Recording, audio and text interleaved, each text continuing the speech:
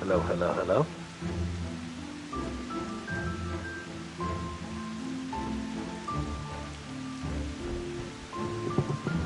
That is equitable.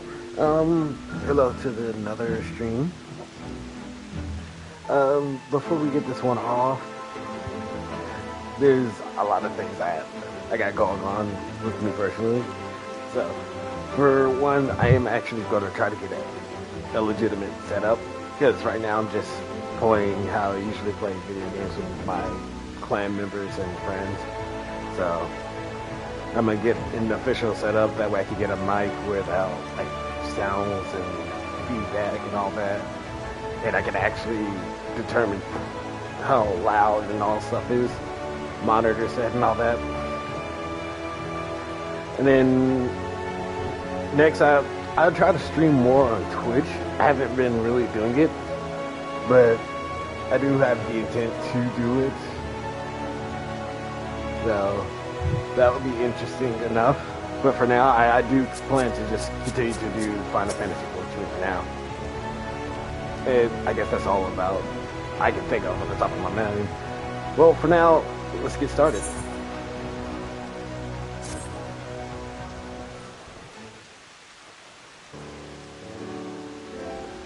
Alright then. While the Exarch literally pours his own sweat and blood into his allotted task, it seems only fair that we attend to our own.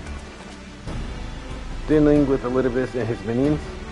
Just so. And there is one other matter. In light of our deteriorating Gale, Y'shtola should not be left alone at Ander. Might I trouble you to visit her, see that all is well?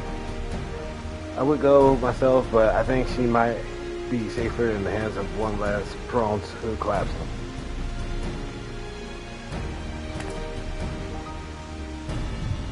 My thanks. You may leave the Ascian to us. Once they are out of the way, we will retire to Umora, and when Y'shtola has finished plumbing the depth, I'd like the two of you to join us there. If you are bound to yonder, I suggest you go the Mount Yards. A friend there will be glad to provide a boat for you. Let's be on our way, then don't do anything I wouldn't do.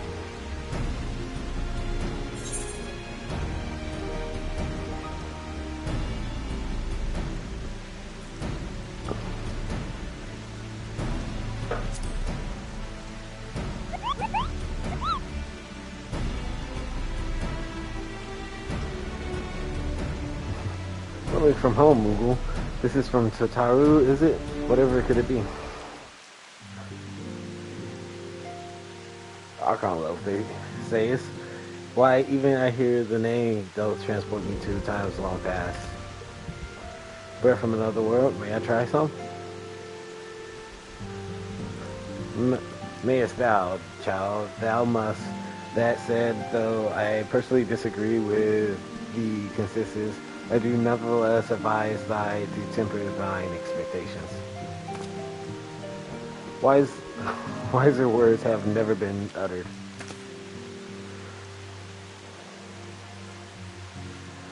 Though it's rarely darkened or our dining table at home, I can attest that it was standard fare at the stadium. Indeed, a slice was never far from my peers' hands. I know, you really are an unbearable snob sometimes. Do you know that?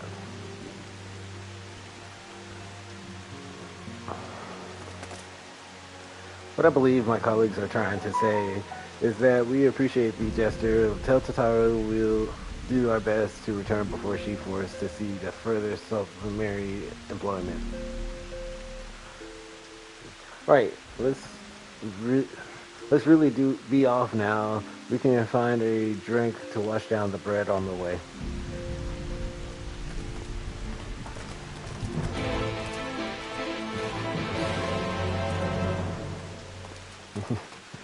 Called Apodel a snob.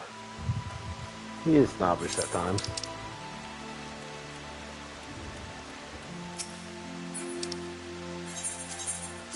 I did get a class to 80, so if it brings up to Endwalker, we go with the original plan. Which is nice because I actually like Sage as a healer.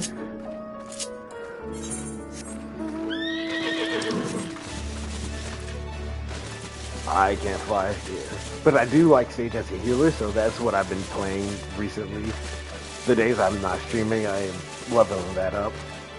Also doing some crafting and leveling up Monk. I picked up another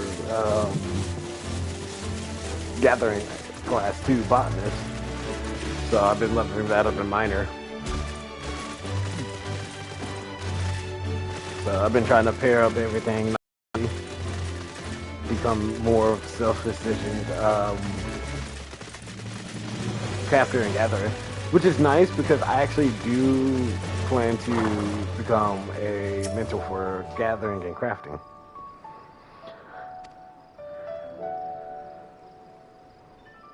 Heading out to sea, but of course we'd be happy to help. Just say the word and be ready to vote.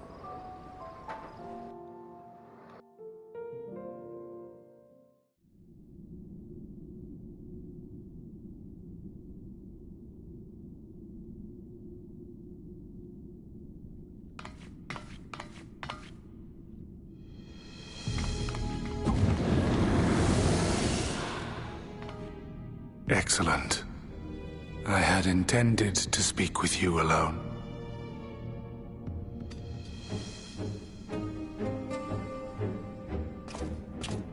None of my doing, lest you misunderstand. The link between her body and soul wavers.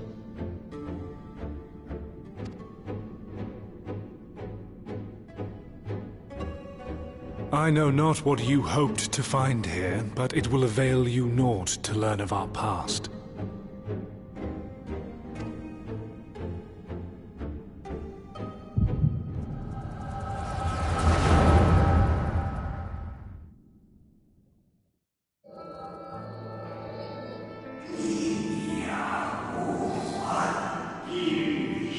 You ruined the records yet again? Really, you worried too much, Elidibus.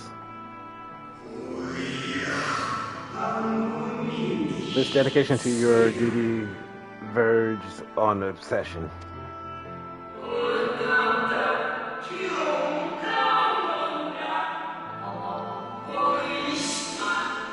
To think some thought you ill-suited for the role, how wrong they were.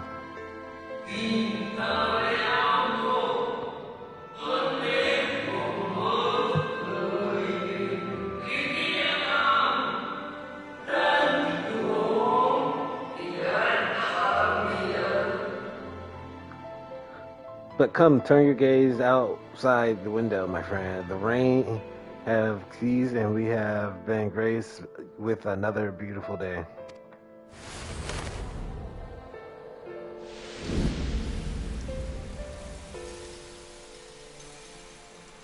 It fades. Fades away into oblivion. Does the world no longer have need of me? No. I am Elidibus, and I will fulfill my duty.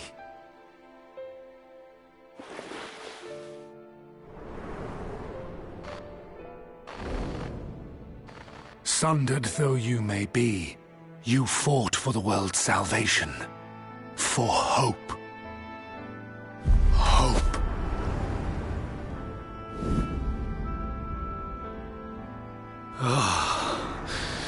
It swells within me, empowers me. Now I may carry out my mission. And yet, why do I yearn for this? Why do I struggle so?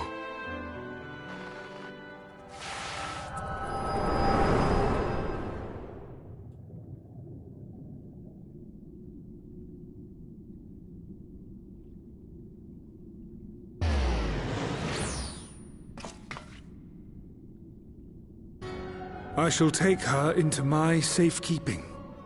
If you want her back, you will do as I ask.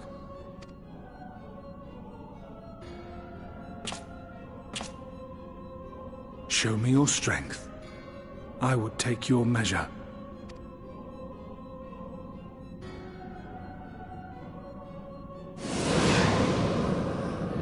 I have prepared a suitable arena.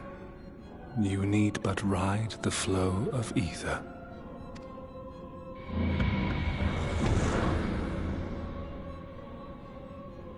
So this isn't the first Warrior of Light's body he has taken? Because that seemed like the first Warrior of Light of the Source.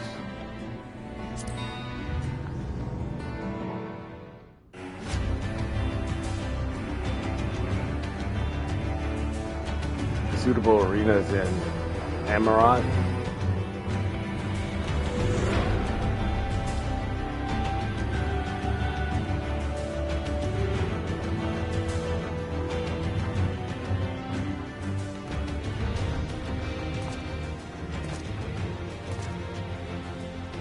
You are familiar with this place, I believe. This, remember, Amaurot?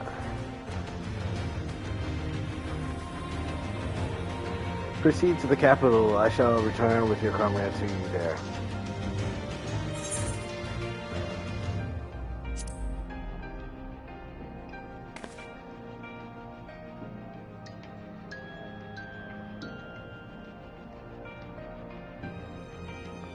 You speak as if you were disappointed in me. Why? I'm your enemy and you mine. Our goals are in conflict and we are fated to clash. Or had you hoped that foreign sympathy and false understanding would cast your crimes in a less reprehensible light, that I would come to look upon you as a friend? You have slaughtered my people. You would tear down everything we have built.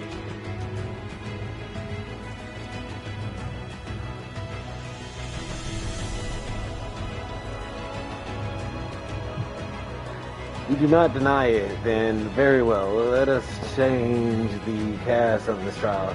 You will know what you have stolen from us.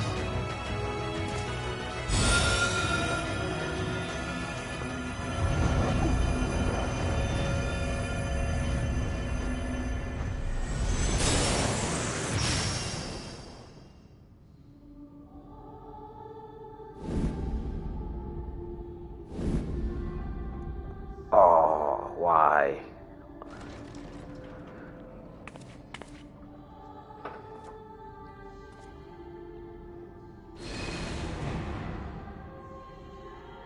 But do not imagine I crave remorse, only justice.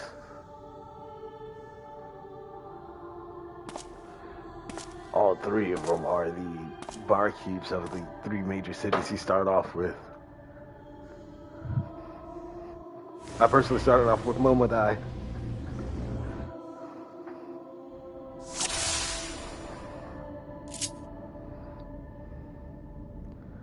For it, hero, we shall see how strong you have become.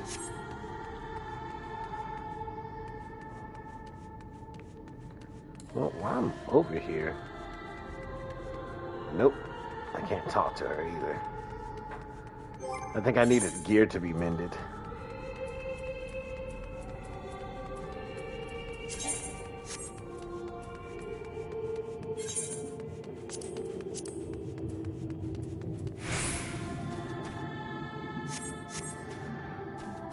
Rest assured there's no tricks. You need to defeat enemies before you. First is something easy, those whom a budding hero might encounter at the beginning of her tale. I believe I have the perfect subject.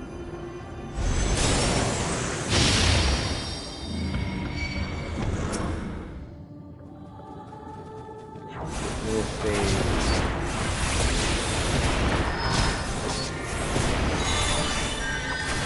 They did the old version of them too.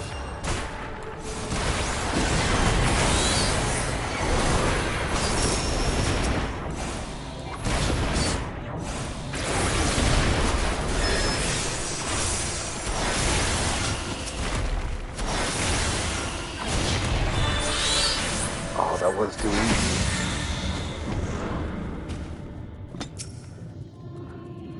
All too easy, I see, but at least you now understand the rules. Thus will we make our way to the capital.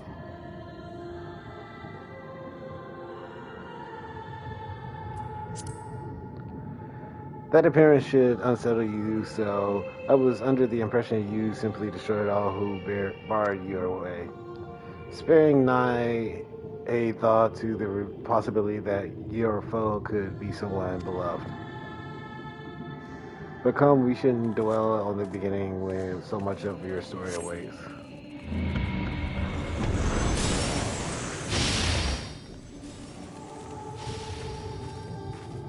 Mephilia, Urianger, and Merbrita, I think. Then there's Sid. Every time requires a villain, defeat them first.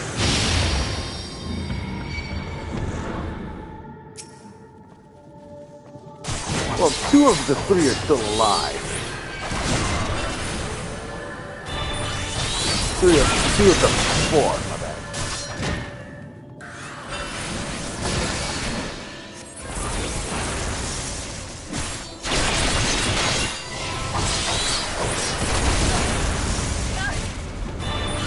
Well done, tapping everywhere, Zero. Well done. Onward then our buddies of the fallen.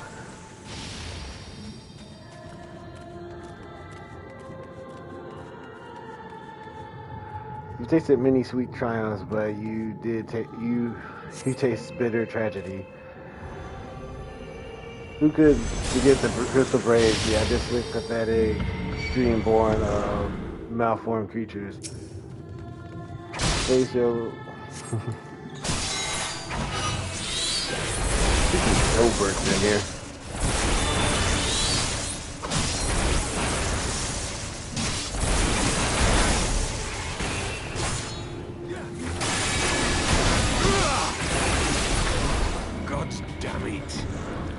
The set's easy yet again. You did always grow strong with every battle.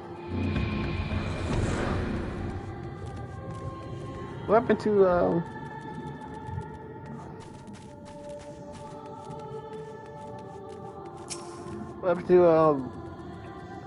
the Flames captain? Gosh, I forget his name. Ilbert, not Ilbert. Adeline. I remember his first name for some reason.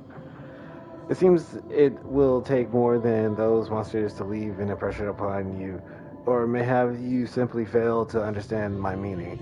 Not that it matters. No, I've dealt with countless heroes, and always it ends the same way. No amount of reasoning will bridge our difference. Will result in happiness for all. Whatever your reason may be, it cannot be bound by them. I can but put forward faith in my own beliefs and fight for them with all my being.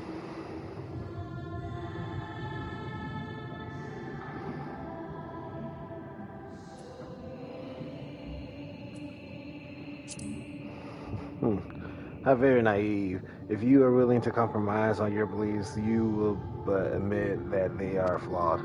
And I assure you, I have no intentions of compromising on mine. Come what may, I will fulfill my mission as Elidibus. But enough talk. It's not your position that I wish to know, but your strength.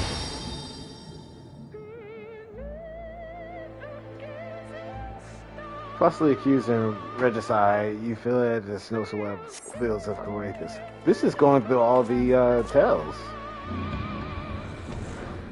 Had you and the Scions met your demise that day, and the Sultanate Lahabrea might have been spared this. But not only did you stubbornly live, you hurled yourself into the thick of of the Dragon Song War. I actually like the soundtrack for the Dragon Song War.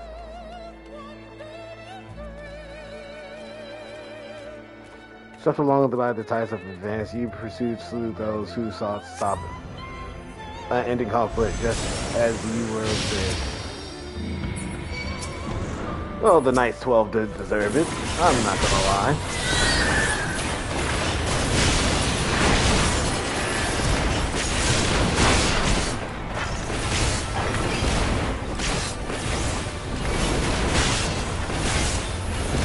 I feel no sorrow about the Knights 12 at all.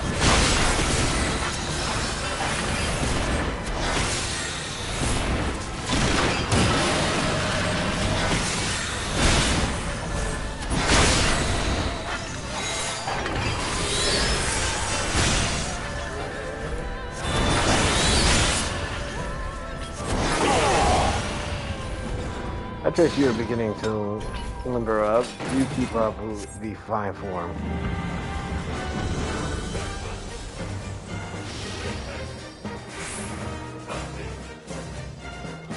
The two sons.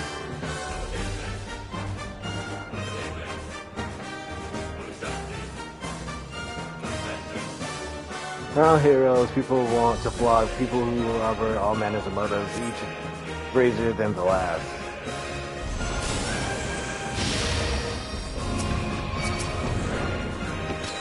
See, I remember his first name.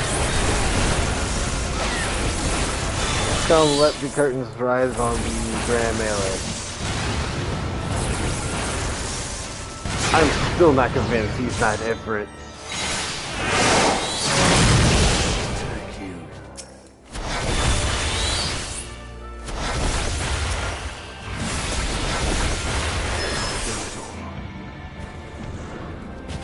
No more than I deserve, and in the end, their hand of friendship was tainted with personal desire. Iceheart, Volsrager, where do I go?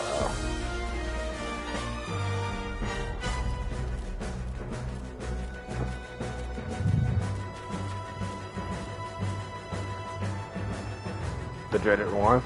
You know what comes next. You put it into the Dragon Song War.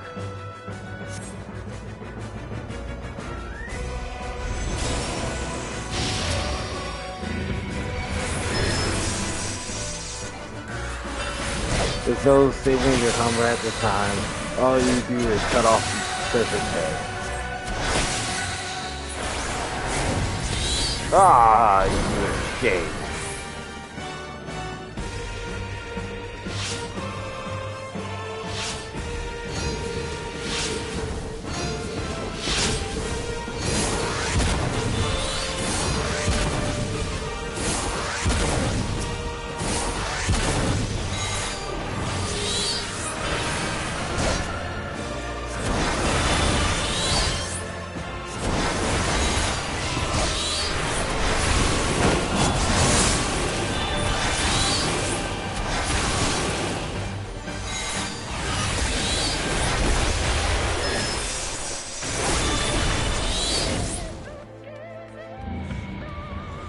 As simple as that, a 1,000-year war is brought to its conclusion.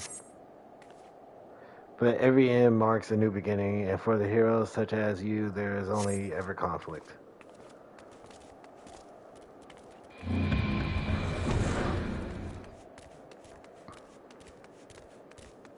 Ah, they could have kept playing the Heavensward song a little bit longer.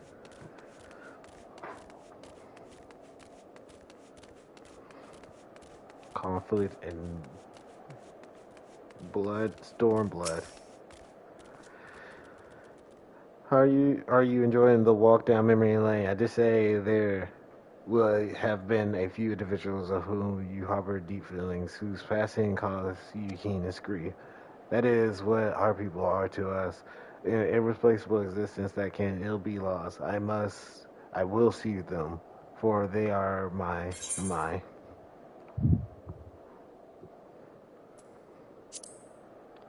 Never mind. We are not here to talk. Let us return to the task at hand.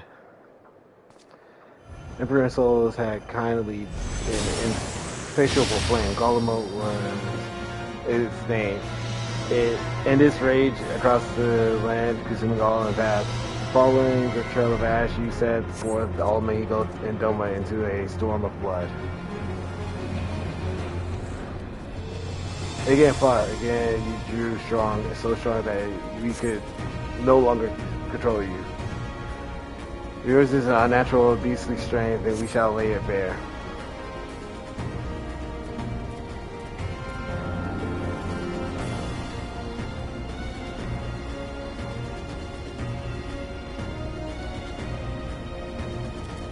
One moment before I start this fight, I have security services over here.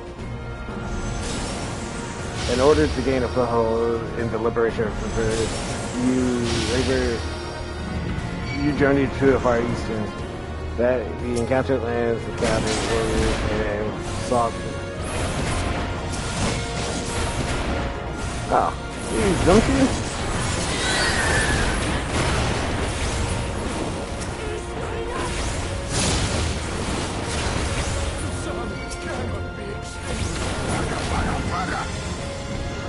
The stronger are drawn to the strong. Thus did it grow new allies to your journey.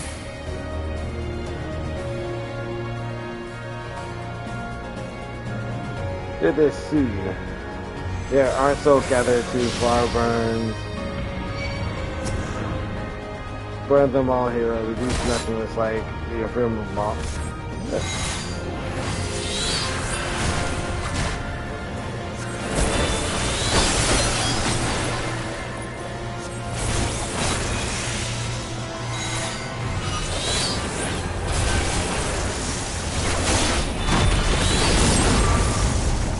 Oh, that instantly killed me. Alright, give me one moment.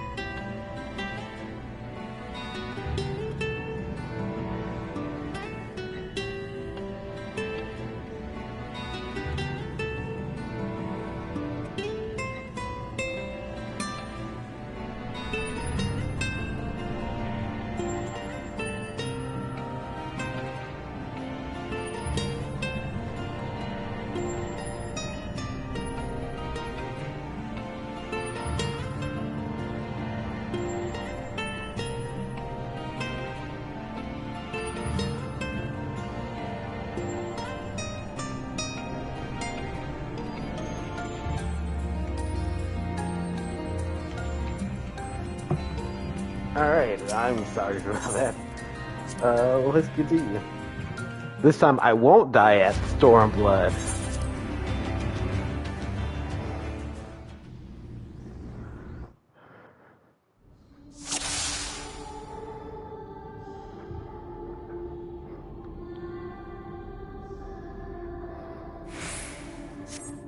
Come on, Elidibus.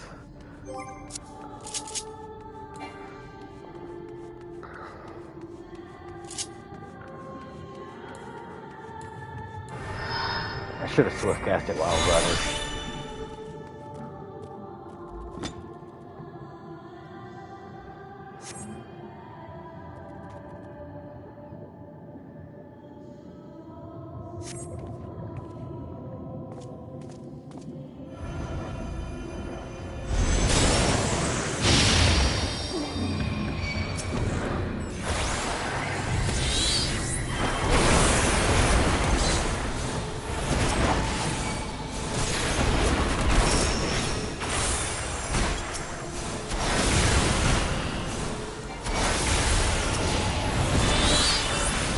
Popping up in move.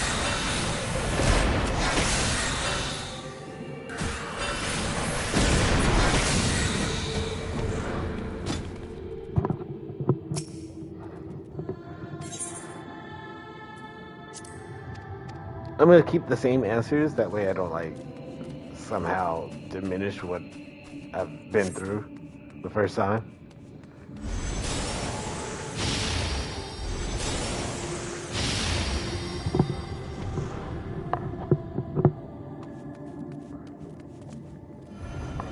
Every time it requires a villain, defeat them and claim their place as a hero.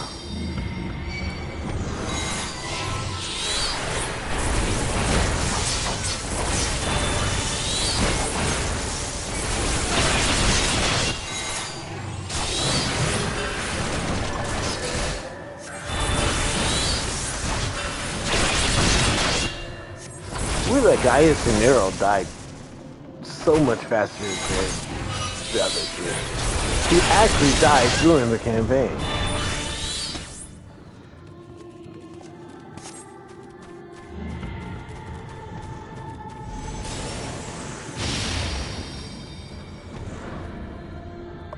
Oh, I thought I was going to lose the Titan for a second, but I still got 8 seconds.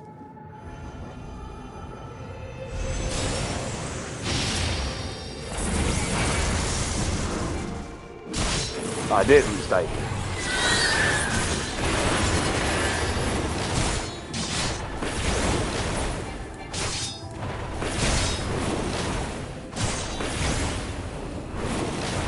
Yu Hasu was quite annoying himself.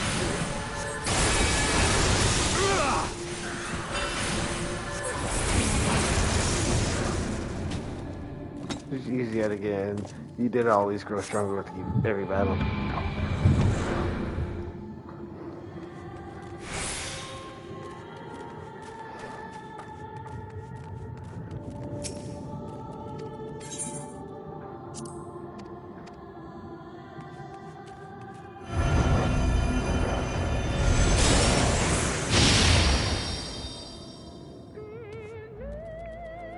I actually like Alphinaud's outfit in this.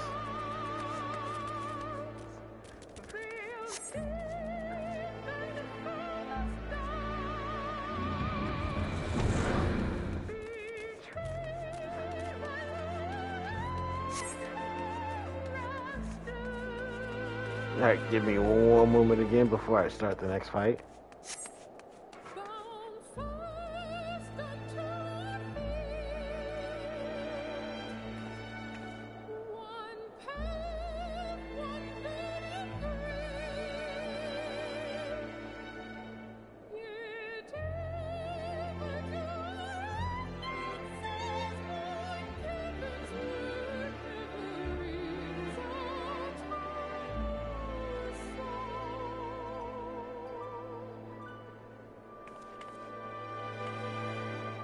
Alright, everything on my end is settled. Now we go straight forward. How much time did I waste? I wasted a good bit of time. Settled along by the advance of blah blah blah blah.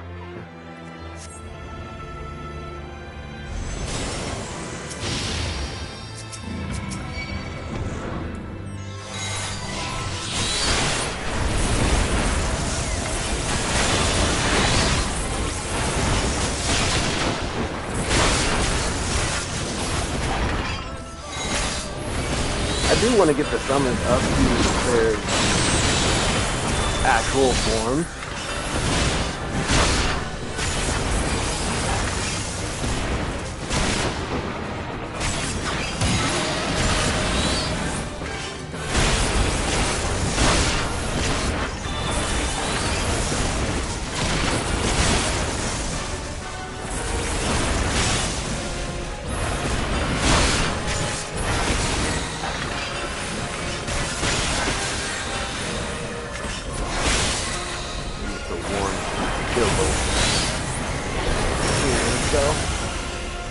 Oh, that was stronger than I thought it was going to be, actually.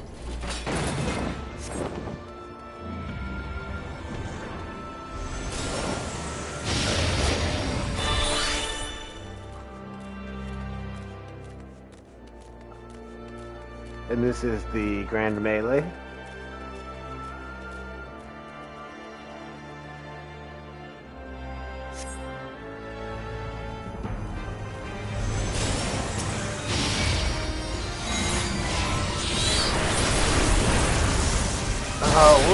What is still Alex name? The Bull of Almahigo.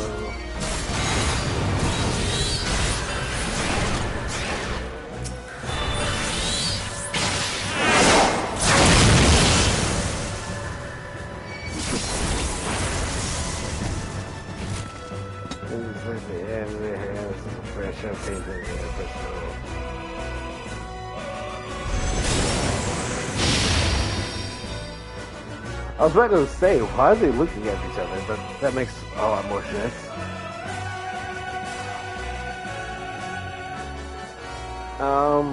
General Aladdin's name.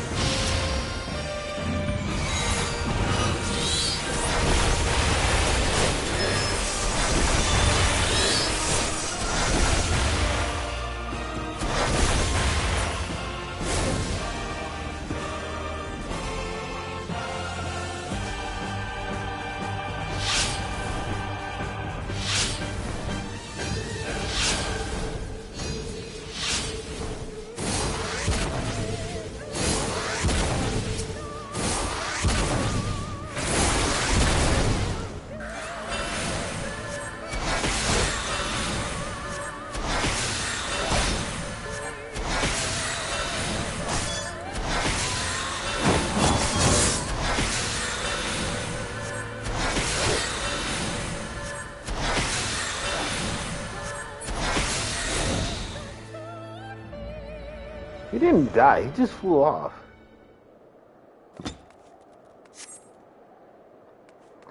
There is marking a new beginning for heroes such as you. There is only ever conflict. Hey, back to where we were.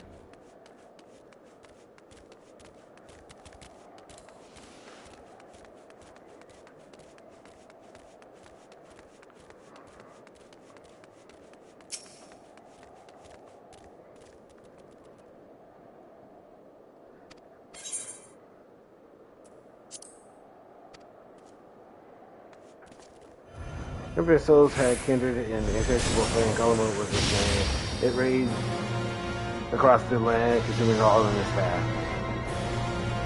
Following the trail of ash, he set forth for Almahigo Doma into a storm of blood.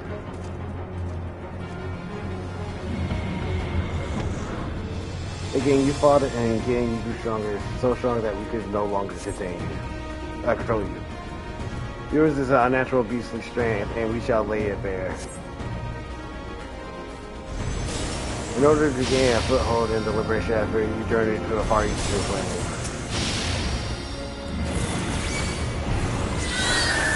You encountered the land's greatest warriors and dogs to win them over. Your dogs.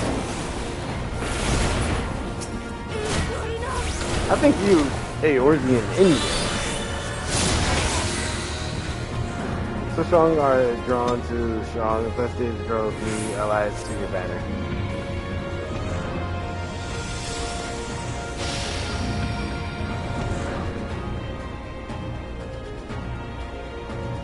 Yeah, you Endurance Souls gather itself to the fire burn, and this way design those around you into flame. Okay, you're the most dangerous one here.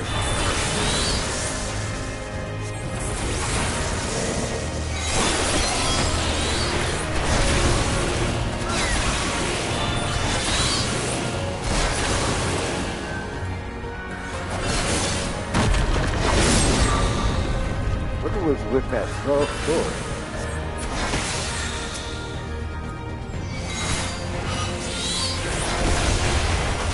That is not Lord King's regular sword. If it was, I would have used it.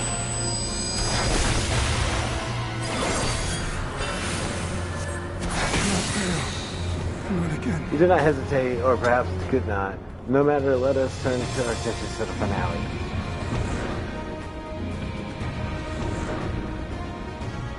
The one that reclaimed his body?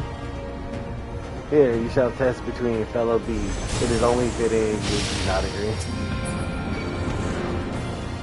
When I follow you in his footsteps, was I who triumph. I will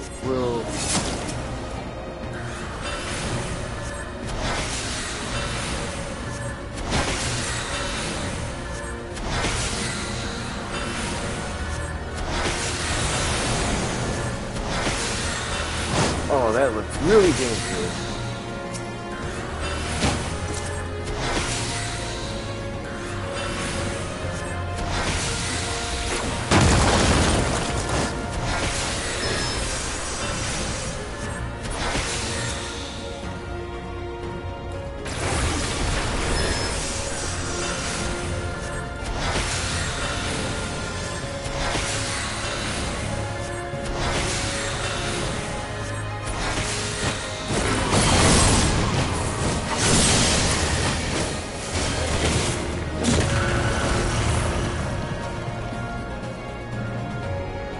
Is that all? That's my question to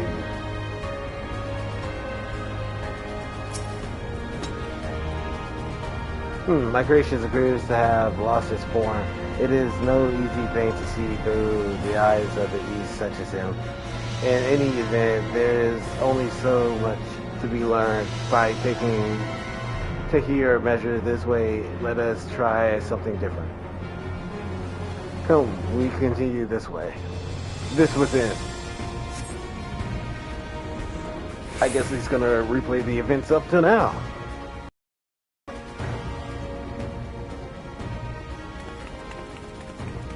And this is where he said he was gonna get back his sword.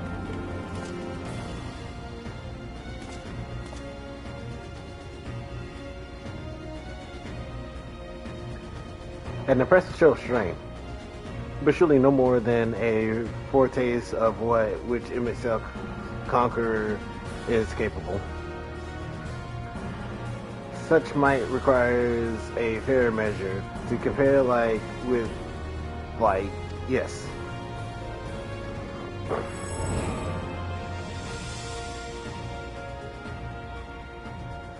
I should just have to test you myself. You're gonna use his actual body. Come on, show me what you could do. Fallen warrior Ardbert.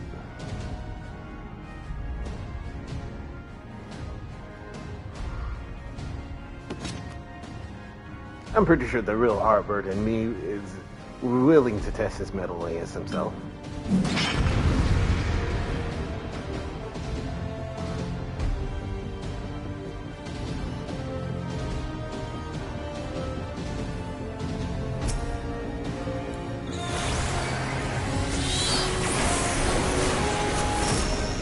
I may not be the real Ardbert, but all made him what the warrior he was. Every battle rage, every blow belonged. It was a part of his very being. So calm, fight me like you didn't even take my head.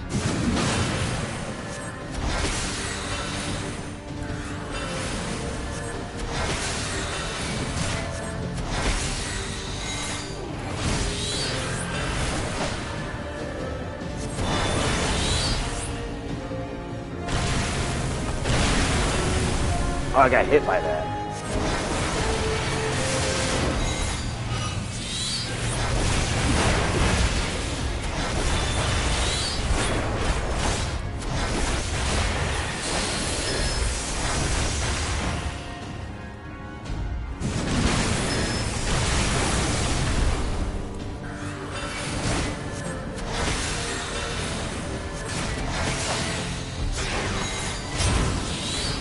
dismiss your murderous intent.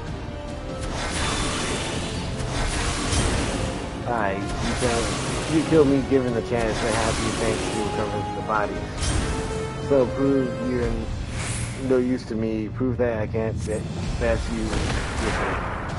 Come with me.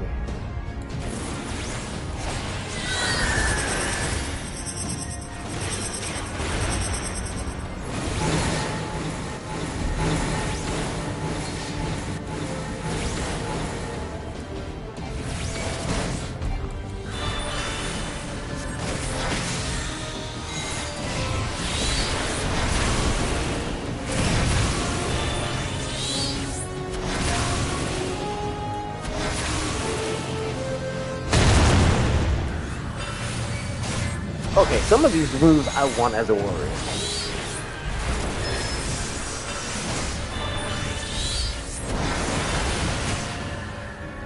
I would love to have those moves as a warrior.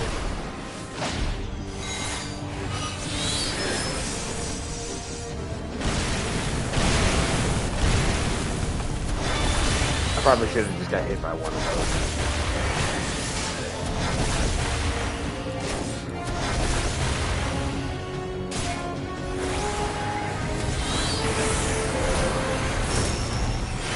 I'm not gonna lie, he can take some blows.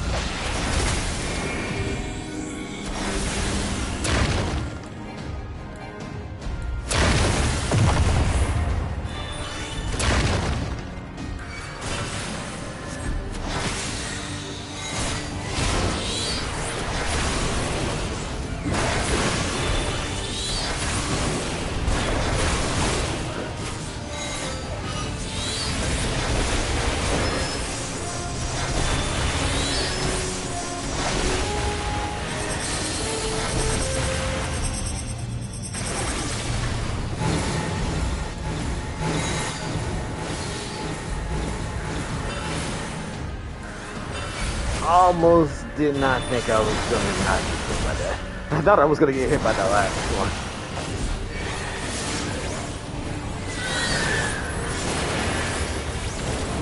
Very well. I will trick my very limits and you'll see what you are truly capable of.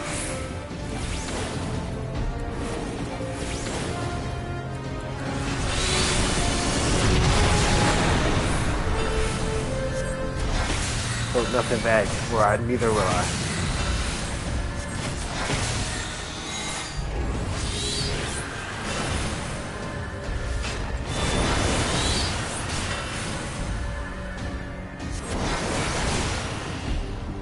Oh, okay.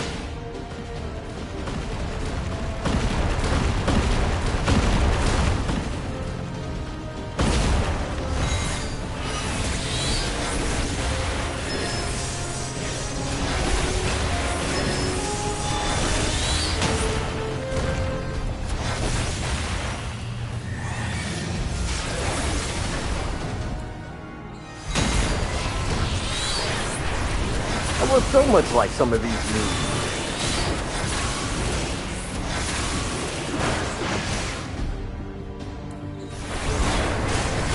Saying I would not like to destroy the land with the very single of my axe.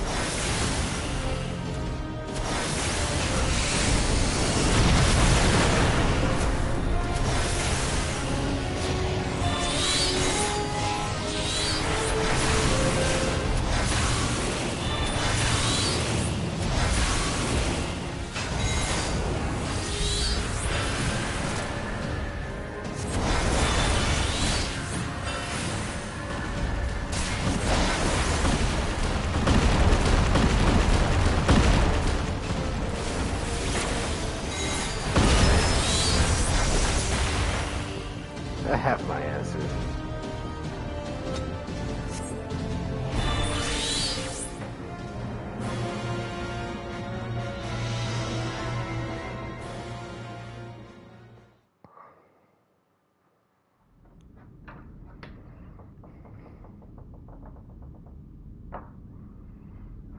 You have grown stronger since last we fought.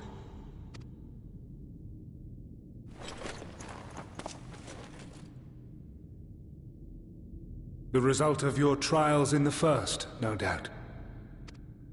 Have you finished?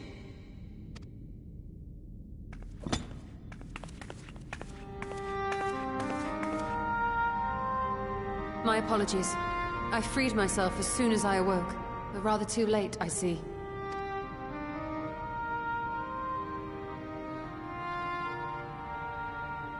Now, Elidibus, if you have ceased trading blows, I would trade words with you. I have a theory, you see. One concerning that which you seek to accomplish.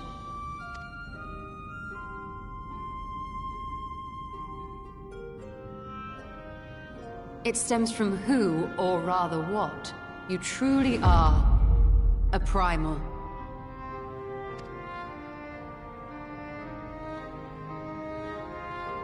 The ancients created Zodiark to deliver the star from destruction.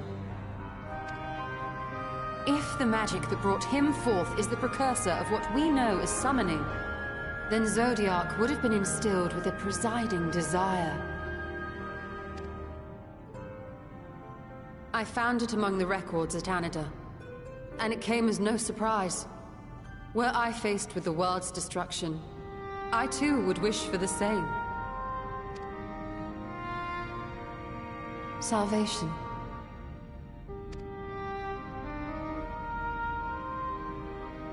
I know that you sacrificed yourself to become Zodiark's heart. How you came to be separated from him is less clear. But if you are a fragment of his being, it stands to reason a desire for the world's salvation would drive you.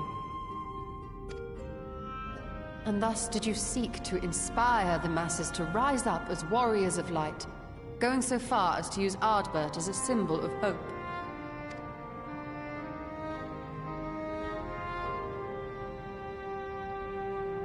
Correct on all counts. Such is my nature, and such are my methods. I have aided heroes. I have made them. I have even become them. This served not only to strengthen me, but also to facilitate the work of my brothers, such as Emet-Selch, with his penchant for nation building.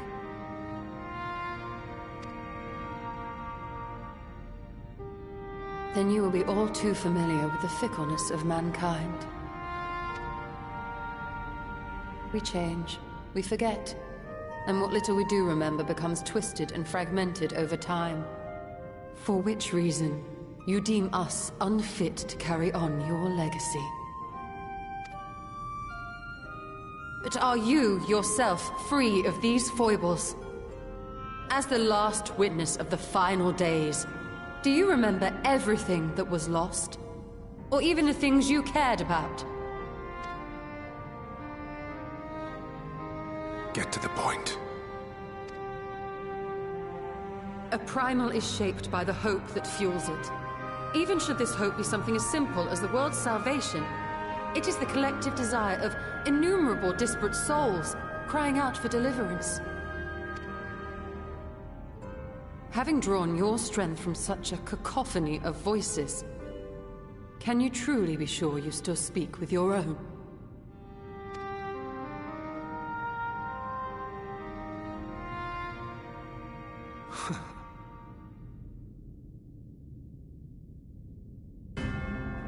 Your question is irrelevant. No matter how much I should change, no matter how much I should forget, I shall ever remember my duty. At times I stand with my brethren. At times I stand against them. All that I might steer mankind and the very star upon their true course. For Elidibus is my name, and my mission, guiding my every deed.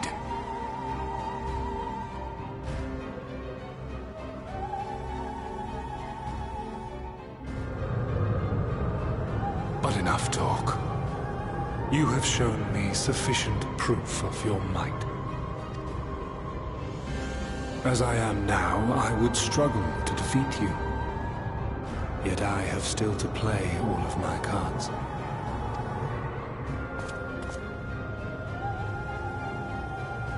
If I could offer you some semblance of sport, your lessers would pose no threat to me. Would you not agree, Warrior of Darkness?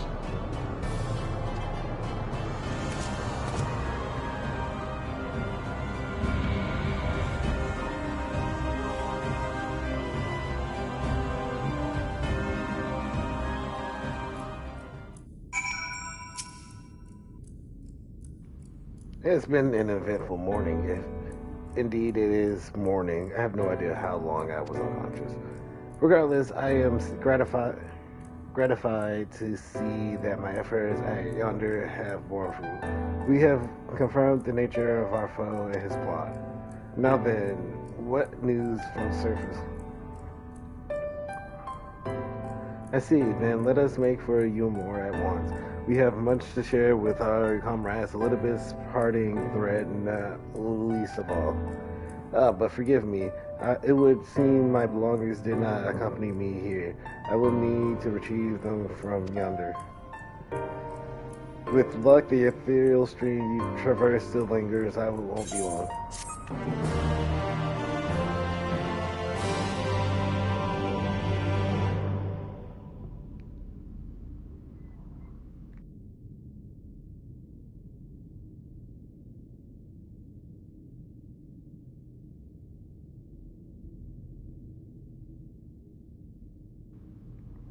A soul gem? A soul crystal, I say.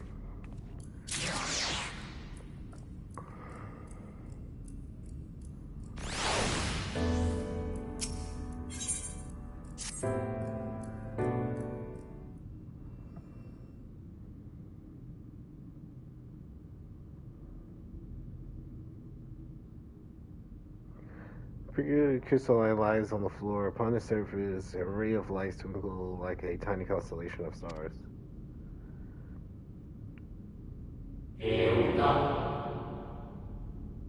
Crimson crystal. Day forth, bring honor to the seat of. The distorted voice of the ancient rings out in your mind. A moment preserved in the crystal, it was seen.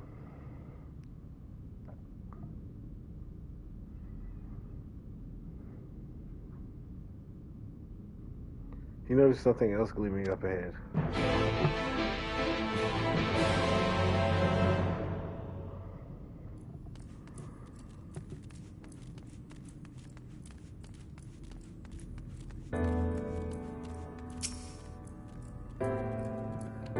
It's a lot of soul crystals.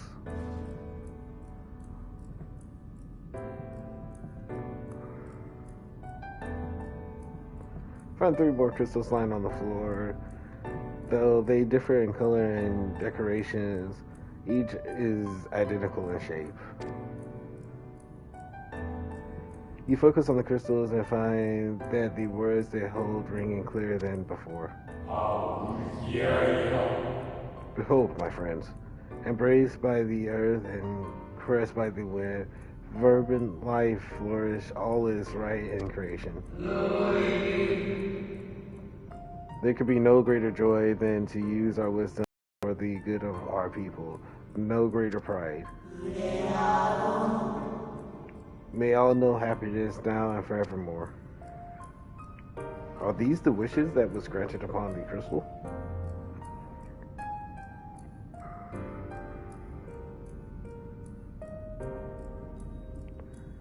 There do not appear to be any more crystals in the hall. Perhaps it would be wise to continue to search outside.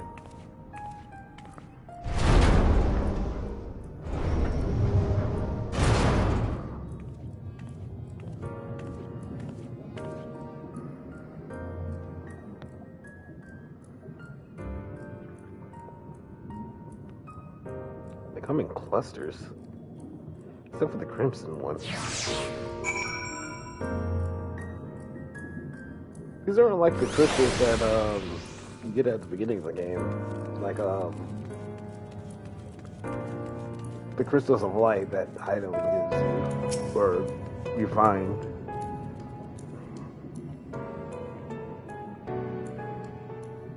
Yeah, these differ in color. Your instinct serves you true, you discover another 2 crystals. As you reach out with your consciousness, new voices begin to echo in your mind. The heavens are ablaze, the land rents asunder. What will become of the world? Is life itself to be denied? Come what may, we must now surrender to despair. If we but hold fast to hope, we may yet find a path to salvation.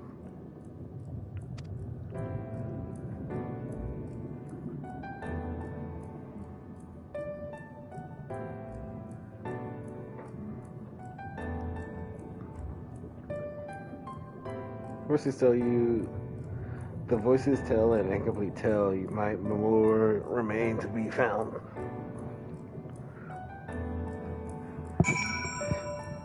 It's an incomplete tale, but whose tale?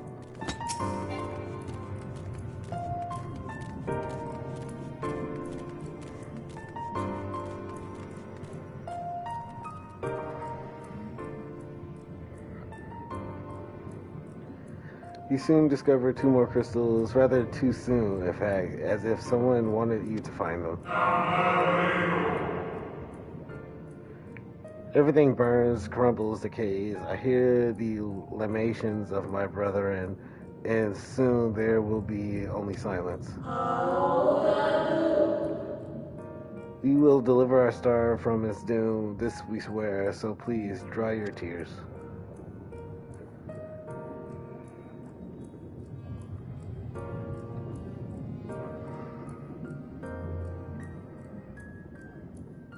Whatever awaits at the end of your search, it is plain you have yet to find it.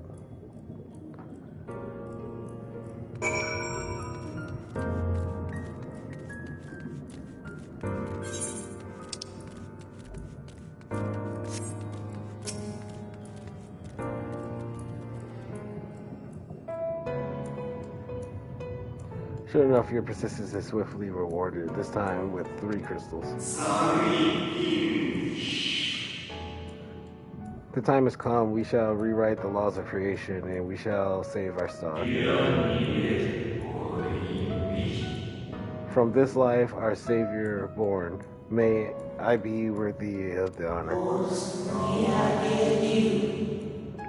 I feel my soul turning, slowly but irrevoicably, and the power I will begins to seem terrible, but this is right, it is right. They feel like they did something wrong, but they chose to say it's right. So this is the crystals we've some to near its end, but it still isn't over yet.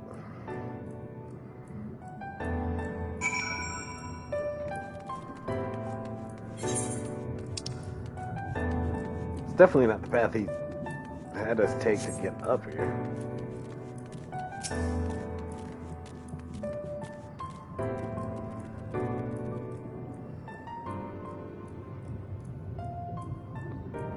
With almost melancholy invisibility, the 12th crystal soon reveals itself to your questing eye.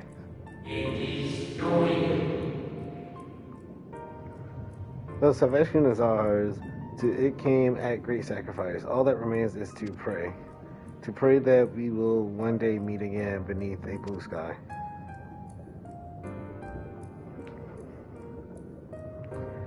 Judging by his testimony, it will seem the voice was recorded in the wake of the final days.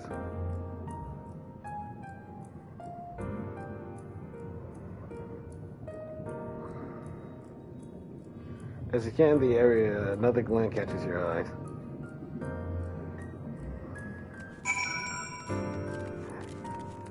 They rewrote the laws of creation, but what did they actually write it to mean?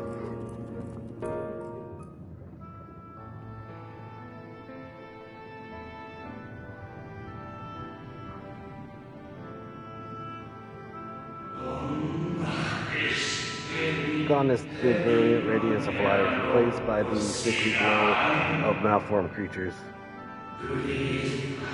Is this to be how it ends? For we who love the star with all our being? No, I will not suffer it to be so.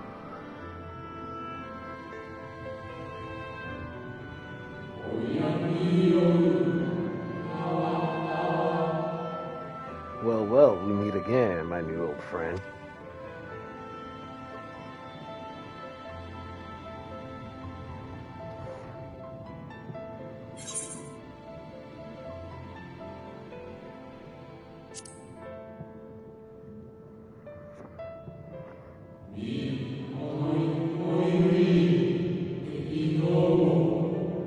How good of you to remember.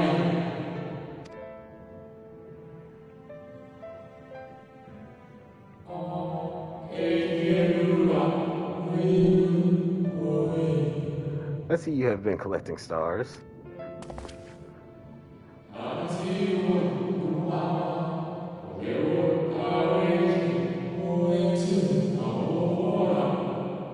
I speak of those crystals. They have constellations etched upon them, yes?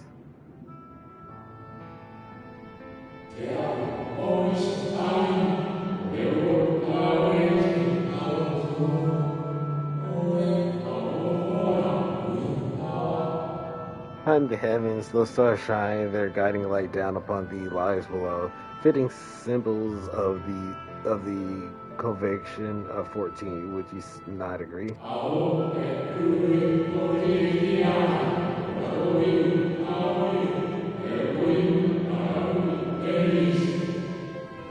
As you will have gathered, each crystal bears an account of the life of a member of the conviction, as remembered by the Unsundered.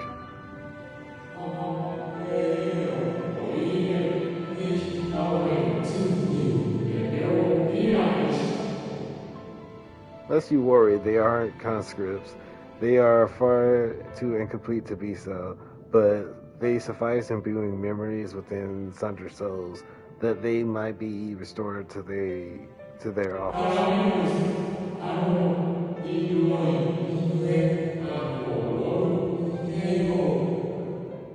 Keep them. I'm sure Emmett Selk wouldn't mind.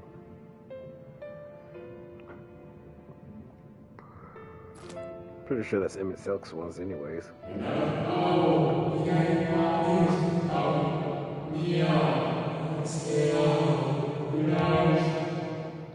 So how fare you of late?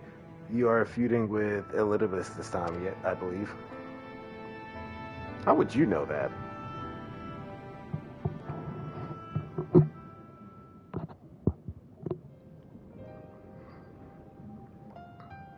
I thought you was just some figment of someone's mind.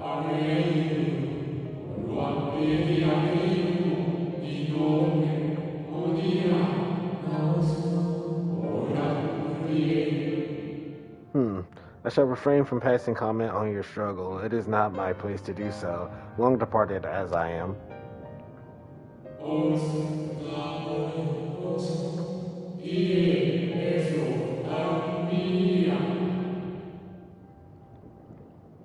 But if I may give voice to a personal desire, I would rather you lived.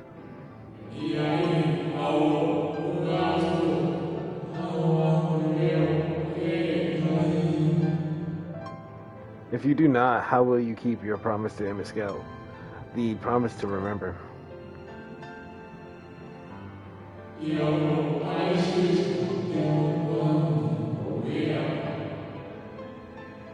It must weigh heavy, the burden of all those memories.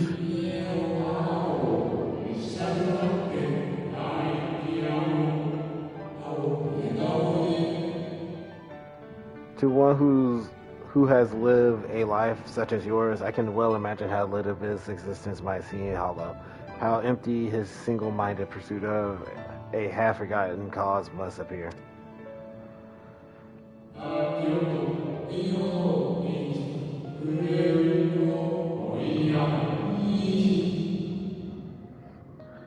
But know that his devotion is not without reason, even if he himself can no longer remember what that reason is.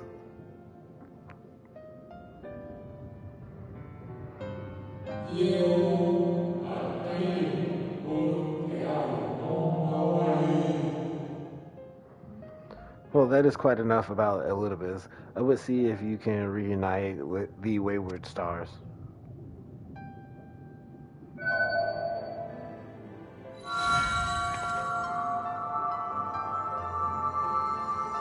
I think that would be the 14th one, actually.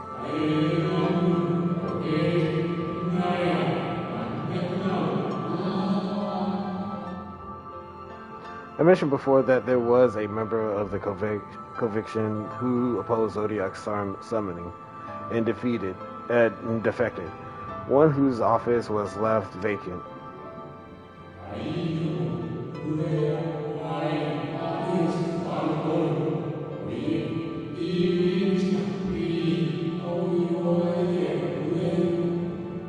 Defectors having been deemed unworthy of commemoration, no crystal exists for the individual in question.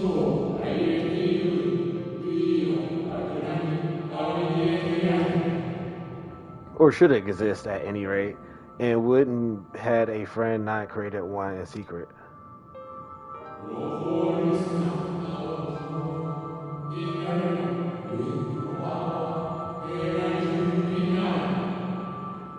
The crystal bearing the forgotten name of her office, along with a magic of her own convincing, a singular incarnation embodying her spirit.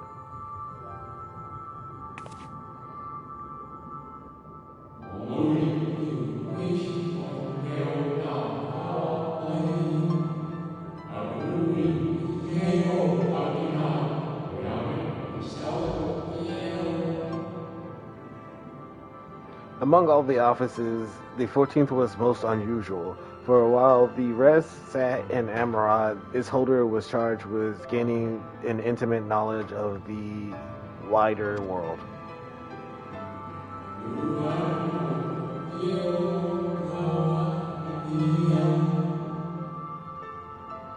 In the course of her duty, she traveled the length and breadth of every land and befriended countless folk.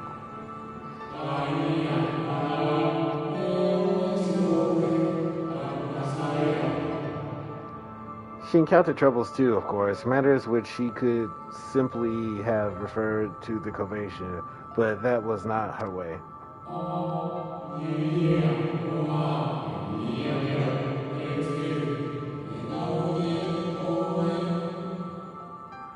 Nay, more often than not, she could call upon her comrades and together resolve matters themselves.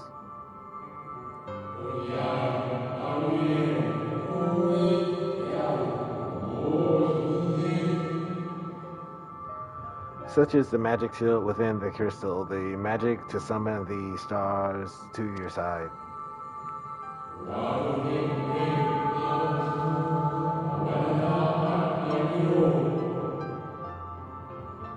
In time of greatest need, should you wish upon it with all your heart, it will surely answer your call.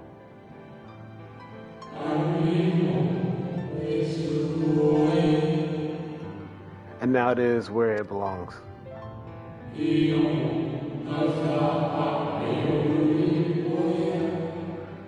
Oh, there is no need for thanks, but nor will I hear any complaints about it either.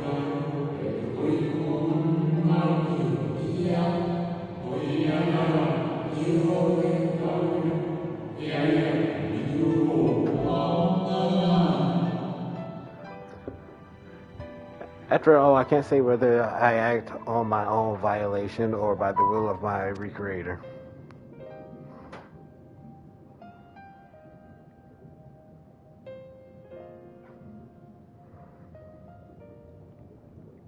It's a weird constellation for it, too. 2 stars circling 1. I was wondering where you'd disappeared to. Is something troubling you?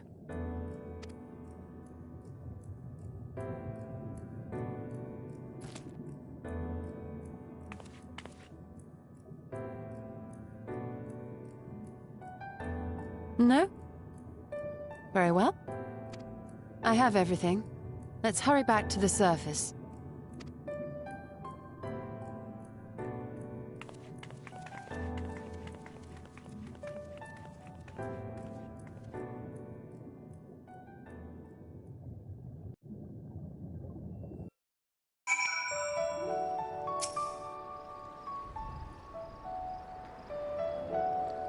Fresh air at long last.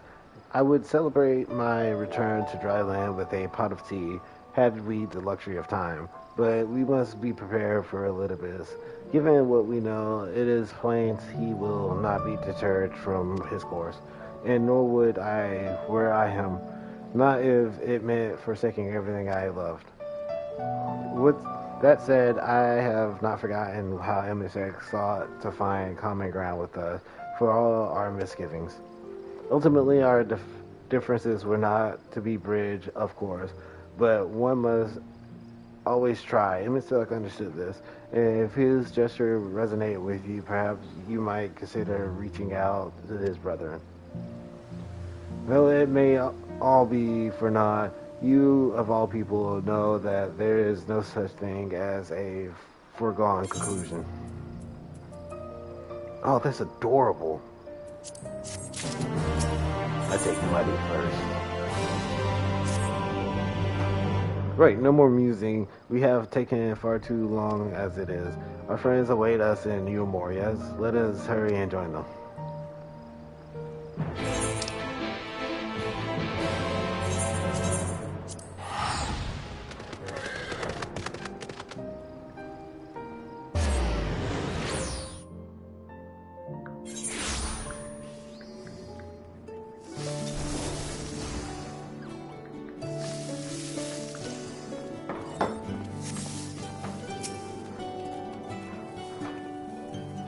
It appears we are fashionably late. Come, our tale will not wait.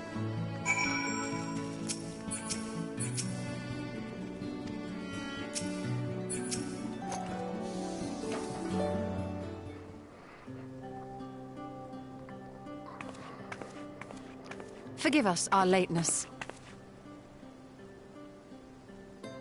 Master Chai, my congratulations on your appointment. By all accounts, you are a capable mayor. Oh, I have capable friends, my lady. I must say, it's good to see you looking hale and whole again.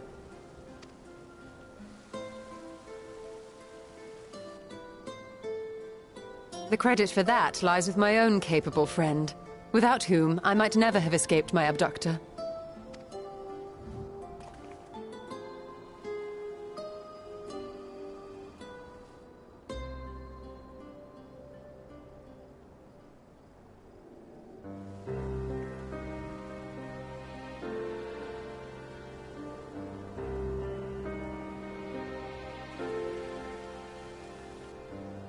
A primal?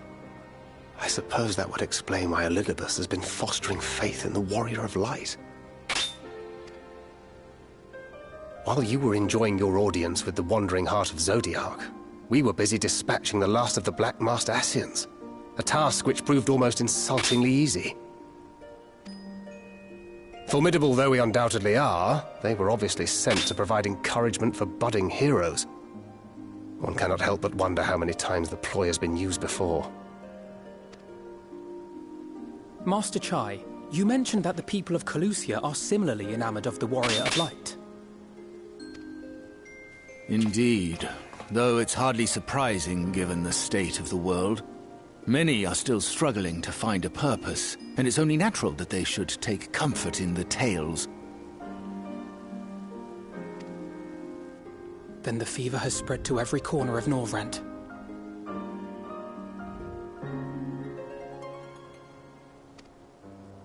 We may have dealt with his black-masked minions, but it is plain Elidibus has yet to show his hand.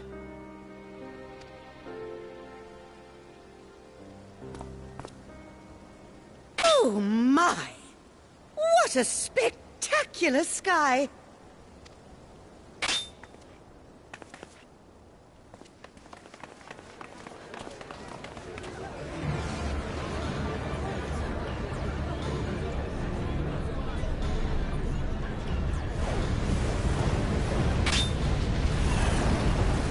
Another star shower.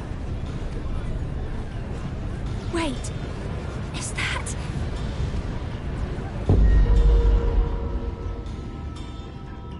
Amaranth?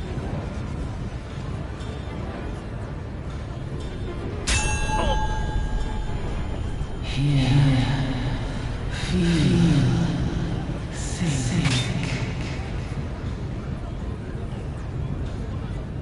Did you hear that? That voice calling out? No, I didn't hear anything, but... Why do I feel so... like I've lost something dear to me? Does Elidibus seek to awaken more people to the Echo with clearer visions of the final days?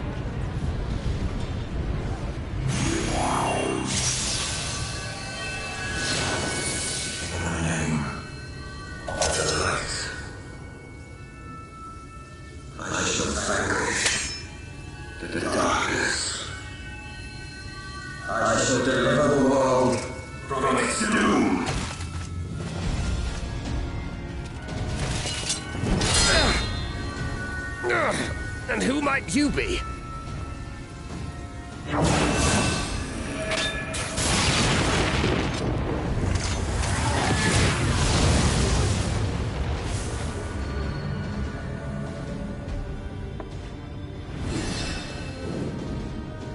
Whoever they are, they've come for our heads!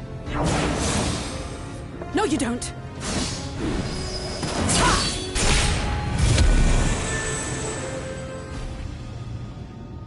They are not of flesh and blood.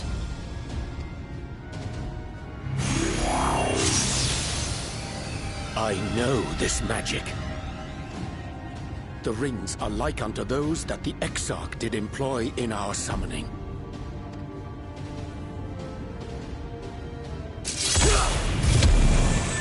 Are you saying the Exarch is summoning them? Nay, yet the similarity can be no mere coincidence.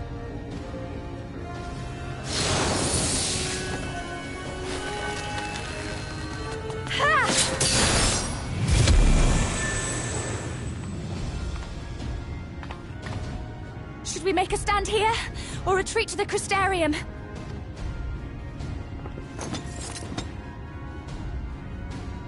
The ether churns around us. More of them will appear ere long. To stay would only place innocents in harm's way. We must fight this battle elsewhere. Wait! Take one of our airships. You can decide what to do on your flight to the Crystarium. You are a capable leader in your own right, Master Chai. The citizens of Yulmore chose well. It's settled then. To the airship!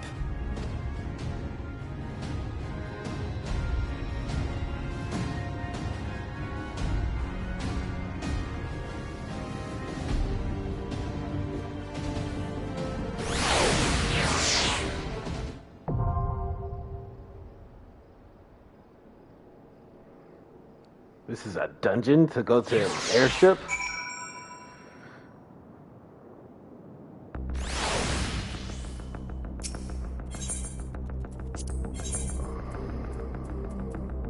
I'll take this one.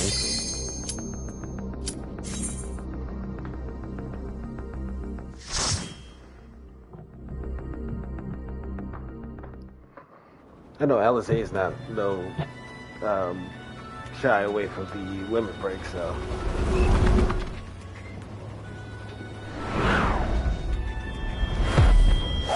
Oh, had to be a dragoon. Damn it! Hang on to something!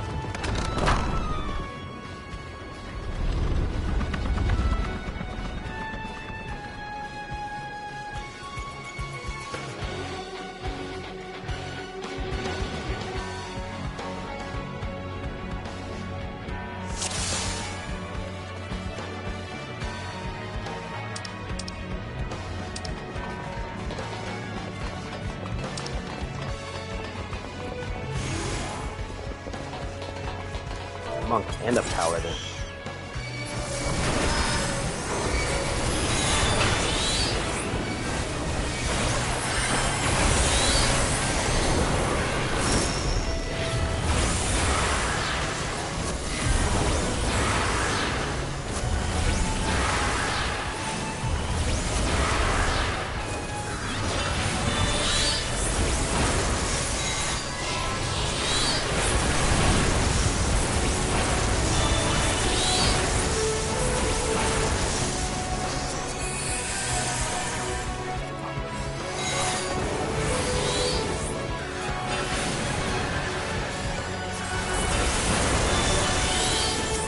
Okay, you need to die first.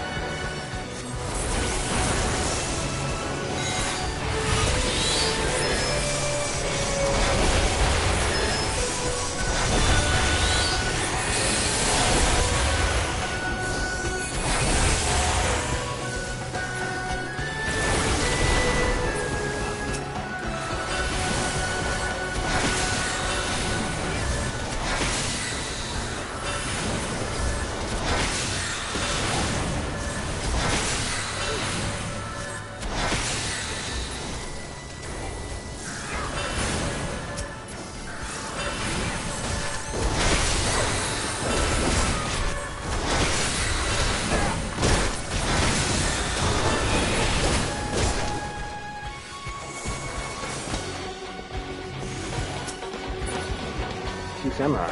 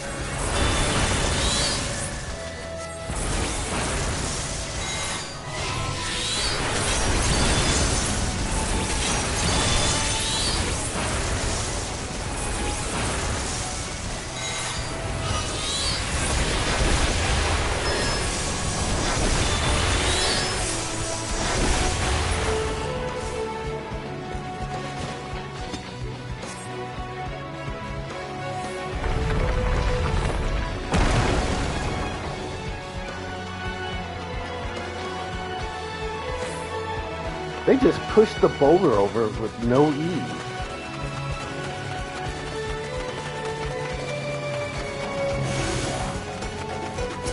Monk. Prepare yourself!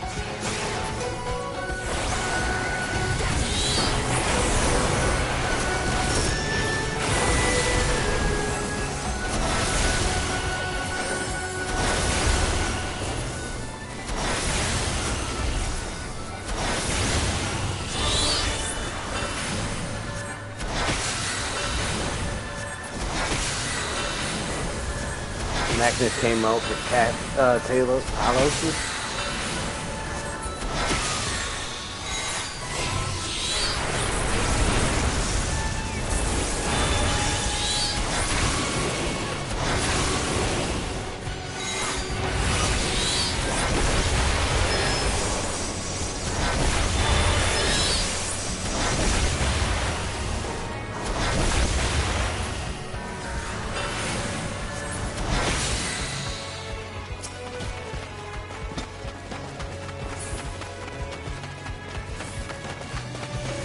Monk, Bard, and Paladin. I think the Bard would be the most important.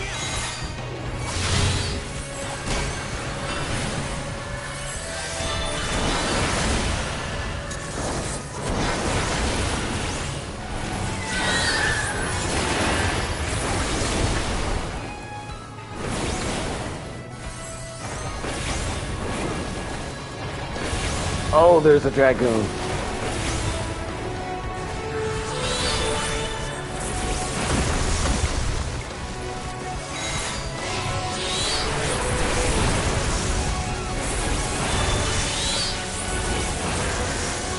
He took care of the Talos.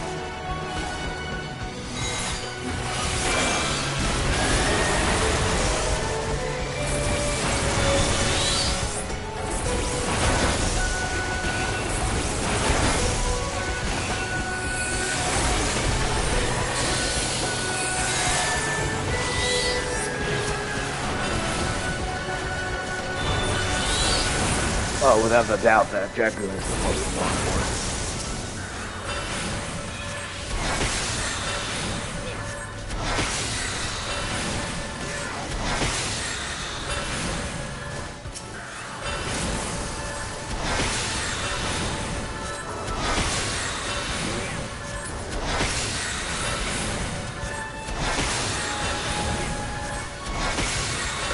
I kind of miss my bio and my asthma now.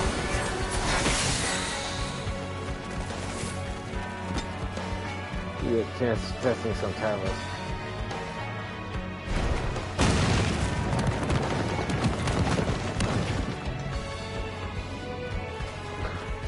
Back to the wish. That was a strong Talos.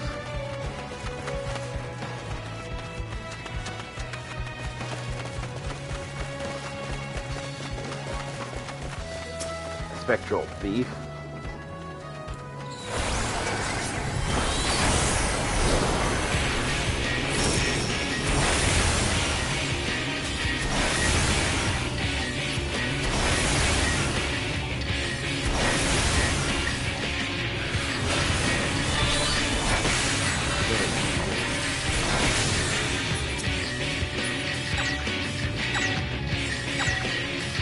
I don't know if I'm supposed to stand there or not.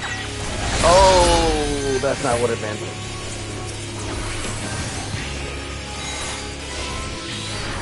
At least I know.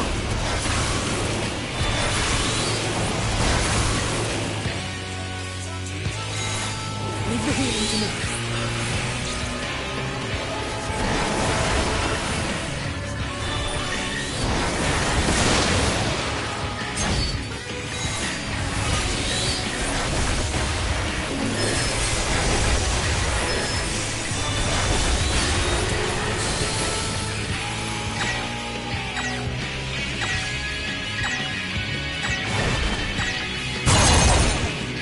I knew I was dead. I thought he was just gonna teleport.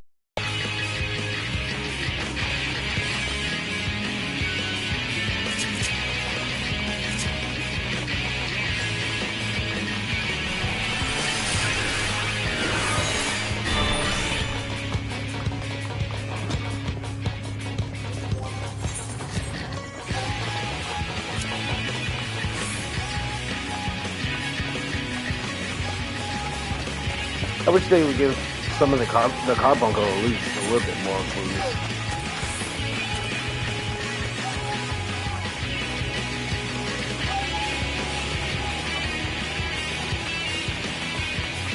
Yeah, the carbuncle only has 2 moves.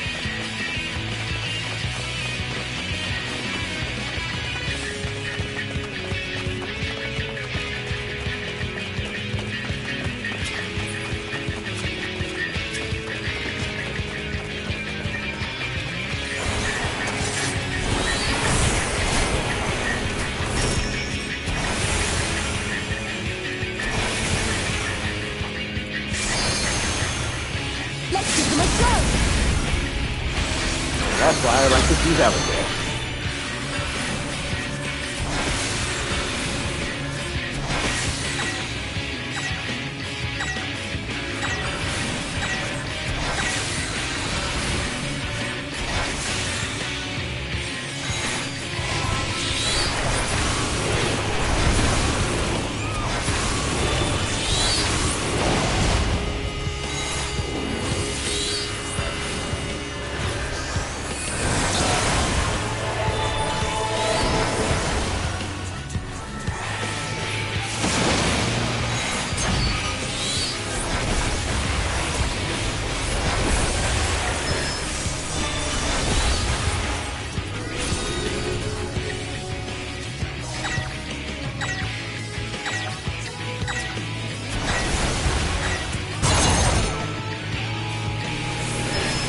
I was not paying attention to what direction that was going, because that was my own fault.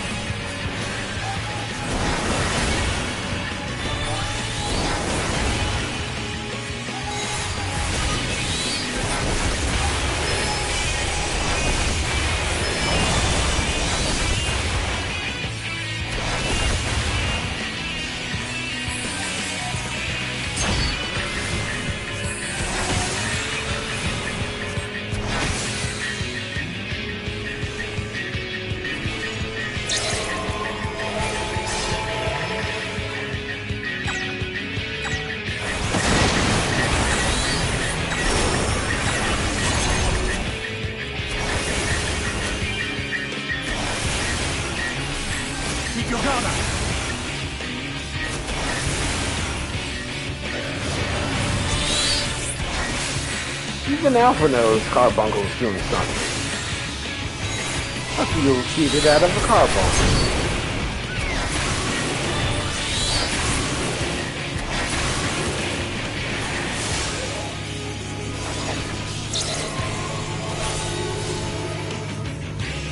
Oh, I'm not in a position.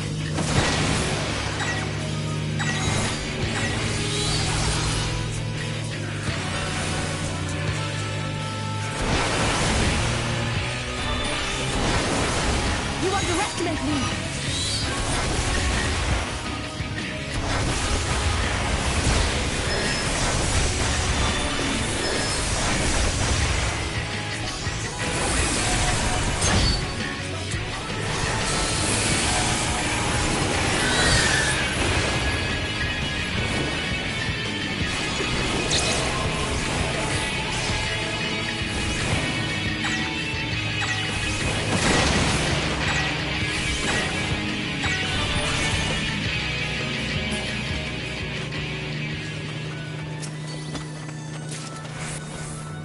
Oh, fail.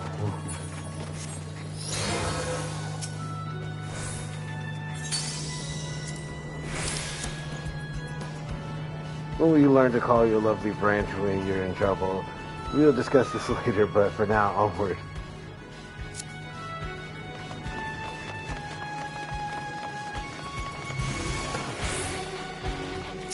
Oh, they even over here.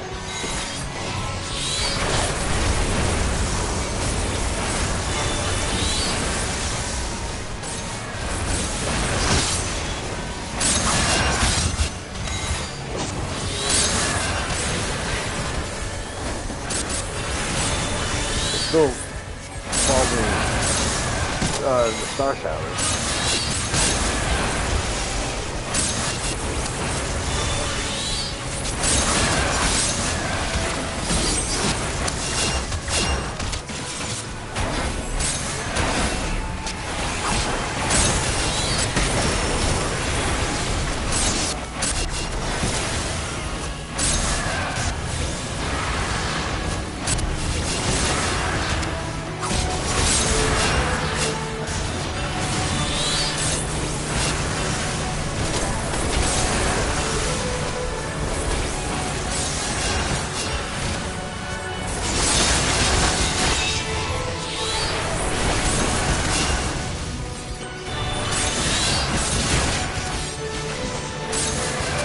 They are pretty up fighting.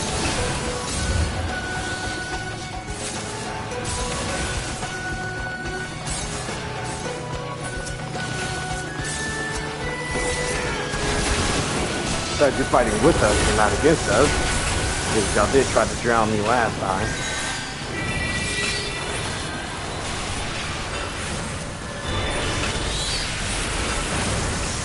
Oh, I'm definitely glad you did that.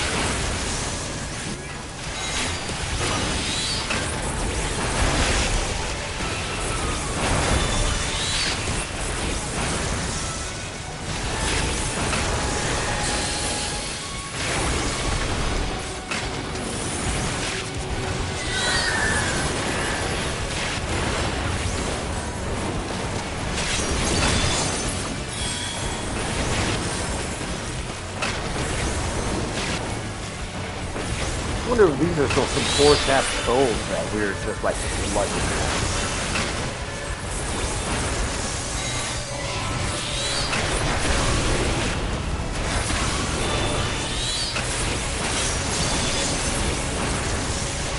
Because earlier on Jay just said it was the same magic that the Prince of Exarch is using.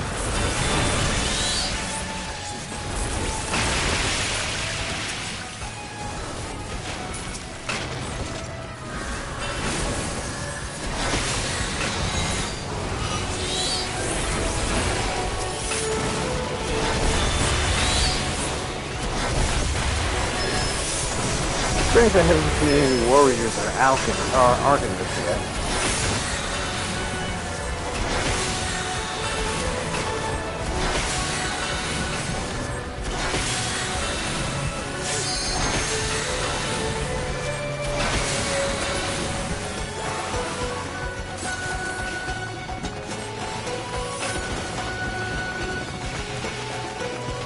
back of our Amuro are we going?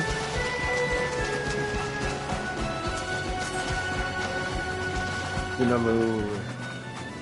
But we know when. I'm just gonna keep going.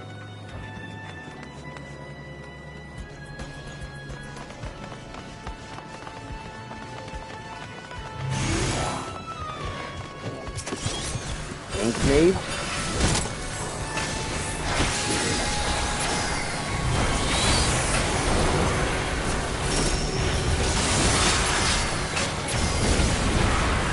Oh, those are the archers. Called Ink Mages.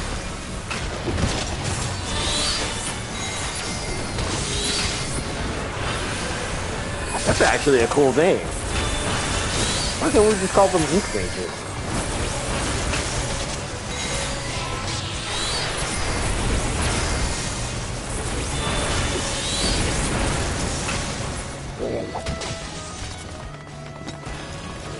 Come on, lovelies, come join in the fight.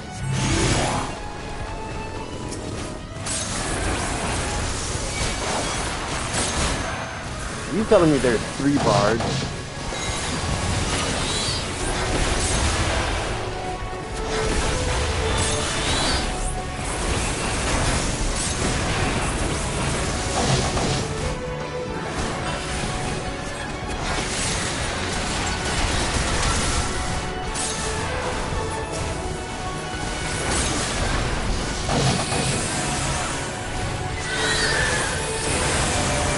They're in 2 Alpha. Or not Alpha, I think.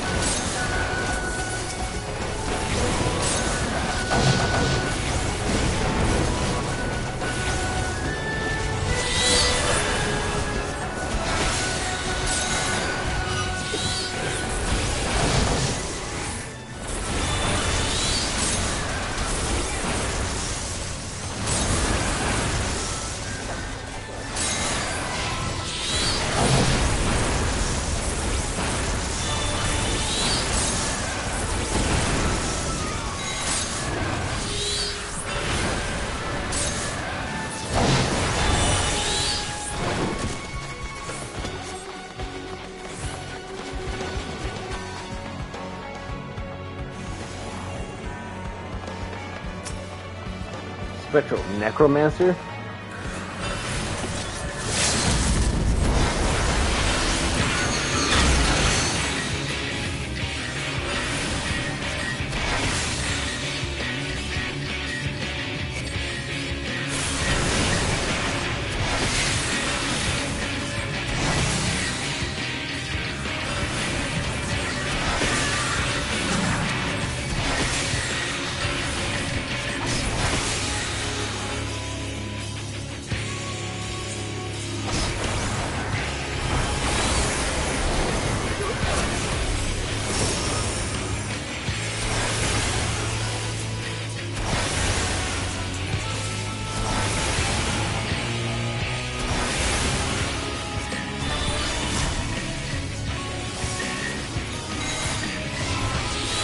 Oh, they're messed up.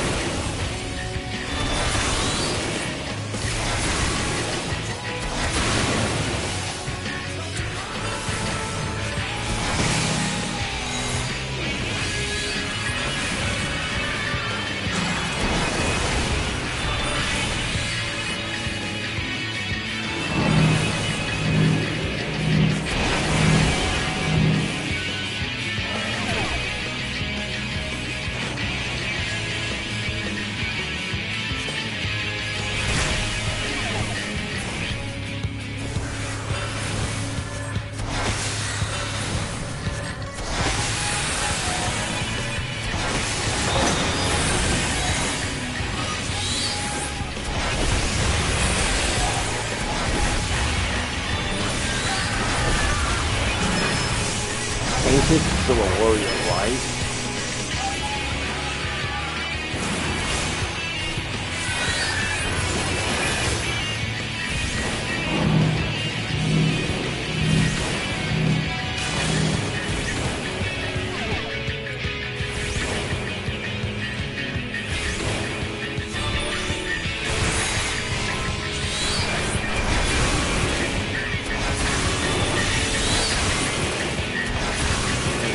not least, it says pay attention.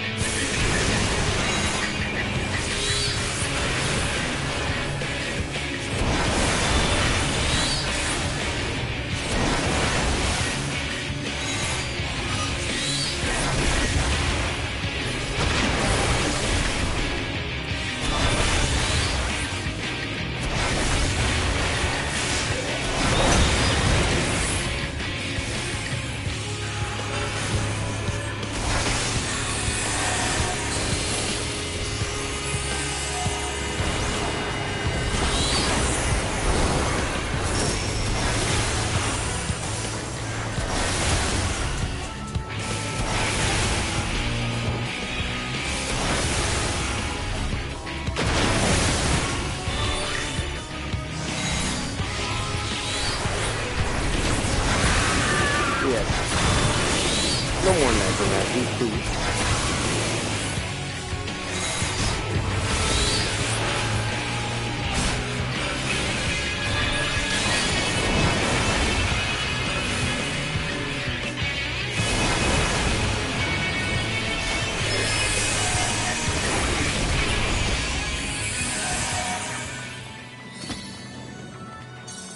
Again?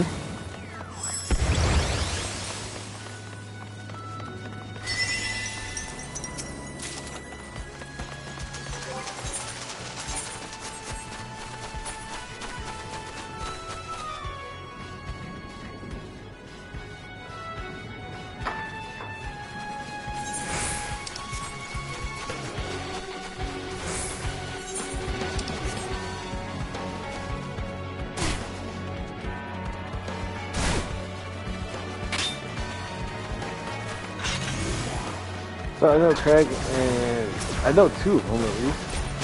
They help the time.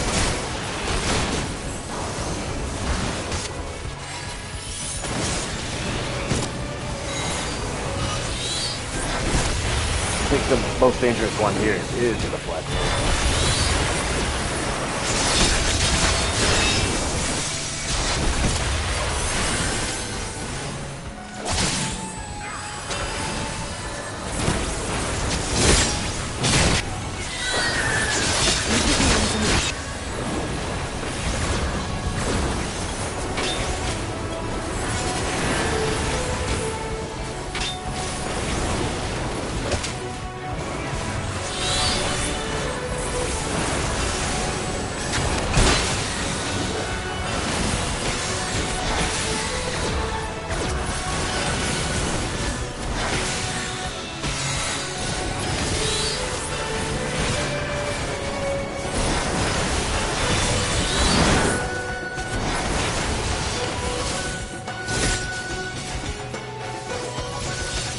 All types of them here.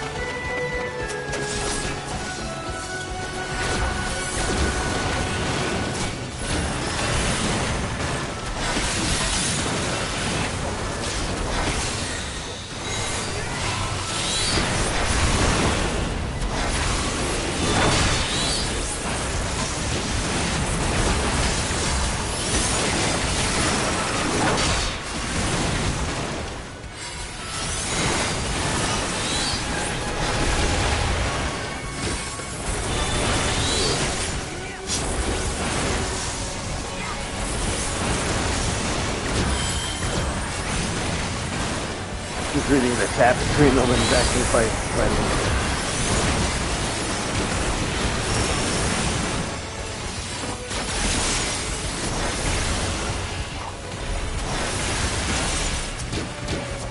One more second. And it's hard to get a target on it.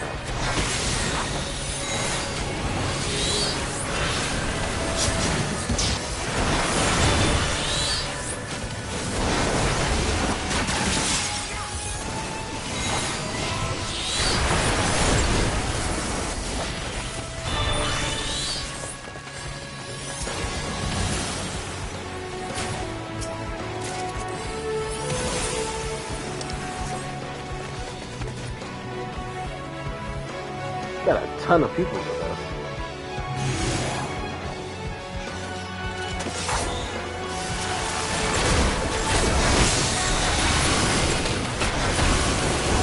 I only got 2 of them off.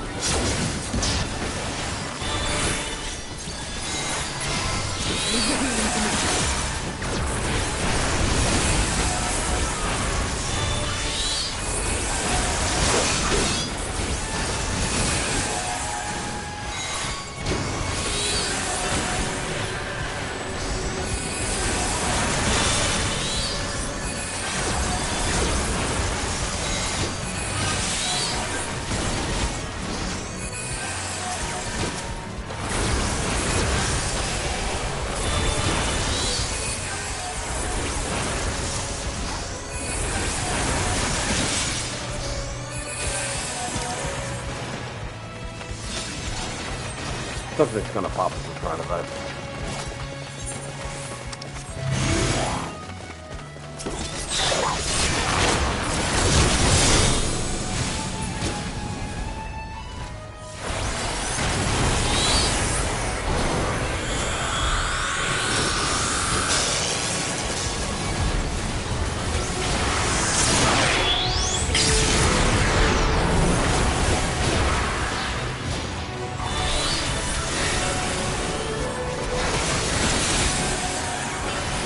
That dwarf took down the paladin.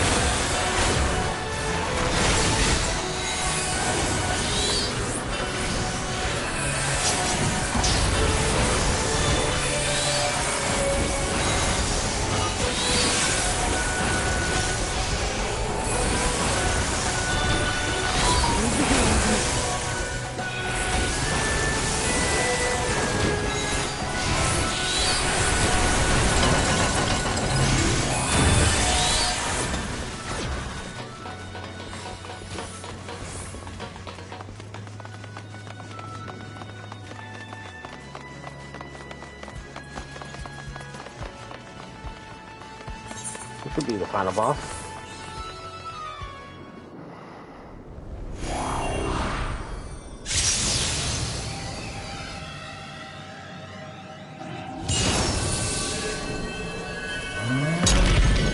Oh. Berserker? How did we get that instead of a Dark Knight? Well, we got Warrior that does the same thing.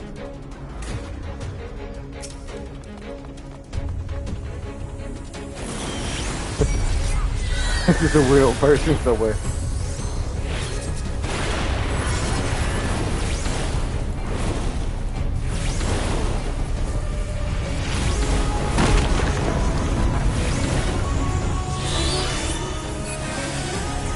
Is he shattering the area?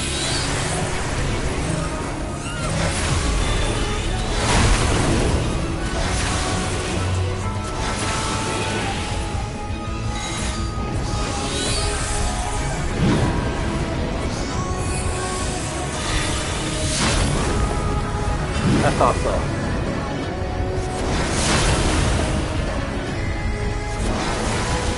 Kinda wanna know what happened if I stepped into that.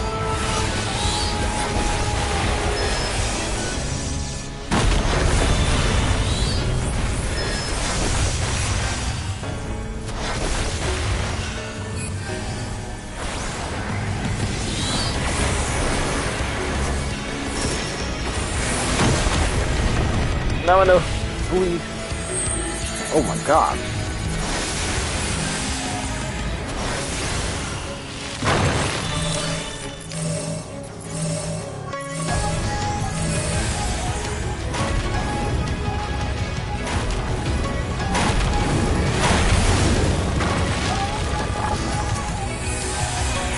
He made a hole in the ground.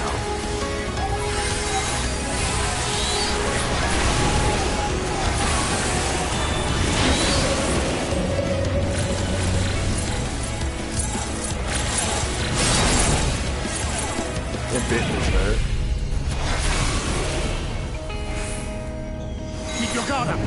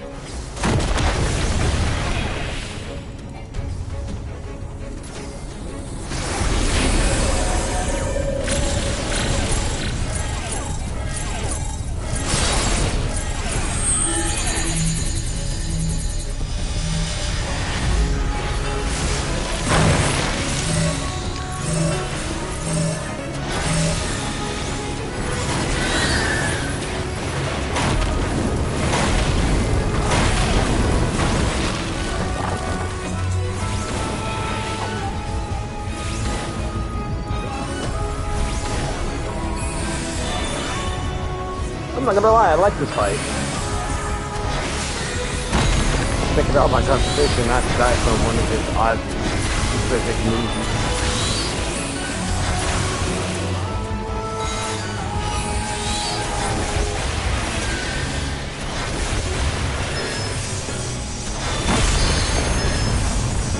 I would like for them to add a berserker.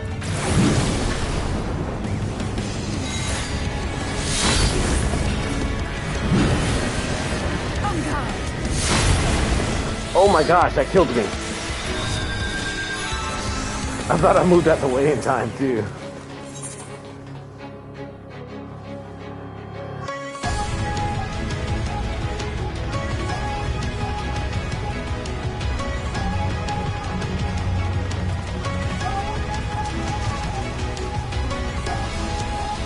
I generally thought I moved out the way fast enough.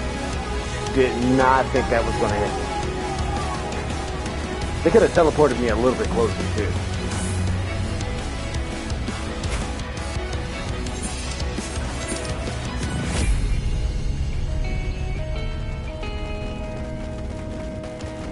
I would not be opposed for them to break up Berserker out. Even if they make it a limited class, having that as a tank and a self-healing tank and DPS out of that. Be something along Blue Mage.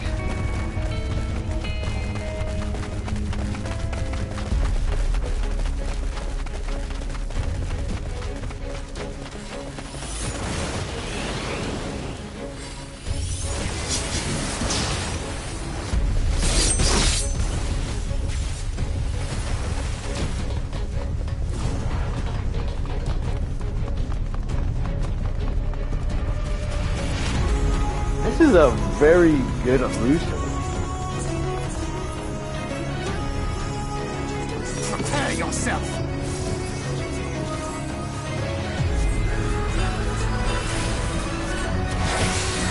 I should probably call.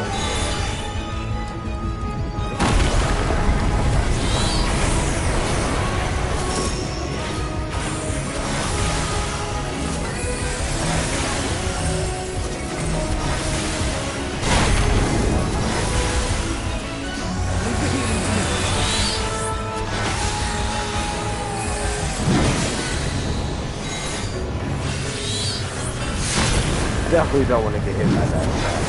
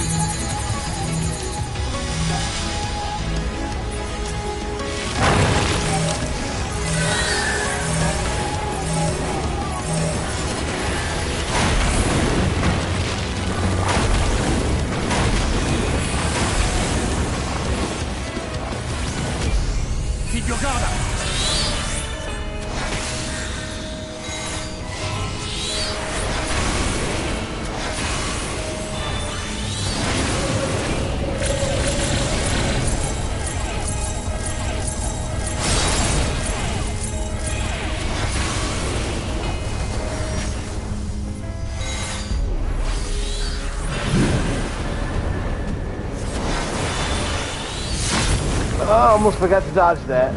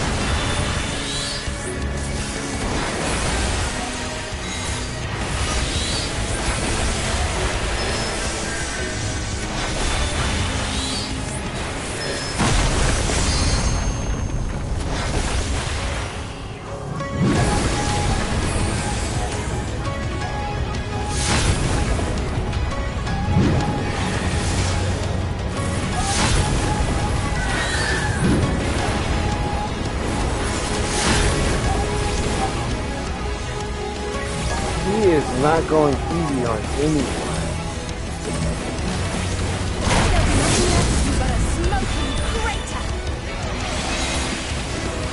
Thank you, Alistair.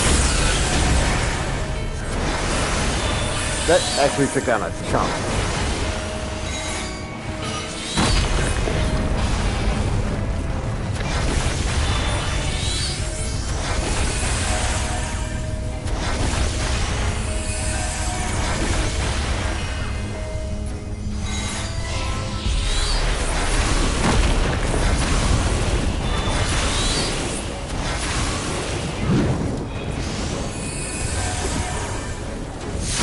None of that, look at that.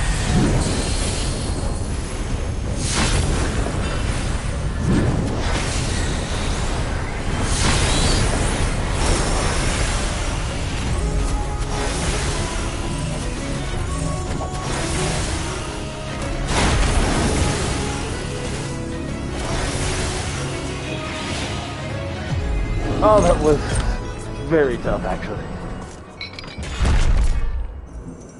That was nice, though.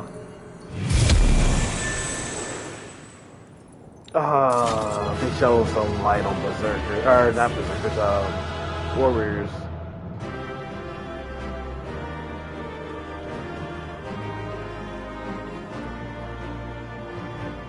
Still beggars question. We took care of all those spectrals. Would their main bodies not be accessible now? If the same magics apply to the casting, the summoning of how we all got here? Besides me in the flesh.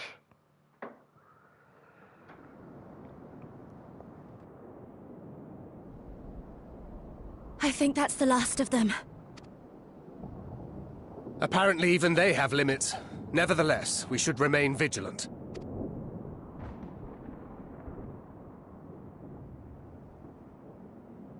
Urianger, something occurred to me while we were fighting. These enemies. Are heroes hailing from other shards, summoned hither to deliver this world from its doom. Scant moments after the star shower did they appear, as yet more souls were inspired to walk the hero's path, no doubt. Thus did hopes for salvation of realms near and far resonate and converge, lending still greater strength unto our adversary. So that's Elidibus's game. But first things first. If the rings are the same as the Exarchs, then we need to ask him how that's possible.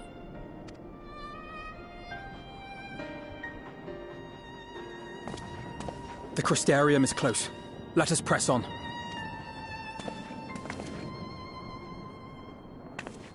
They come.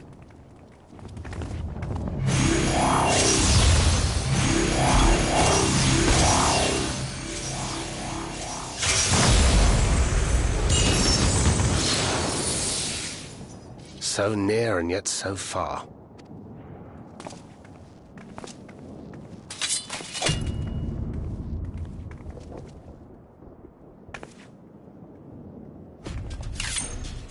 In the chaos of conflict, one can always find an opening to exploit. Whoever taught you that is a wise man indeed, and good with a gunblade. But yes, I dare say we can create an opening wide enough for at least one of us to slip through. That being you, of course, though others are welcome to follow in your wake. Reen and I will keep our guests occupied. Brave and selfless as ever. Yet the two of you may struggle to fool our foes, etherically sensitive as they are.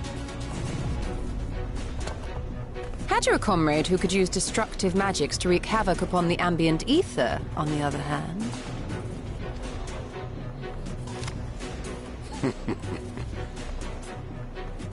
Very well.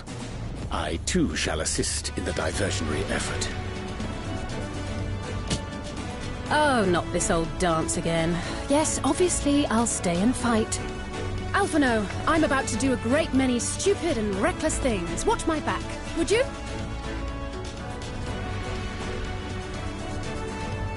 There you have it. Take care of yourself, my friend.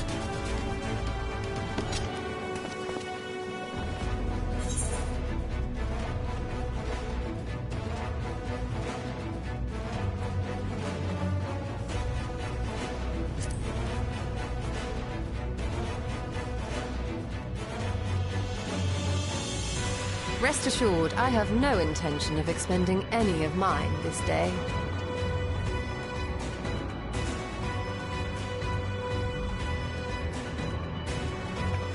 Finished? Then let's begin.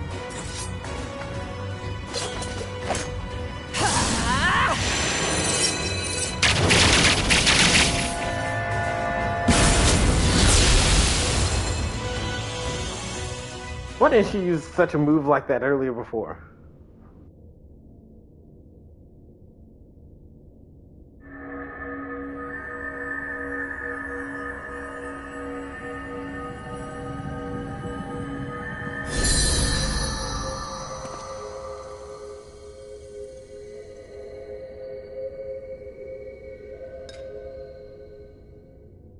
Tis done.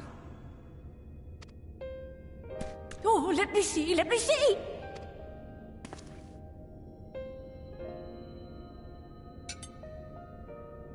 Oh, yes! Your memories are preserved safely within. We've done it at last!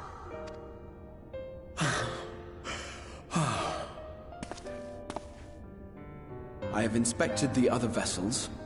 They are all ready to receive of our friends' memories. Oh, excellent! Excellent! I shall have my familiars bear word to them at once!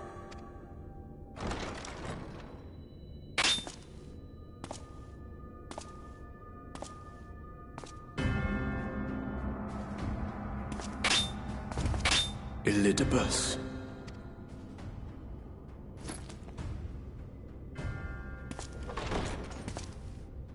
It was not until I observed the battle between Emet-Selch and the Warrior of Darkness that I realized what I must do. I will summon heroes from other worlds unto the first, just as you did. Their presence shall serve to empower me, granting me the strength to crush my enemy. Though it pains me to disappoint you, I feel compelled to explain that the magic in question requires no small amount of preparation. But you assume I require my champions to be summoned in their entirety. I do not. Their souls needn't even be whole. My purpose requires no more than their burning desire to vanquish evil.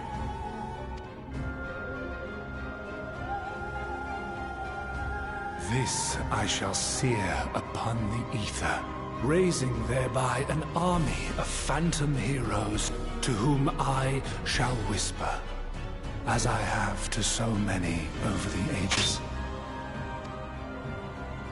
Here lies darkness. It must be destroyed. And you expect me to cooperate? I do not require your cooperation. Your death will suffice. The magic I shall have from your corpse. Go, Lucas!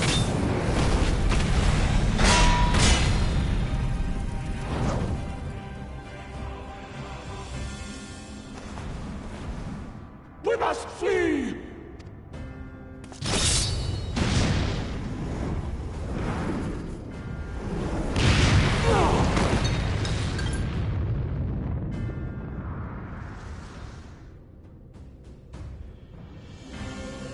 But what is this?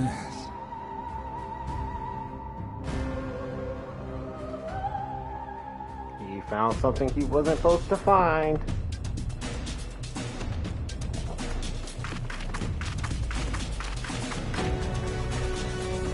Wait, wouldn't that mean the Exarch is dead?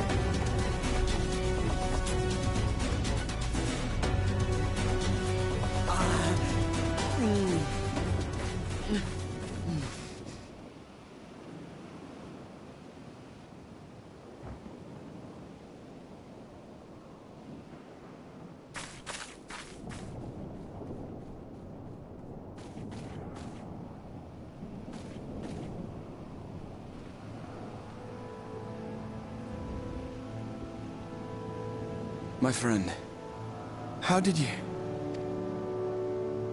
No matter, Elidibus. He took us unawares.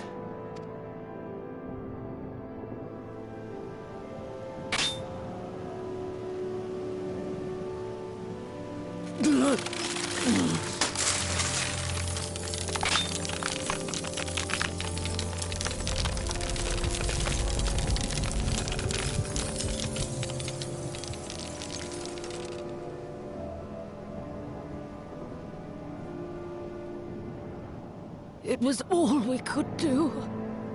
To raise a ward to hinder his steps. And so we fled. But he took it. The vessel with the Exarch's memories. Forgive me. Forgive me. The vessel bears not only my memories, but my blood. The blood of Allagan royalty, granting him the means to control the tower. With it, he has performed I know not how many summonings, calling forth heroes from across the rift. And, as you can see, the burden upon the tower is beginning to tell.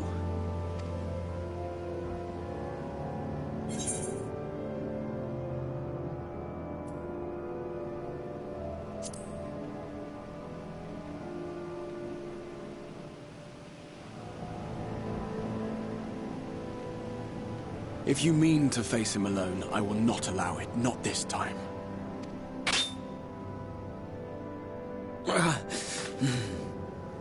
Elidibus has exploited the people's nobility, twisted their purest intentions for terrible ends, and I cannot let it stand. As Exarch, it is my duty to protect them, to defend their hopes and dreams. So I am going to the Crystal Tower, with or without your blessing. Though, I would rather it were with.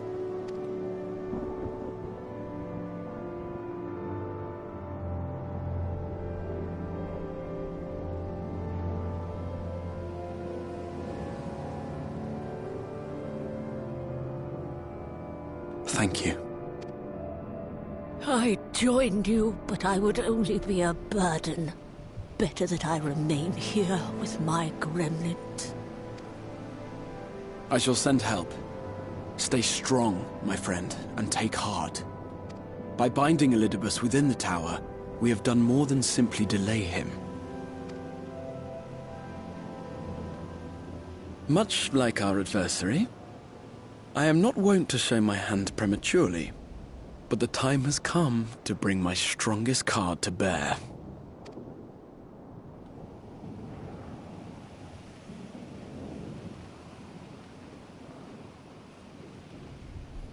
Yeah, this is Xander clone. To the tower!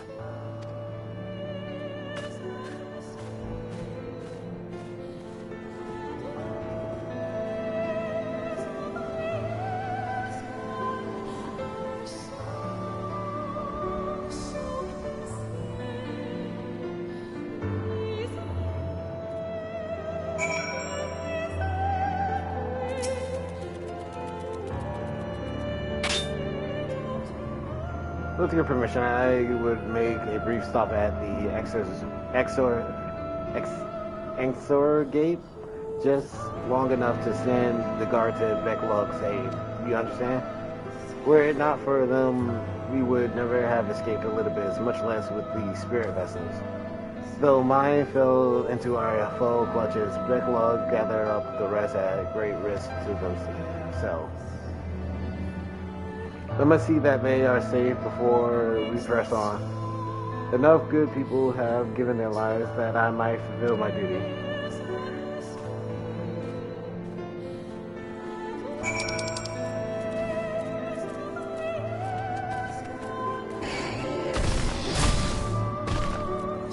I wish that was a leather choice by nature. Star Shower seems cool. I mean, so it causes people to gain the echo. Still seems cool. Oh, I'd rather walk.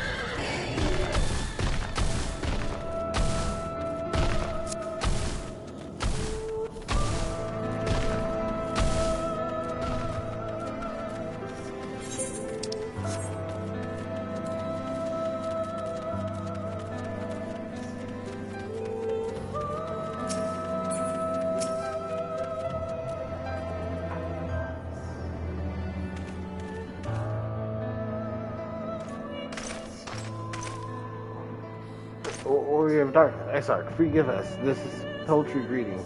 We're not notified of your coming. It was the plan. I need you to assemble a rescue party. Our friend Backlog lies wounded in a clearing to the west. Pray go to their aid with all haste. That was my lord. May I ask how they came to harm? They've been reports of an enemy in our midst, specters who appear after the star shower. Did they have something to do with it? Yes, the man who attacked Backlog is also responsible for the star shower and the appearance of these specters. I have no time to explain, but now that the individual in question does not seek to do indiscriminate harm, if you do not bar his servant's path, they will not turn on you. You are to leave this foe to us, understand? Meanwhile, I ask that you alert the rest of the guard and focus on maintaining calm in the city.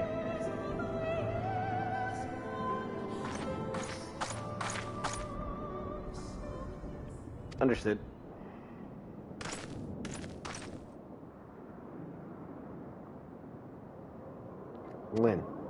Lena. I shall take charges of the matters in the city. Find Backlog now.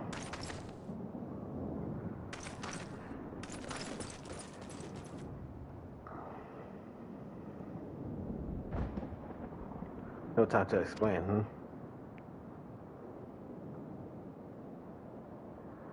The graver the matter, the less inclined you are to speak of it, even when it is plain for all to see, like what is happening to you. Lena, this time there truly is no time. I know, my lord. Were matters otherwise, I believe you would even be willing to speak of your past if pressed.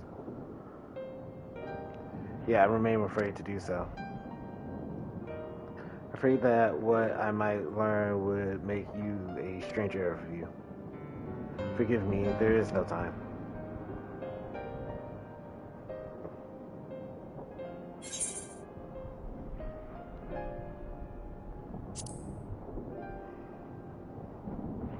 I would like to see how this plays out. Indeed, time must be made.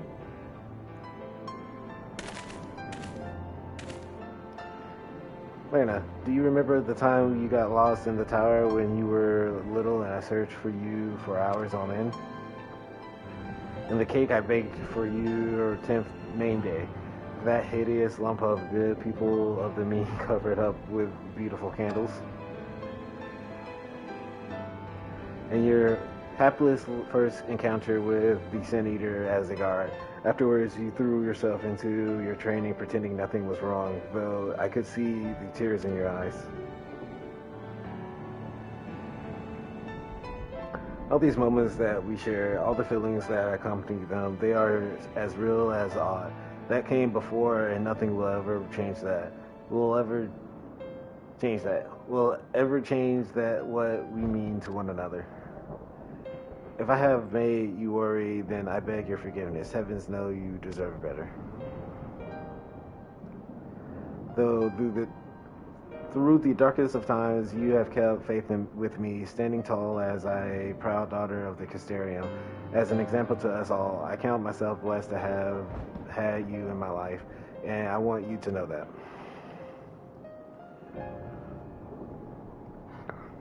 But he speaks so, as if we are our last meeting. Truly, you have a knack of making people worry.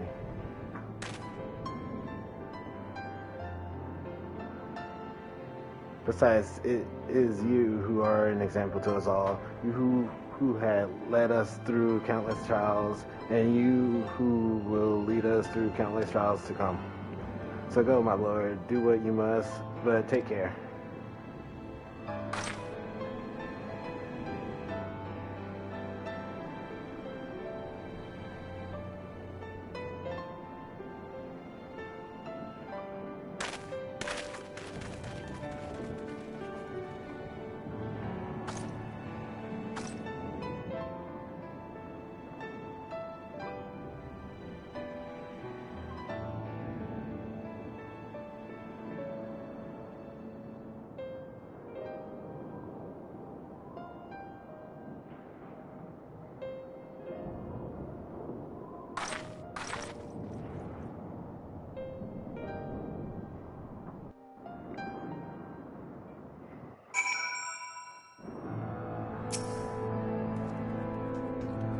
The word holds excellent. Elidibus will still be within the tower. Our foe's sole purpose is to destroy you, and to that end he has summoned heroes from other reflections, empowering himself with their hope, even as they occupy our comrades. You will not best him so easily as you did in the depths. By any measure, the odds are now stacked firmly in his favor. To wit, spare no preparation, my friend. I shall lift the ward only when you are ready. And this is a trial.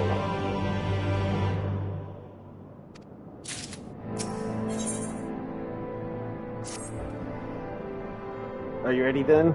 Very well. I shall lift the ward.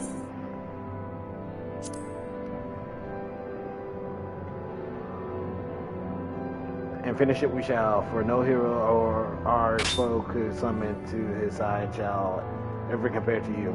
And as for me, no ally you could summon to your side will ever try harder. That much I swear. So come, my friend, let us finish this once and for all.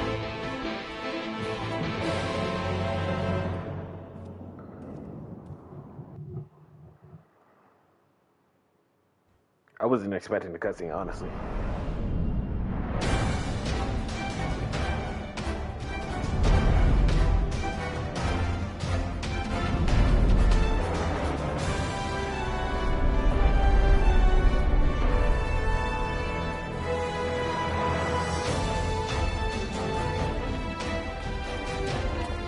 Not here either. We must keep climbing.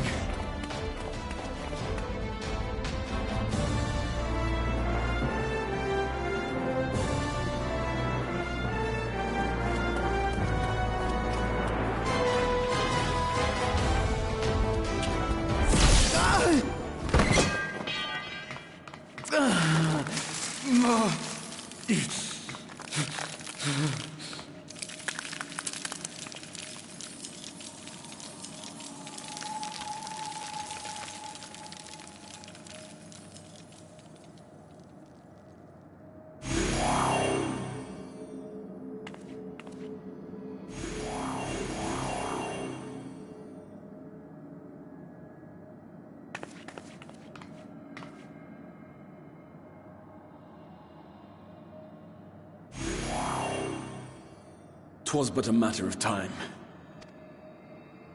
I cannot keep up with you, nor will it avail us to make a stand here. You must go on without me. Find Elidibus and stop him.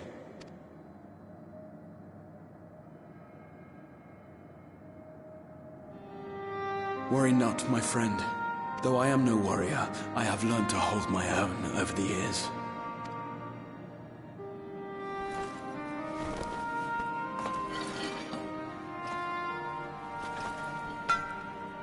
When first we explored this tower, you and your fellow adventurers formed the van, while I was left to follow in your wake.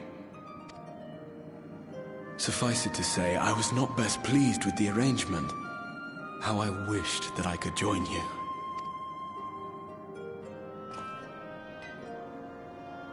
And now I have, here where it all began. I was right to trust in you, and the power of your legacy, of your name, to let them guide my every deed.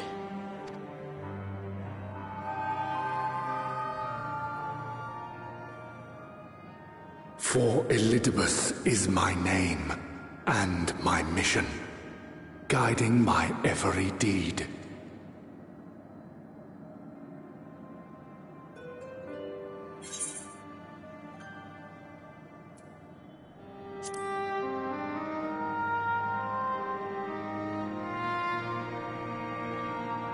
I did, but I chose not to walk them, thank the gods.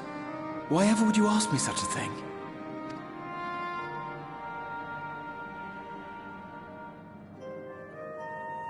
Elidibus spoke in similar terms, you say? How curious. To answer your question, then, I made my choice for reasons which seemed obvious to me, but may not to any other.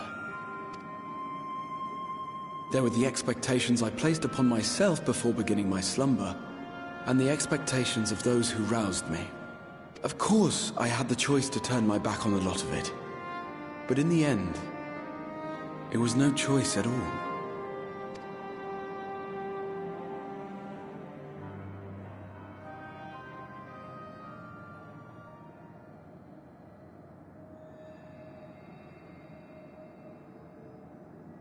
I cherish the time I spent with you and the others. What I wouldn't give to return to those halcyon days. Chasing ancient secrets, overcoming trial after trial with the aid of like-minded comrades. And what remarkable comrades they were. In such company, I felt as if I were a character in the epic tales that had stirred my heart as a boy, as if my dream had come true.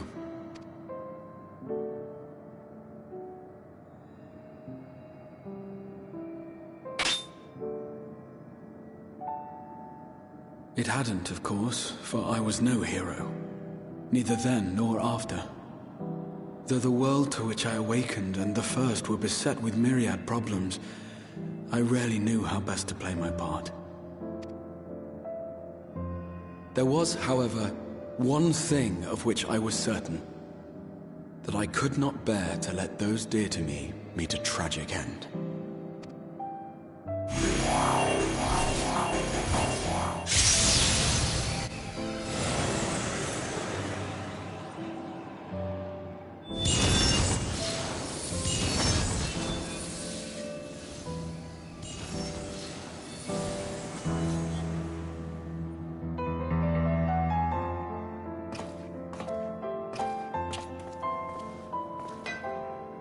I'm afraid our time is up. Go! Rest assured you haven't seen the last of me. I wouldn't dream of playing my trump card save in your presence.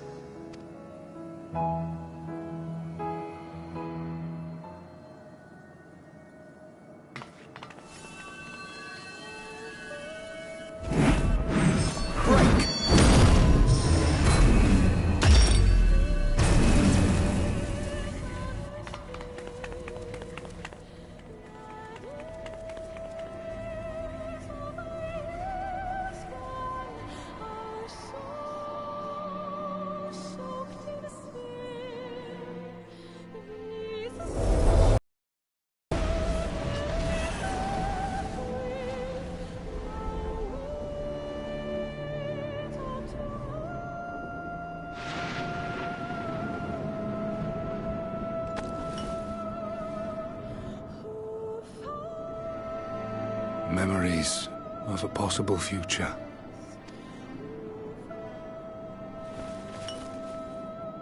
Worthless.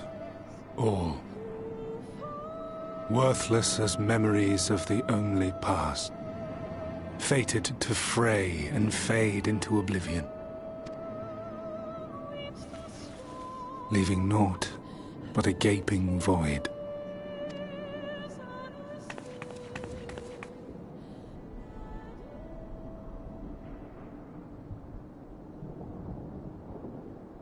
The Waking Sands. Yes, that was the place. The place I first made myself known to you and yours.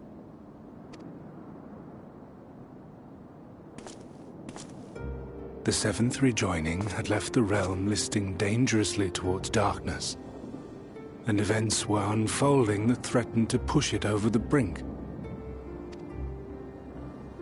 Thus did I approach you in my capacity as emissary, thinking that you would make a useful pawn. But I was wrong. And for my misstep did La Habrea and Emet-Selch pay the ultimate price, leaving me the last of the Unsundered. My remaining brethren, fragmented as they are, cannot hope to see our mission to its end. It falls to me alone. Defeat is not an option. I will strike you down. I will resurrect Lord Zodiark, and I will bring back those who sacrifice themselves to call him forth. Though it take 1,000 years, upon my honor as Elidibus, emissary of the Convocation of 14, I will see this done.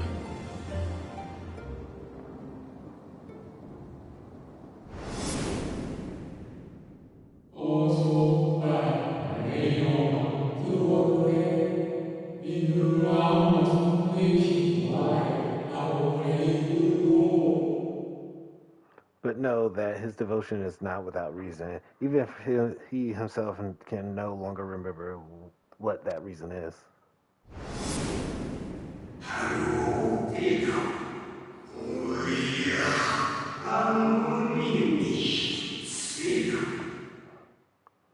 You worry too much, Elidibus. This dedication to your duty verges on obsession.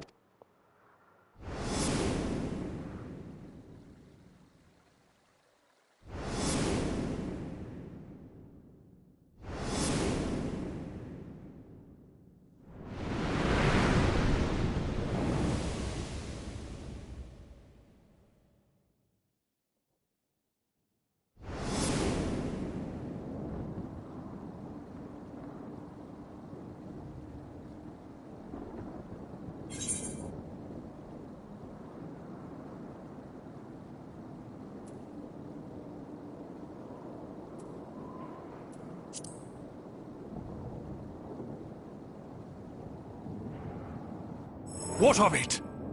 I have my mission. I am Elidibus, and it is my duty to steer mankind and the very star upon their true course.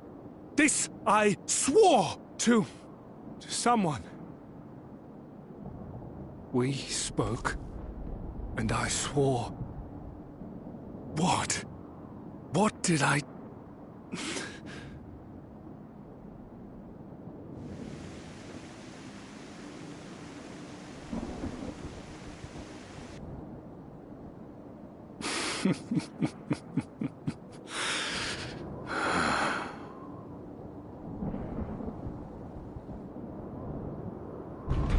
This pain, this torment, is nothing.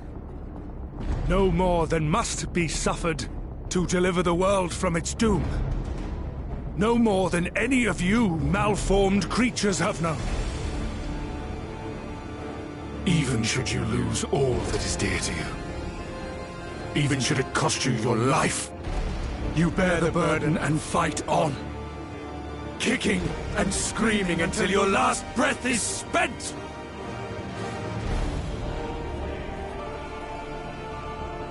Aye, it's true. We've lost much and more. Known unimaginable suffering. But through it all, we never, ever forgot what was dear to us. And that's what gave us the strength to carry on.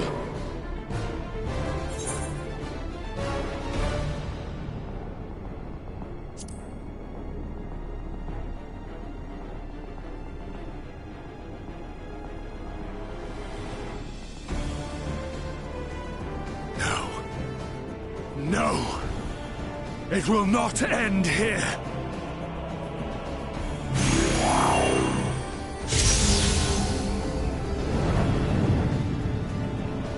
Champions from beyond the rift, heed my call!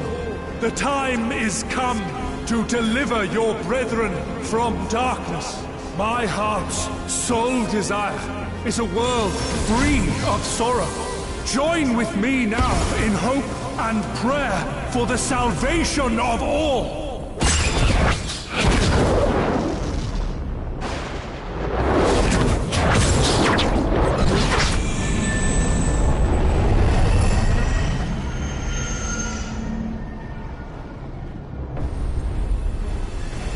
If you would usher in the end, then with my all shall I oppose you.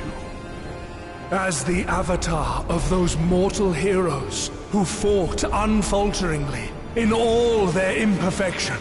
As the warrior of light incarnate. Come, warrior of darkness. Let us finish this.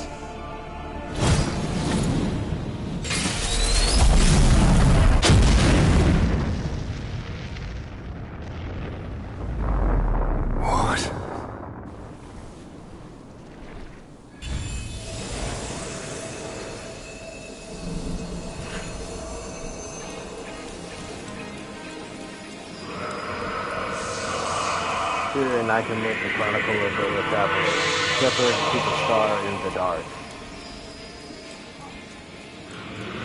Though the world be sundered and our souls set pure, where you walk, my dear friends, they shall surely follow. For yours is the 14th seed, the seed of the king.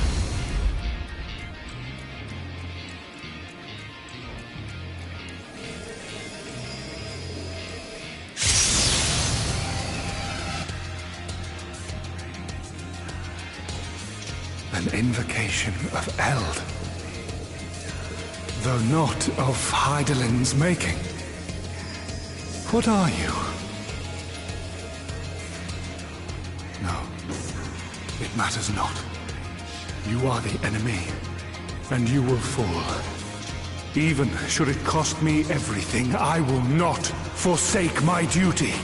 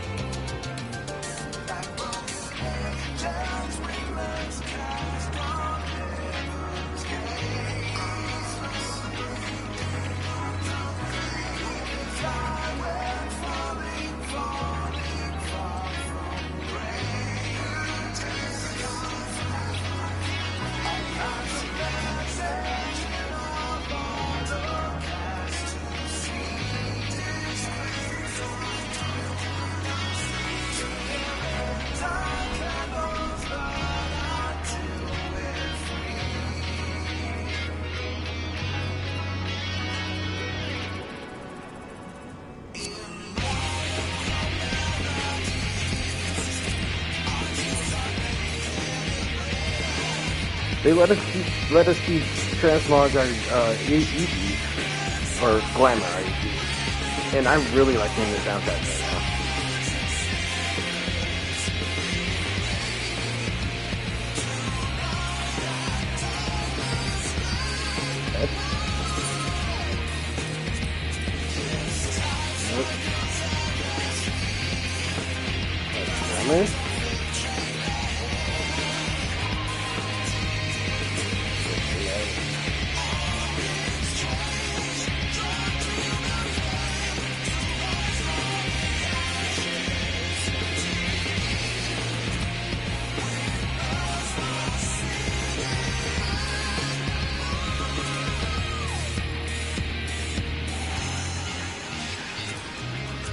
Can I do the regular carbuncle?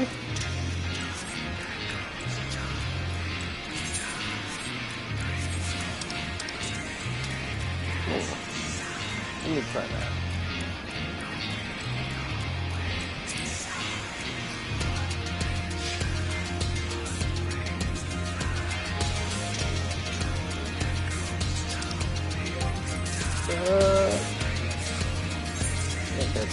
Hang out with the SSL.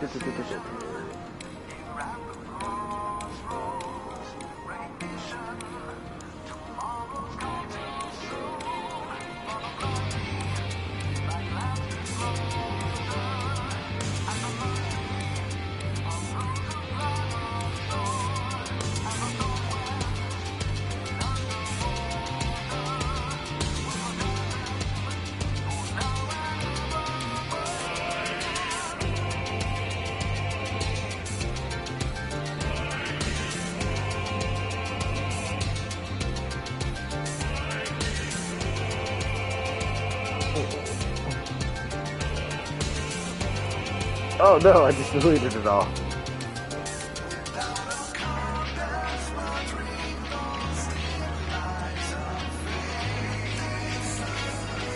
I am terrible at this. Thankfully, it saves my test.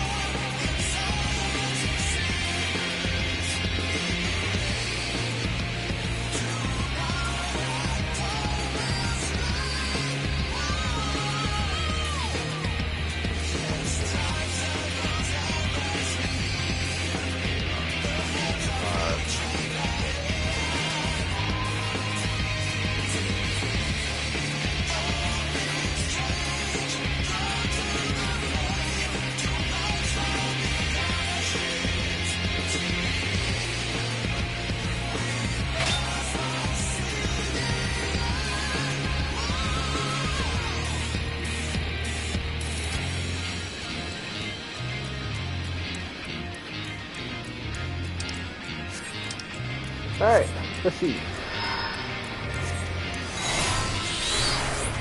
Ah, it is! Look at that. I am keeping this. Because I actually like the design of Buddha much better than others do.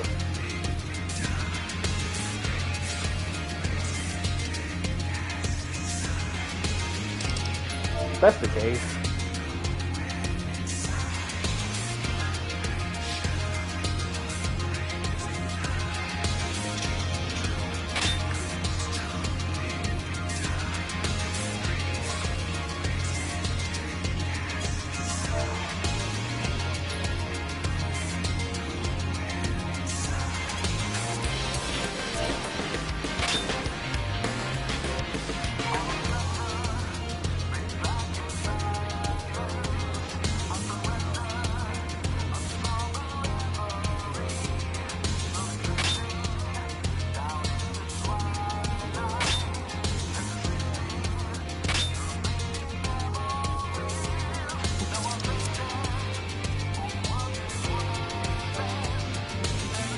You know how to command the change.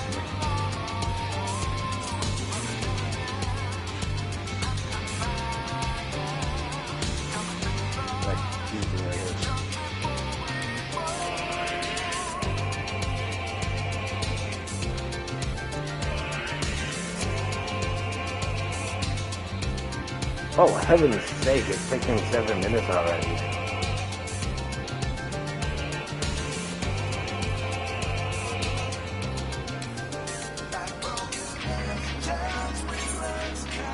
Well, speaking of which, let me check the map or something.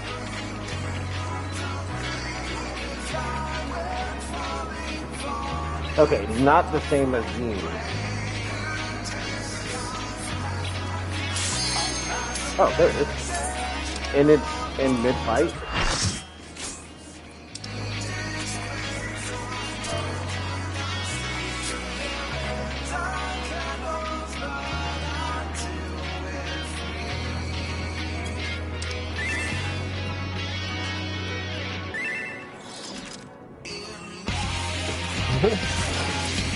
Takes 3. Holy crap. This battle shall be our last. Oh, a DC.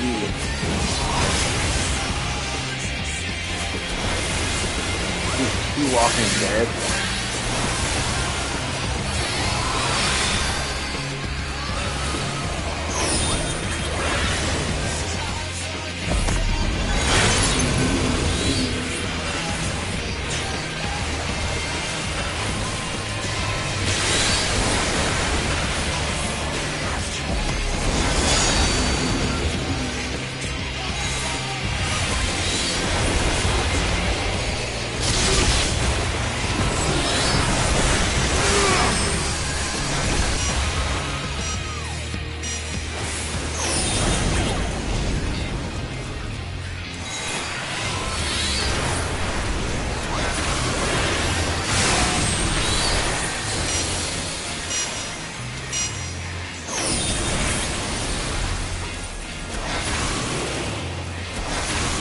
I don't understand the mechanic. Sword of Shadow!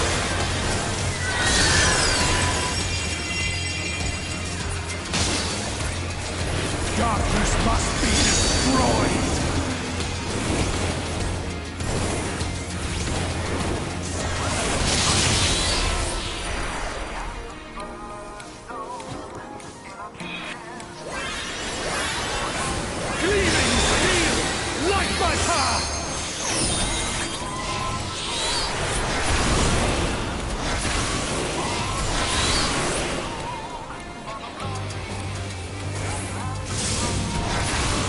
Oh, I gotta sneeze.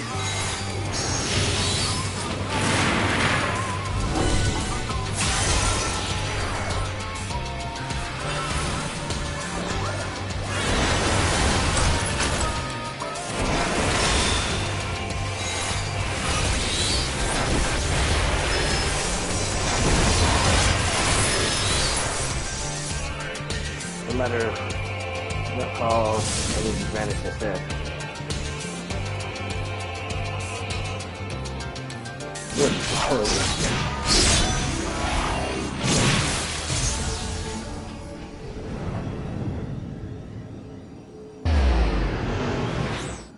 Did you go with the rift? Defeats the whole purpose of doing a rift. Where we Ashians have been forced to retreat time and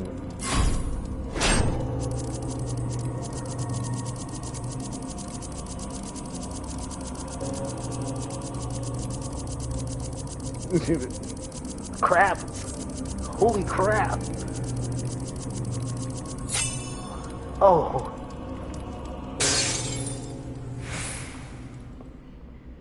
Make sure you break free, there's no way back.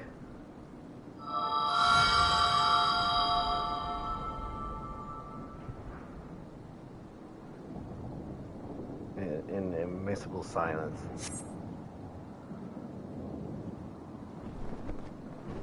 Unceremonious silence.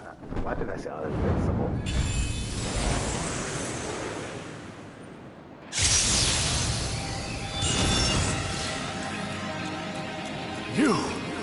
It cannot be!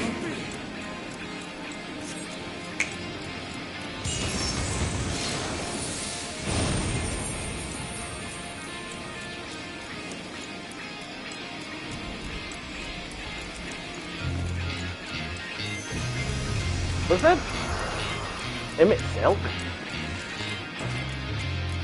To me, warriors of light!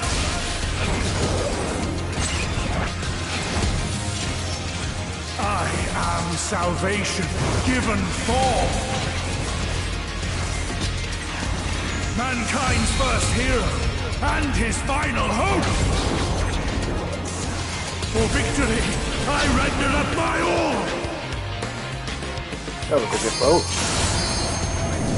Your demise will be ours. Let me break 4. What?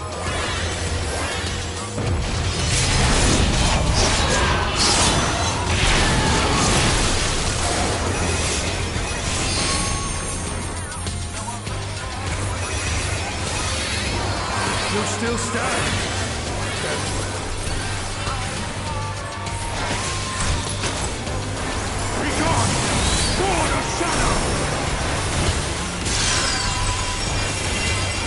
Oh, I thought the Dark Knight was a little bit too. Where's the Dark Knight a little bit, man?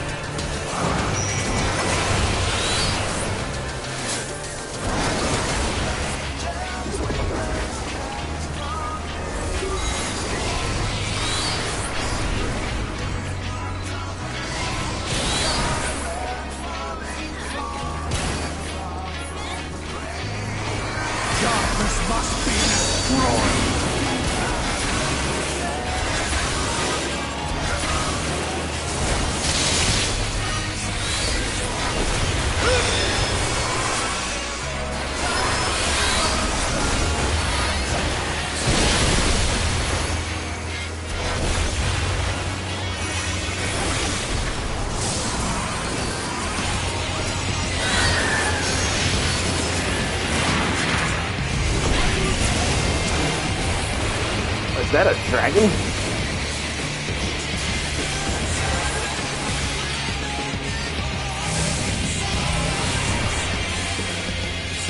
Absolutely holy. That was a cluster if I ever seen one.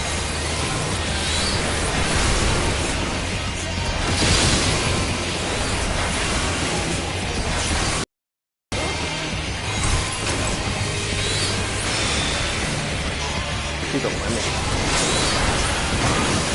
Number break 3. My soul knows no surrender.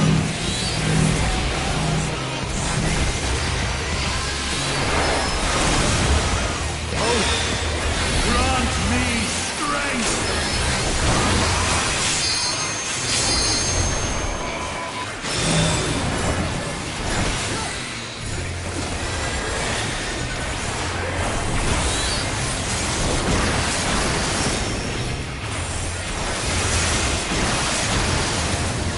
Oh no.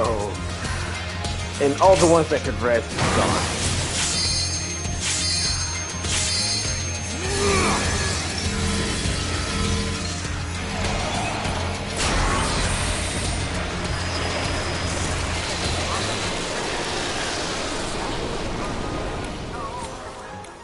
I might have made that mistake though. Like my power!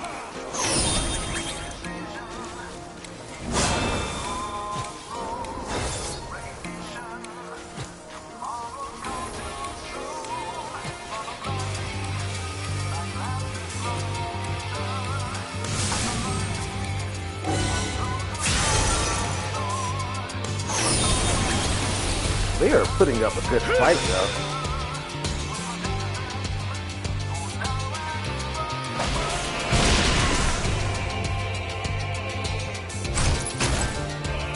Be gone! Spawn of Shadow!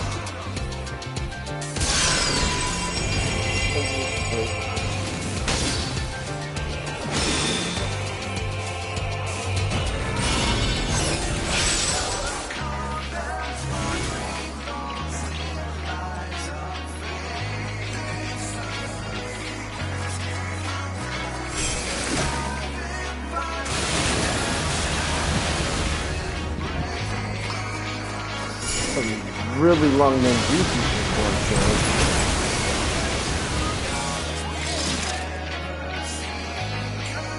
This is a long fight.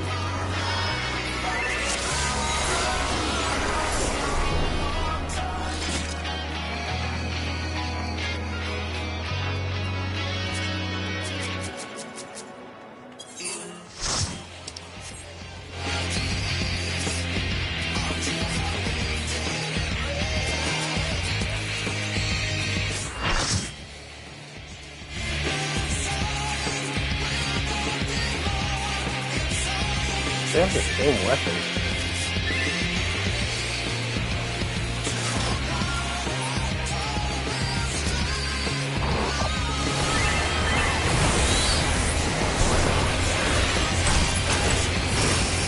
Be gone! Sword of Shadow!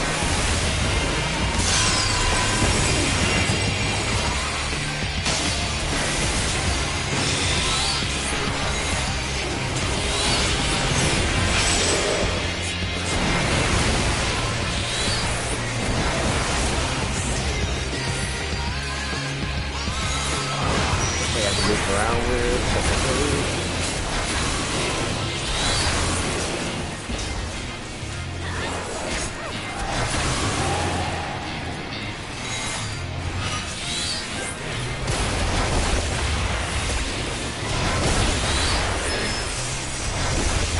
Darkness must be destroyed!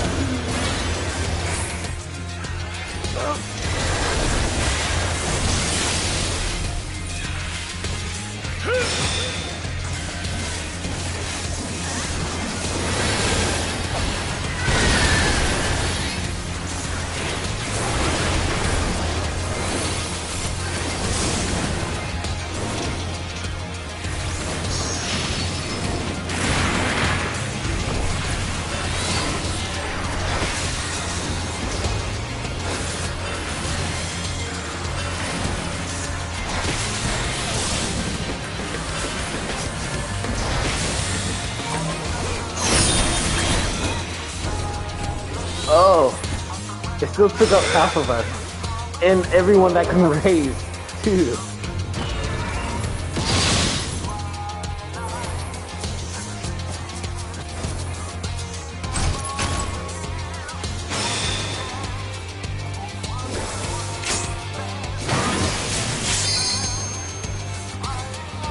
My soul knows no surrender.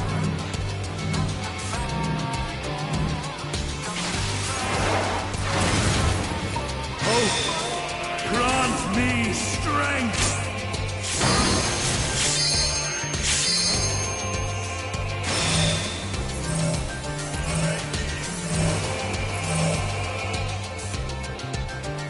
That ninja's dead.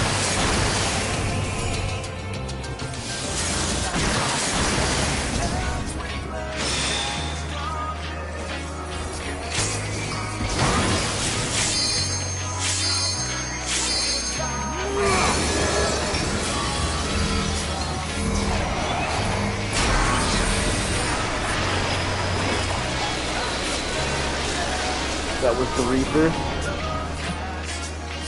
Gleaming steel, like my path.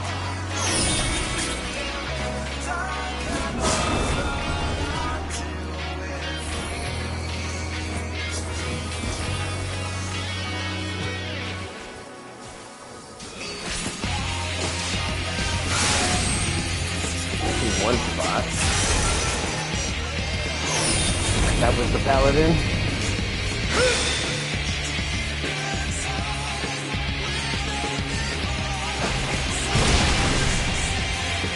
The Bard. Begone, Sword of Shadow!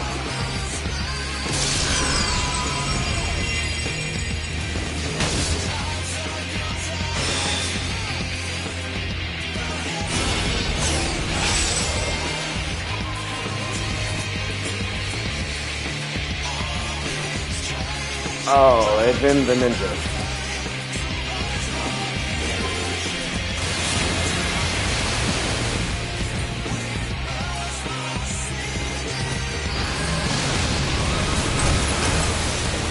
Darkness must be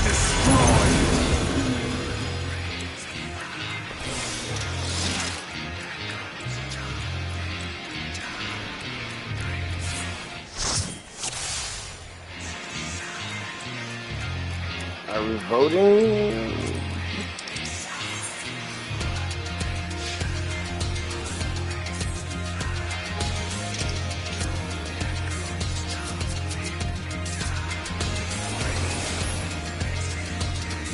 Wow, this is indeed a tough fight.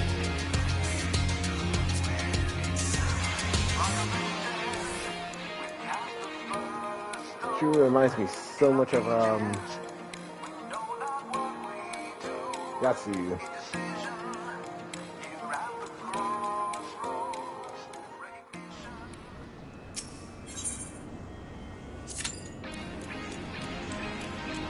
Well, attempt 2.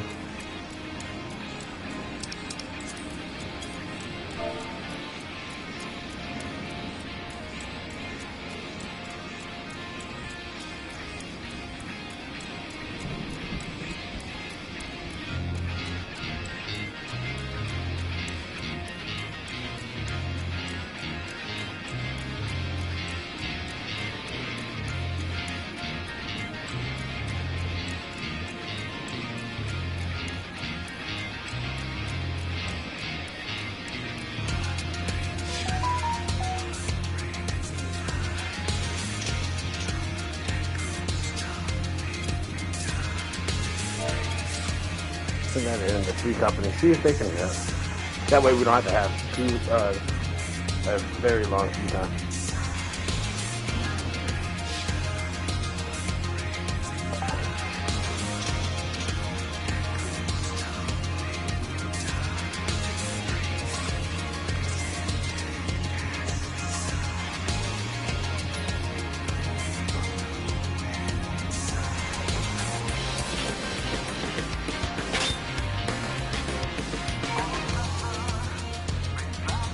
Jace is still stuck in, what, Exodus, I believe it was?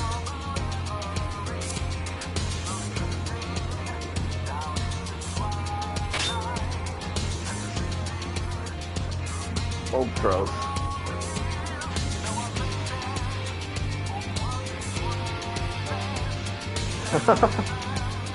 He's stuck trying to go to his elbow.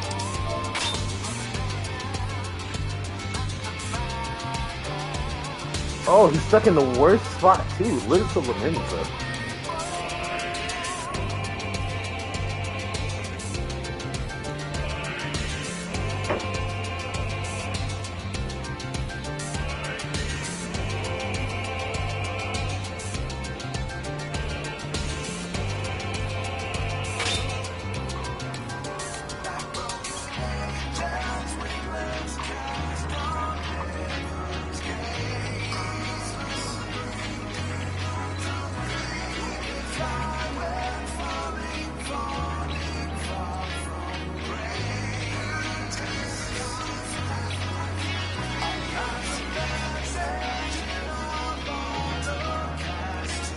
I've been getting random calls every day for like the last month or so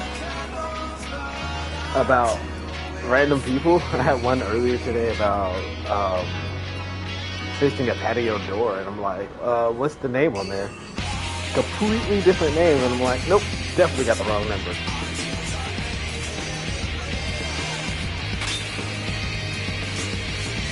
Yeah, just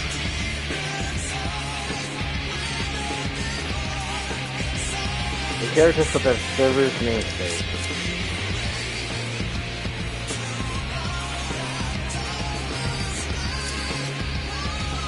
Oh, I guess I still have to wait for this.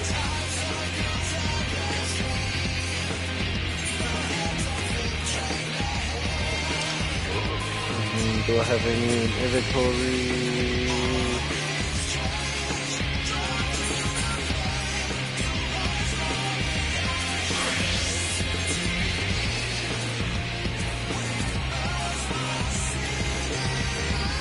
Oh, I don't have a significant crafting rating.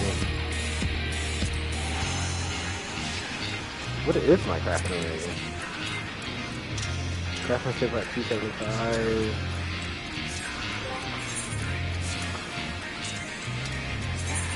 Ah, it's so close.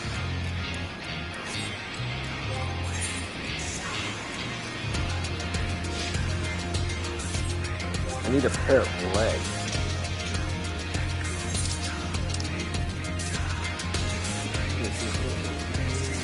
Oh, yeah, do that. I gotta buy more tickets anyways.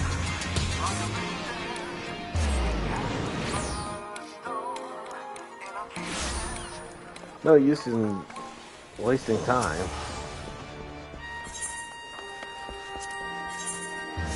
Not bad. You. Summer.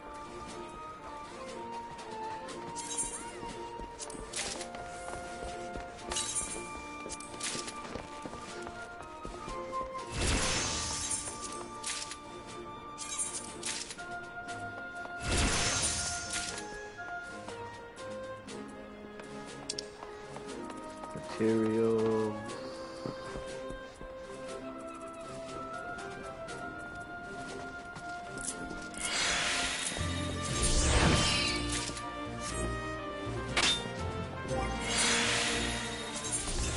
Oh, there you go. Aha.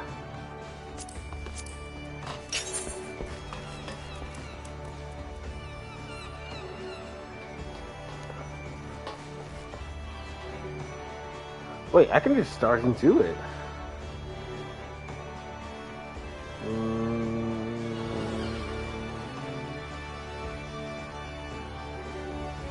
I don't have that skill yet. Well.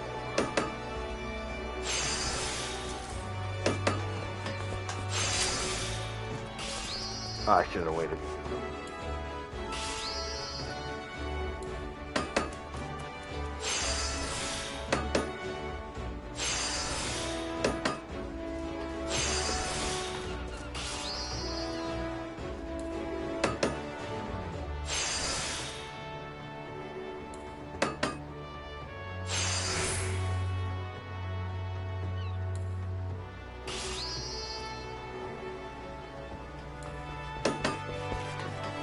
I forgot the imposing thing. I knew it was gonna fail.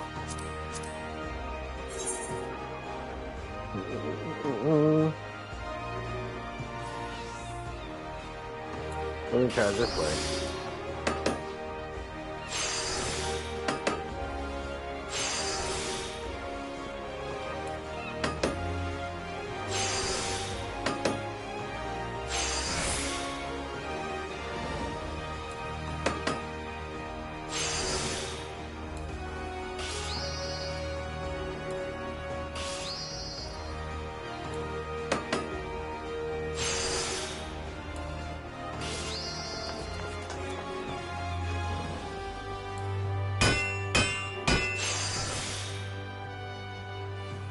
That work?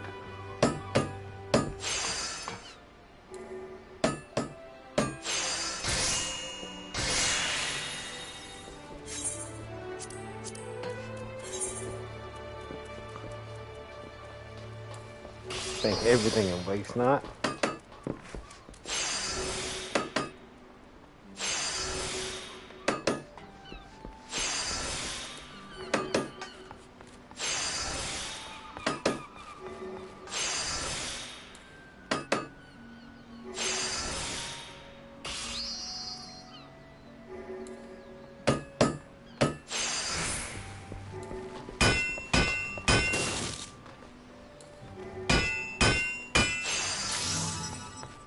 That is not the skill I wanted to use.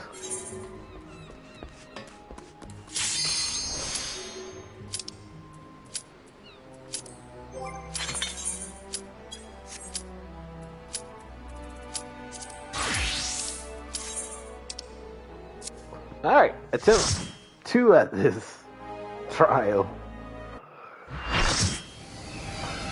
We can actually get the cutscene too.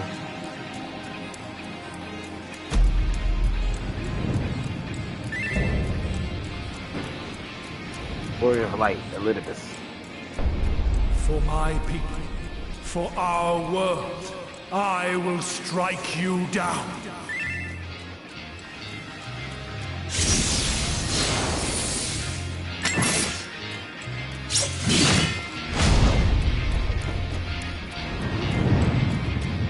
Watch the guy do my best. Fire don't press anything, ice move around. That explains a lot. This battle shall be our last.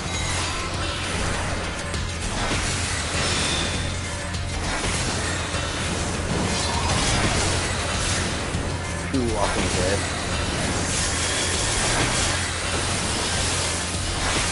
Oh, I see what the point of that Two Walking Dead. It's a heal check.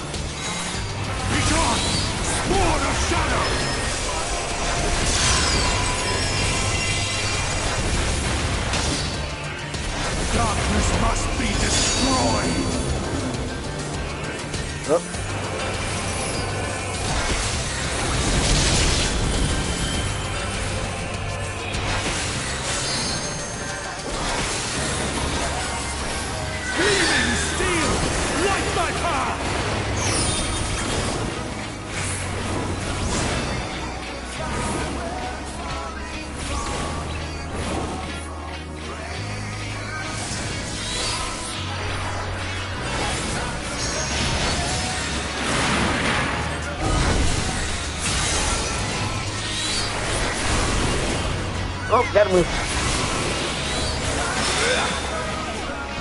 Didn't move fast enough.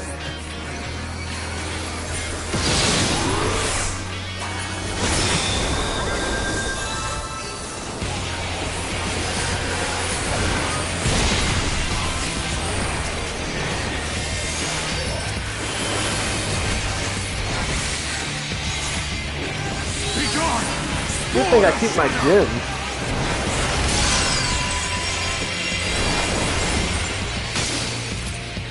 Darkness must be destroyed!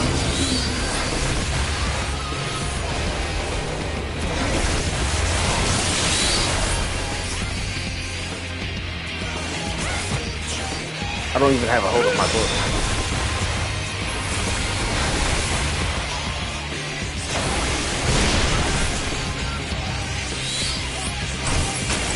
I don't think there was an opposition for that one. I was gonna die. I was just low as hell.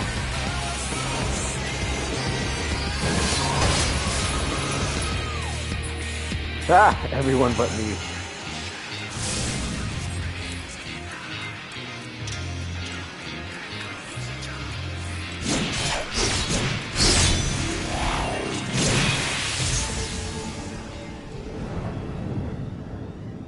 Ah, my spot is vacant. I had the same spot last time.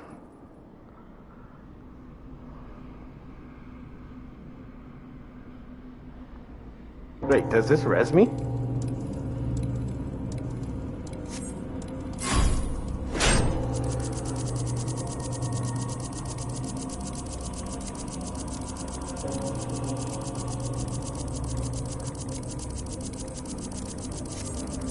Oh, this actually hurts my arm.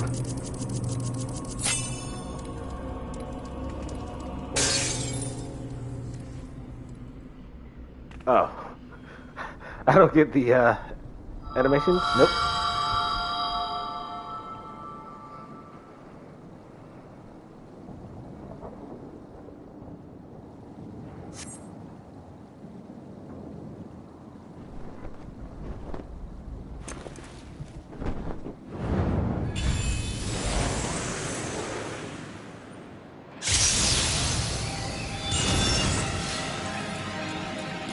You! It cannot be!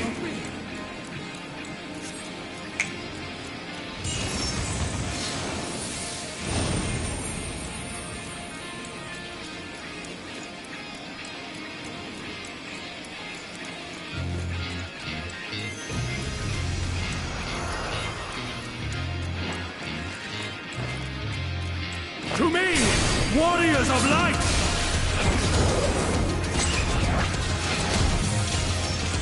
I am salvation given for.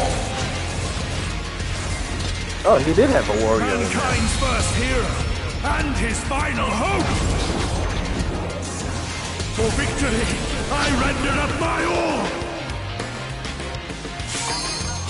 I am alive.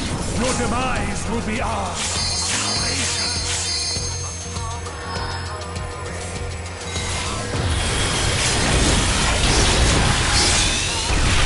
That was the paladin's limit break.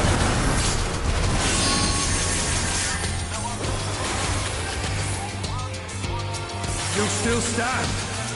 Then.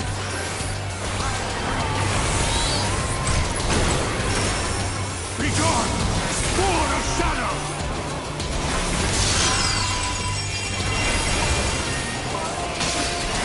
I gotta summon Kuda.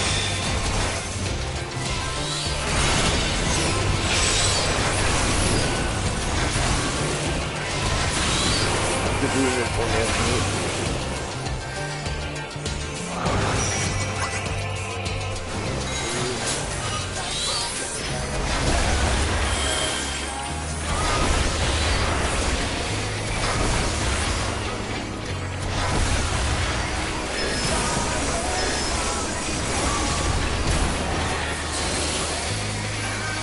Darkness must be destroyed!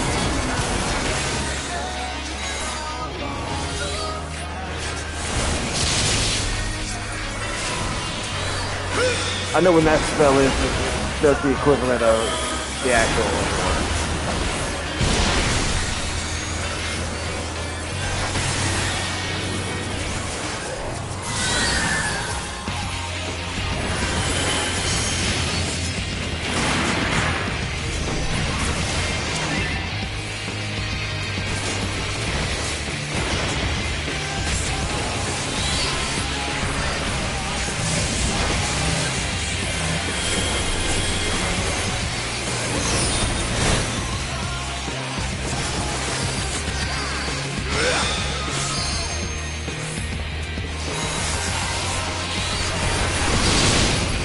First time we actually survived that.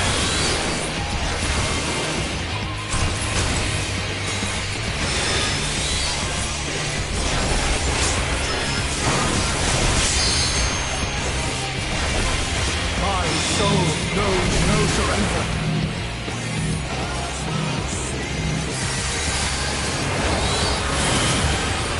Hope, grant me strength!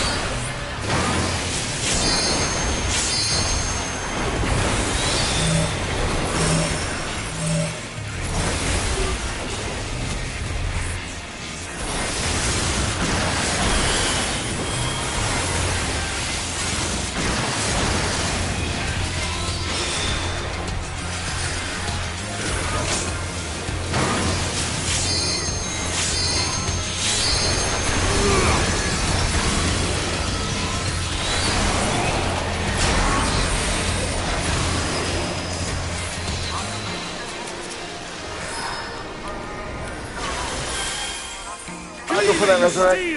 Light my path!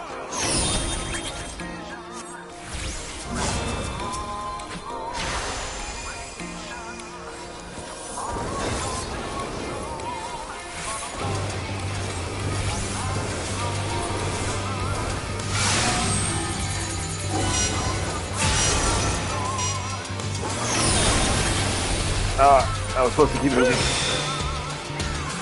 I think I died from that. I did. Oh, he's the only one left. Imbued in fire.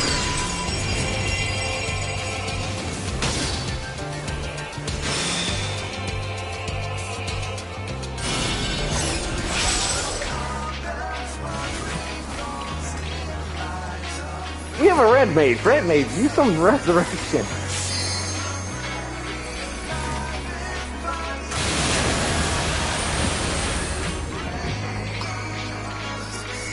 What are those symbols? Darkness must be destroyed!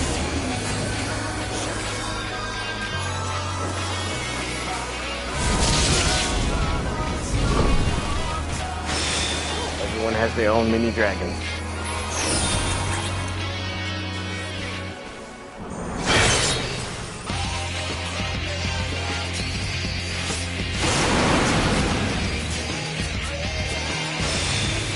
Come on, one of y'all res me. I know one of y'all quick fast now.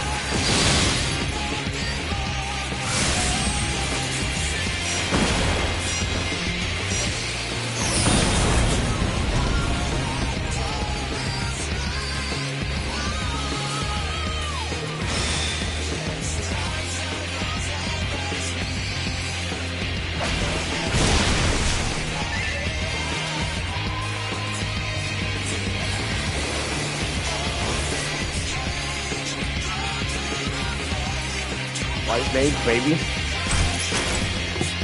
Be gone! Born of shadow!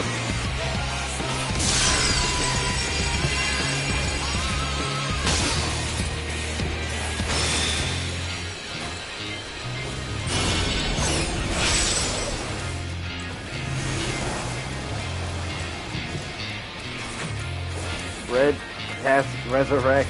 I know you have it at that level.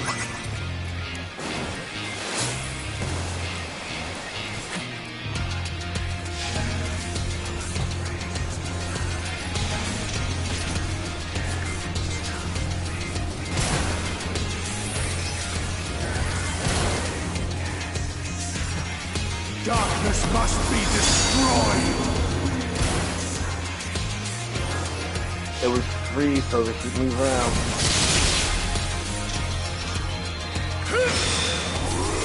I like how the Black Mage has priority over me.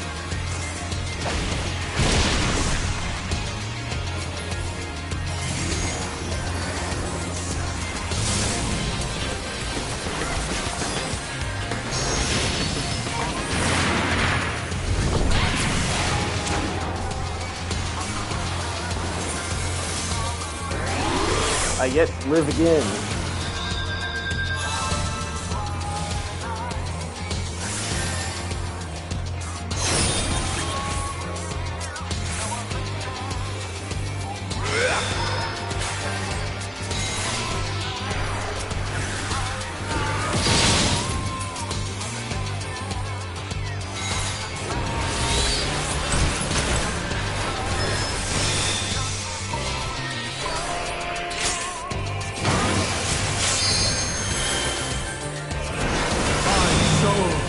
No surrender!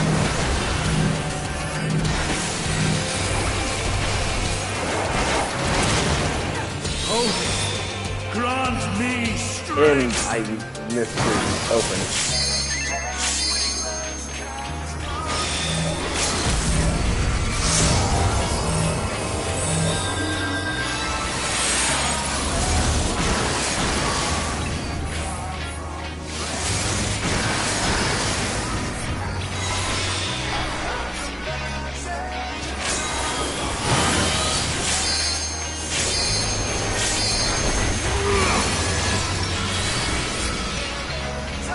I'm gonna get hit that regardless. Just shut up.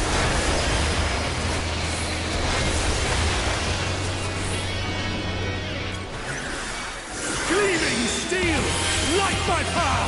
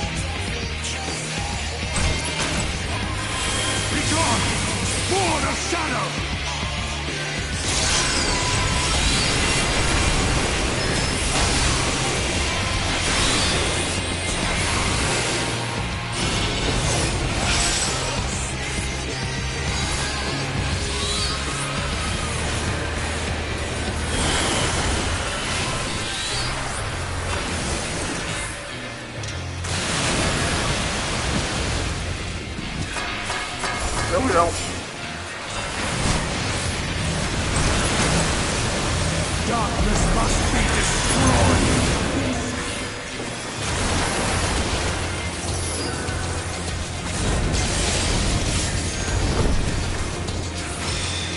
And I died from pirates.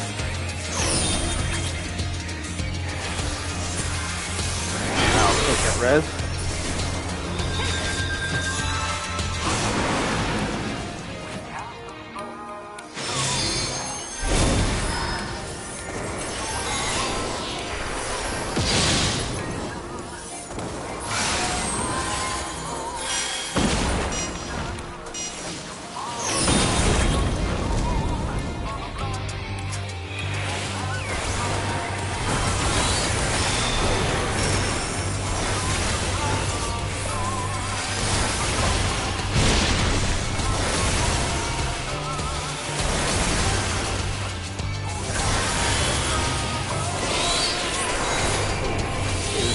Definitely don't know. Be gone! Sword of Shadow! Wizard.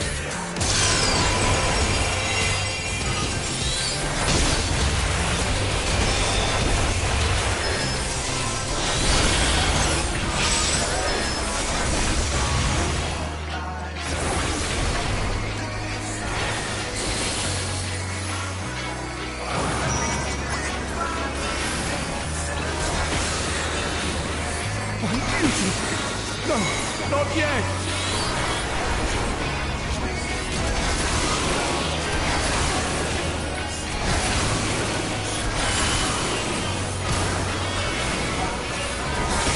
Darkness must be destroyed!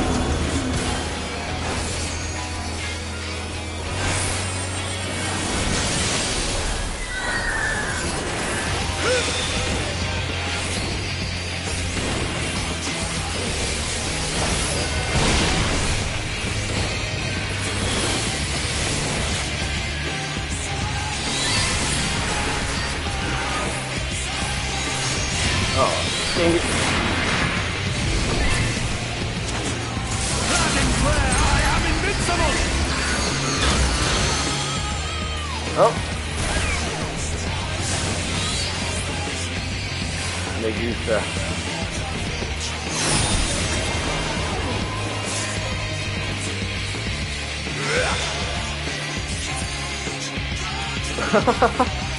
That was tough. That's definitely a tough one.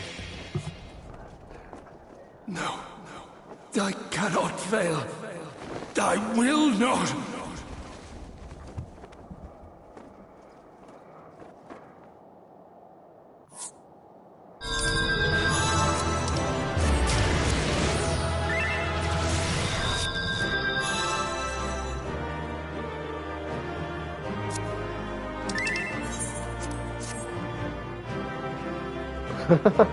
I don't know what you got hit by. I don't even know what I got hit by.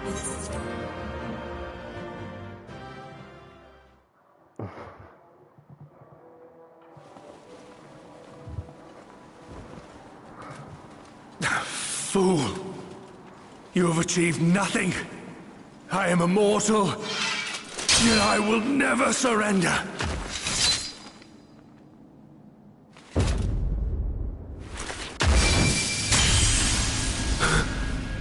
Elidibus, so fixated were you on my memories of the future, you failed to heed the lessons of the past. Your obsession blinded you to the true nature of this tower, this beacon of hope for mankind.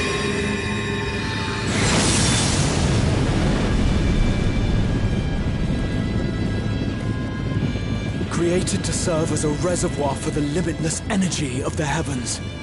To harness and bind the boundless, not unlike white Auracite. Your ill-begotten power, obtained by exploiting that which is best in us. I shall have it. Your soul and all!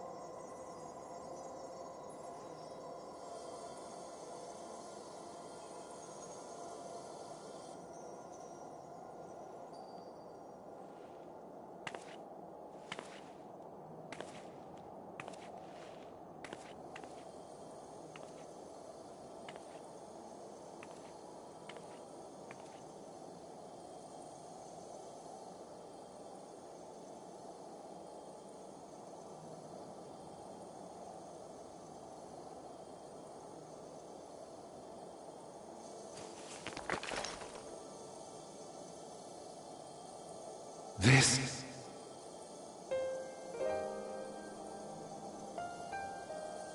Yes. I would become him.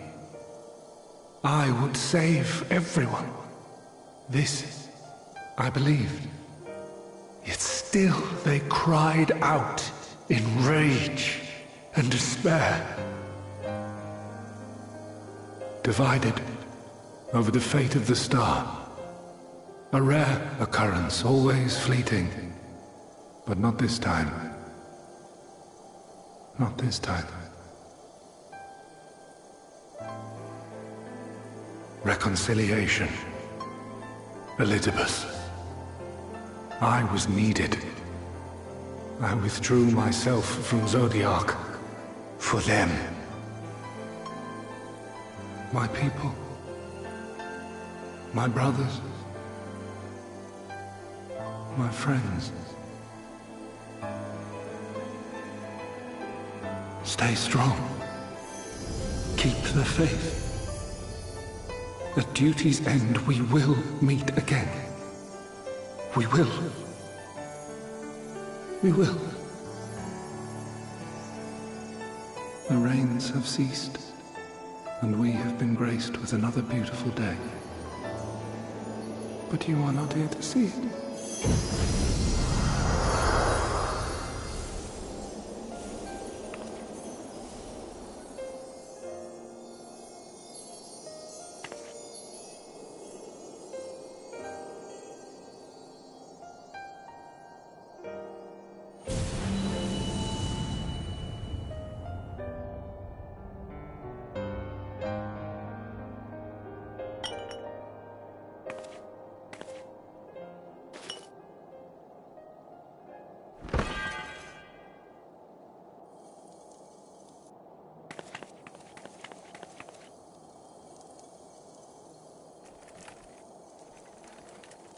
I concede I may have overexerted myself.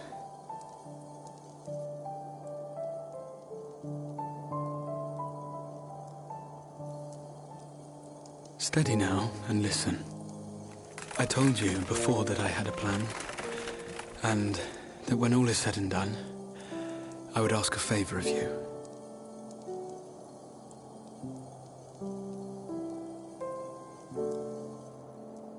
We have averted the 8th Umbral Calamity.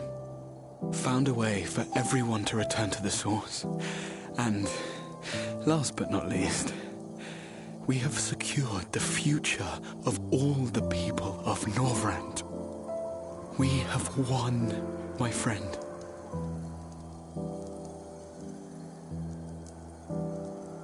So, I hope you'll forgive me this moment of selfishness, and while I wouldn't want you to feel obliged,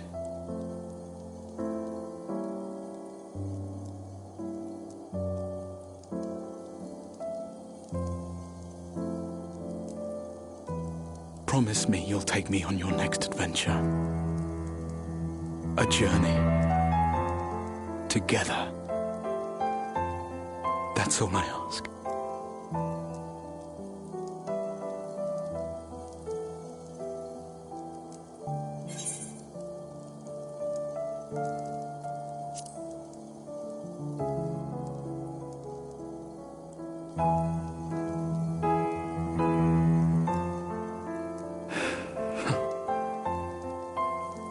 If I were to tell you that this isn't the end, that we will meet again, would you believe me?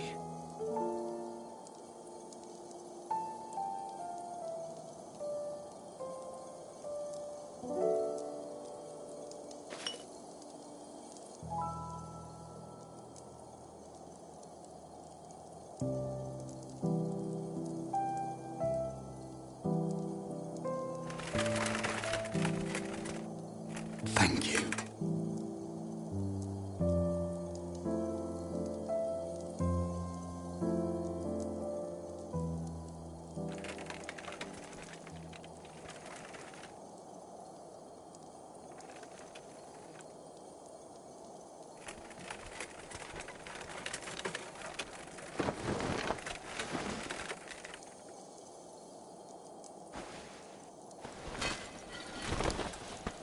My friend, with you, my mind and memories shall travel to the ends of the world and beyond. But in this place shall my body stand immovable. May it serve as an undying promise, not only to those who look to me for leadership, but to any soul who has known despair, that hope is everlasting.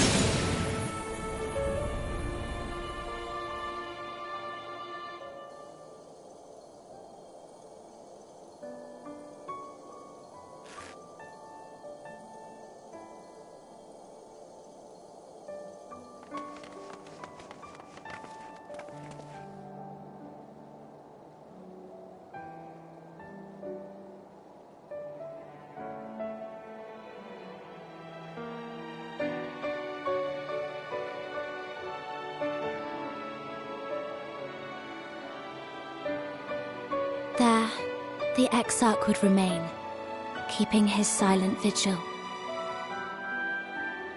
When the Scions were not released from his summoning spell, we proceeded with the plan to return them to the Source. The Warrior of Darkness, however, retained her ability to traverse the two worlds at will. And in time, the Crystal Tower became a symbol of her link to the First, and of hope.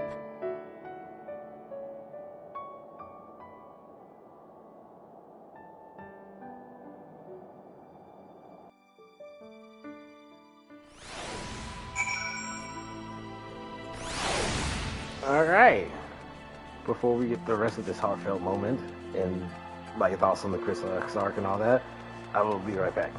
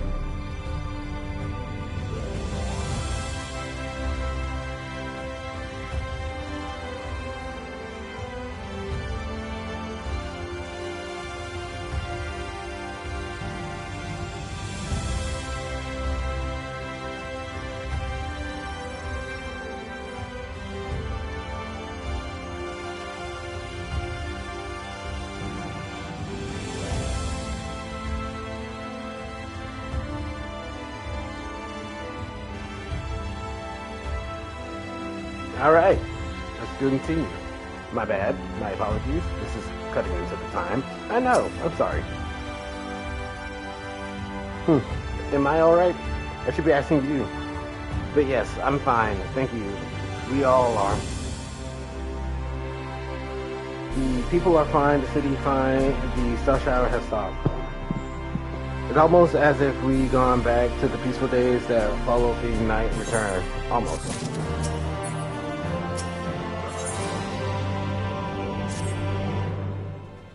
If you're ready, would you recount to us the day unfolded?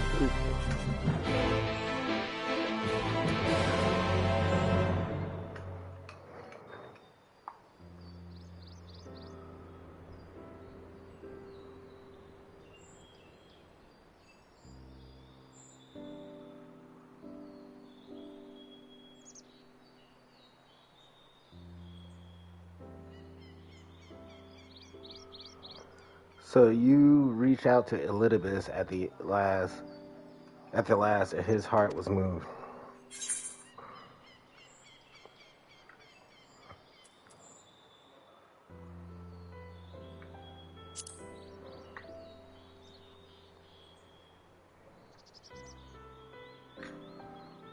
I suppose you did. But the important thing is, though violence proved unavoidable, you did at least come to understand your foe. And in knowing his hopes and dreams, do we best remember him and his legacy. So long as they remain unforgotten, the love he and his brethren bore for one another in the star may yet be rewarded. You said that an ancient came to your aid, but how is that possible? A gift from him itself. He knew of Elidibus' plight. Foreseeing his own death, he made provisions to bring Elidibus' suffering to an end, lest his friend be left to continue the struggle alone. Or so I widely speculate. It is unlikely we will ever know the truth. The best we can do is to remember events as they happen, no more and no less. As the Ronkins so rightly put it, history is learned, not lived. Ah, there you all are. There you all are.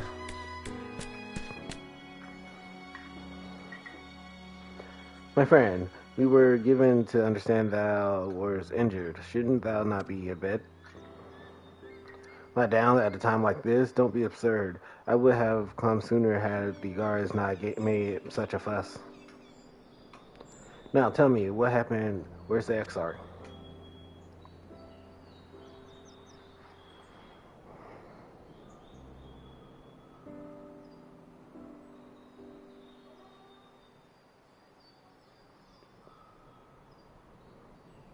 I see.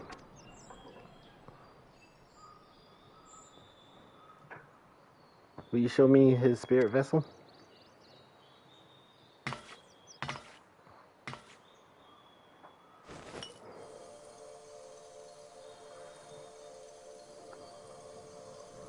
Yes, both his soul and memory seem intact. Good.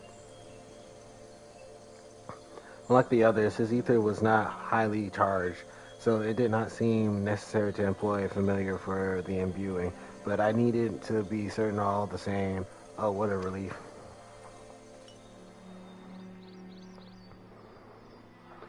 Then 'tis but a question of restoring his soul unto his flesh. And as thou did lately tell me, the success of this process resteth on... Hold on, one moment.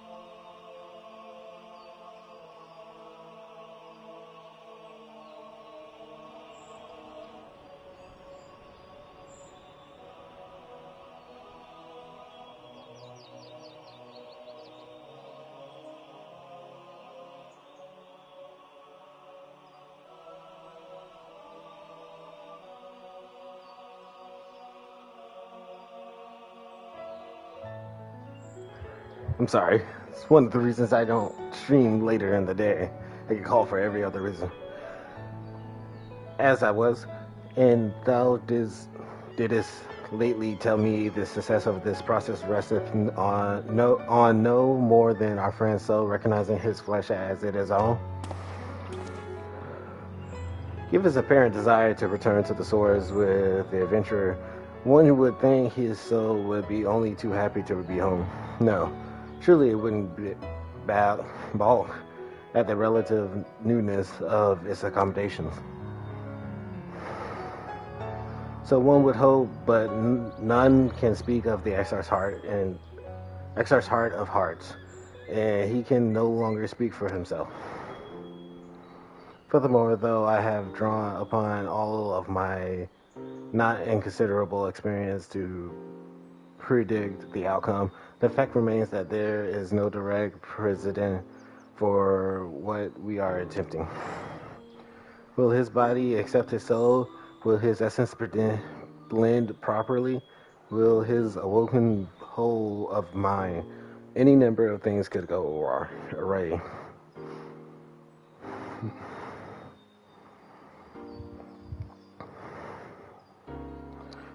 Assuming I have succeeded in tempering your expectations, I should probably add that I did ask the Exarch if he still wished to return to the source, in full knowledge of the risk. A simple enough question, one would think, warranting a single word reply, yet the answer I received was rather longer than that. Almost comically so. In fact, regardless of out of respect for the man, I shall attempt to recite it with a certain amount of poetic license. As I grew older, the burdens I carried became even more numerous, burdens which weighed upon my hopes, burying them deep within my breast, so deep that I couldn't be certain they were still there. But when I look around me, I am reminded that no matter how deeply buried they may be, our hopes never truly disappear. No, they are always with us, guiding us, driving us. I see it in Volthree, who sought to vindicate his existence by creating his paradise. I see in Ranjit, who forsook his life cause in order to protect that which he held most dear. I see it in the people who chose to struggle rather than surrender to despair.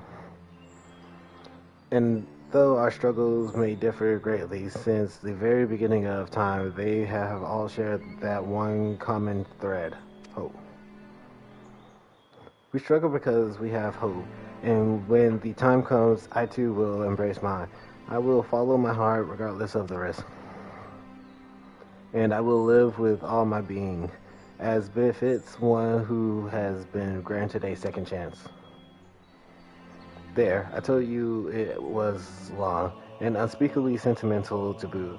One would think them the outpourings of a doughy-eyed boy, not the old man the Exarch seemed to believe he is. I mean, really, he's scarcely been alive as long as I've been in hiding.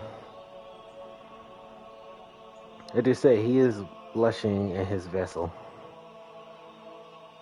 Speaking of which, we should make ready for our journey. Time remains of the essence after all.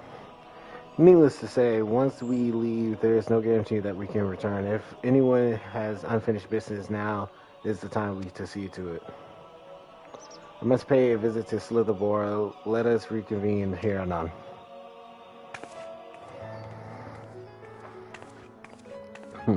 There remain some few matters which will require my attention at Ilmeg. May I leave Thancred in thy care, child? I've been meaning to get some flowers for Minfilia. I thought you might help me choose them, and then we could go to Nabatharang together one last time. A fine suggestion. Lead on.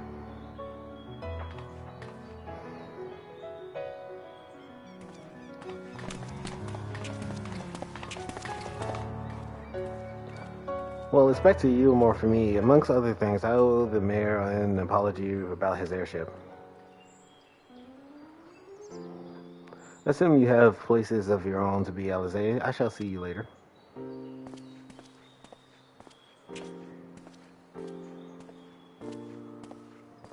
I guess I'm going with Alizé. Beginning with Alizé, ending with Alizé.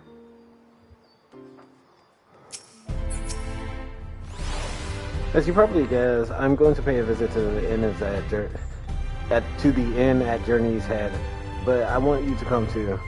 I realize you don't need to say any farewells, but the excerpt does, if only in spirit, so I thought you might bring him along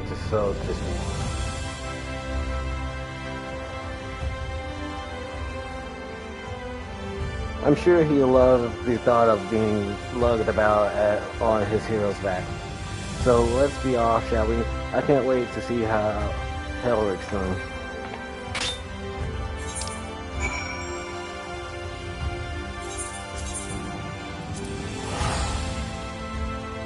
I got a bunch of these and I'm not using them. I might as well save money. Plus I have 007.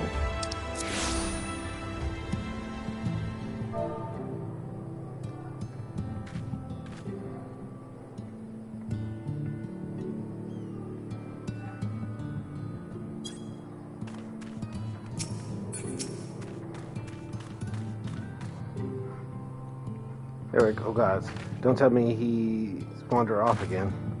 Quickly, we have to find him. Oh, Alizé, I didn't see you there. If you're looking for Eric, he's gone for a walk with one of the others.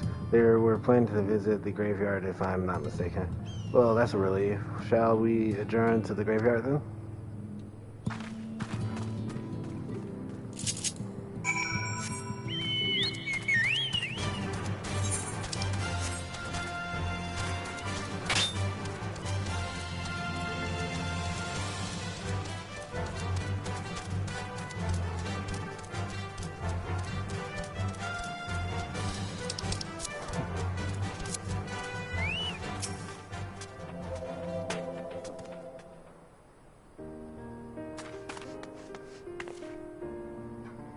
There he is. I was afraid he wandered off again.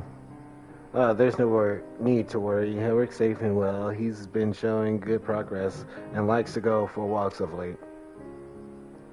Though his steps usually bring him to this particular spot. Oh, I wasn't aware he had family here. He doesn't. It's Tesseline. Her sword, that's it. That is, we buried it here in her honor. So he remembers. What brings you back so soon? Out of interest? I didn't think the next round of treatment was due yet. Oh no, it isn't. Look, I realize this is sudden, but I've come to say goodbye. It's time for me to return home. But rest assured, the treatment will continue. Beckelog will come to oversee them in my stead. I see. You did mention that you and your friends were searching for a way home. Needless to say, you'll be sorry to see you go, but I know everyone will be happy for you, truly. Happy and grateful. You've done so much for us, achieved what none of us dared hope was possible, and we'll see to it that your good work continues, and that no more poor souls are buried here before their time. So rest easy, take care, and we wish you every happiness. Thank you. I will miss you all. But it's time to say our farewells quite yet. But it isn't time to say our farewells quite yet. So if there's are any tasks that need doing, hunting bees, fetching water, and what have you, just say the word. I mean to make use of every last moment here, after all. The time left to you is precious.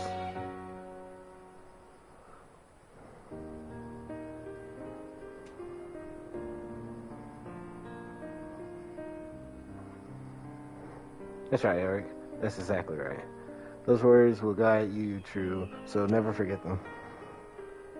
And neither will I.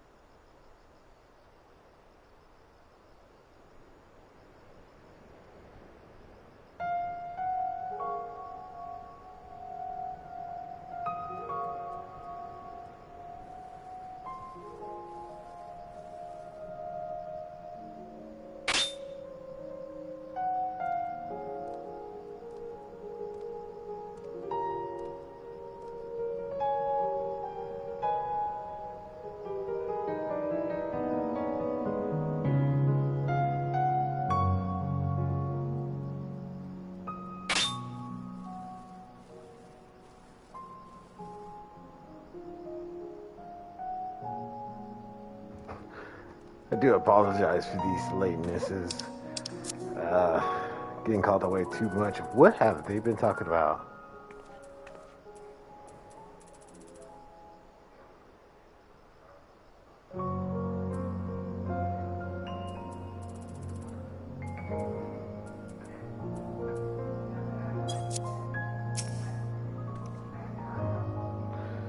What? I'm not crying. I just had sand in my eyes, that's all. As I mentioned, I mean to stay here as long as possible. In the meantime, perhaps you could go and look for the others. Alphinaud, for instance, if anyone's crying, it will be him.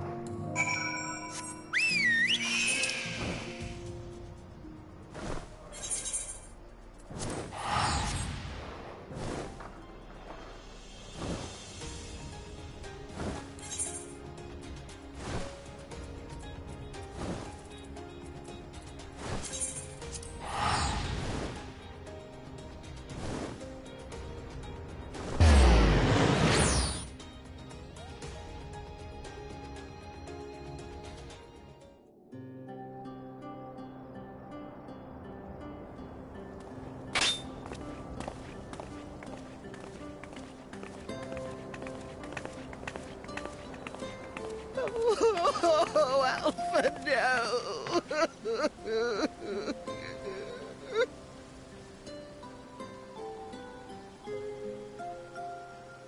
Give me one brief moment as y'all watch her cry.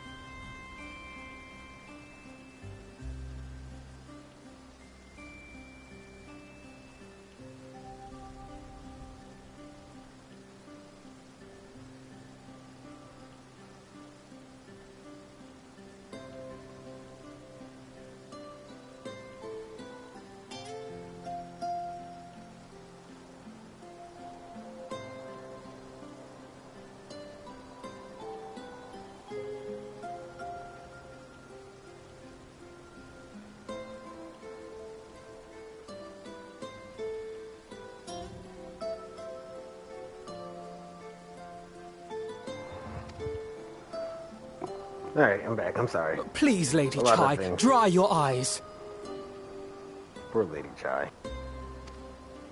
The thought of never seeing you again is more than my poor heart can bear.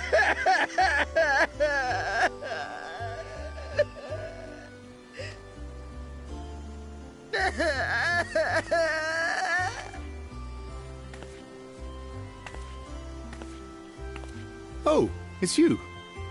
As you can see, Alphino has broken the news. I don't know how to console her. She thinks we'll be lost without him.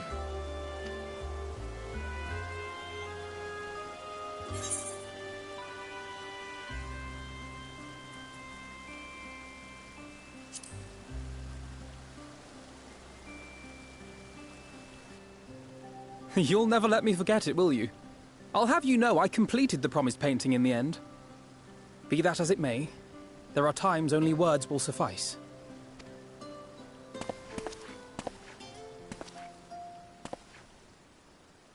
Lady Chai, I have a confession to make.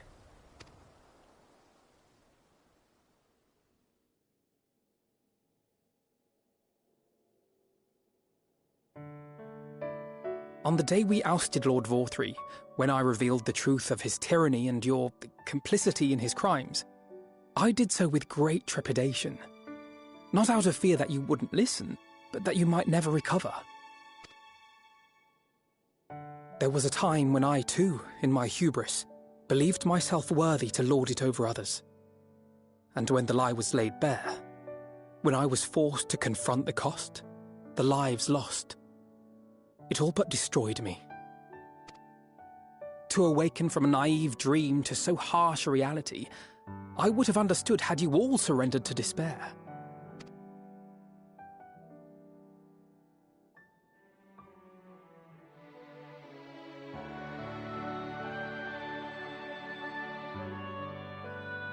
But you didn't surrender.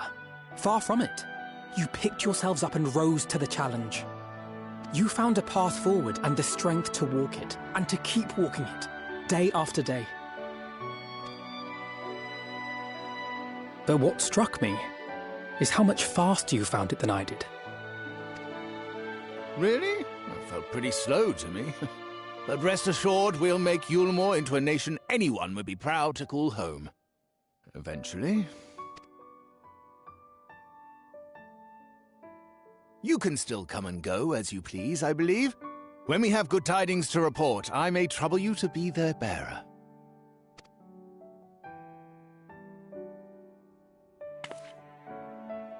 There may also be less than good tidings, in which event I hope I can trouble you for your counsel. I should be honored to provide it, Master Chai.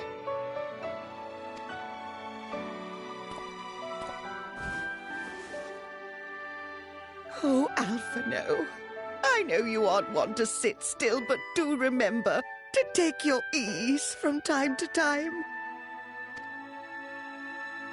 And no matter where you are, remember that there are people here who are praying for your health and happiness.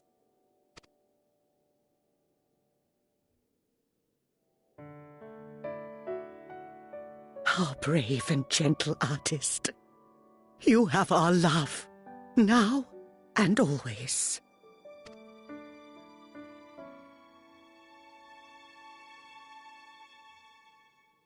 And you mine. Please take care. Okay, you sent that message like twice so far.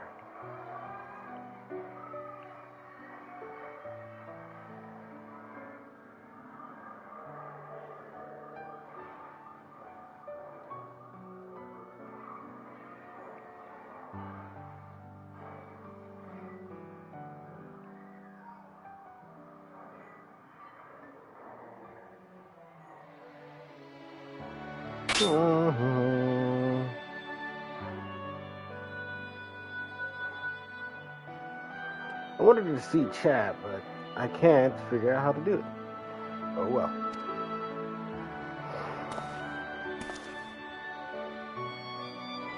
I see that bottom right, and this person is actually quite annoying. So.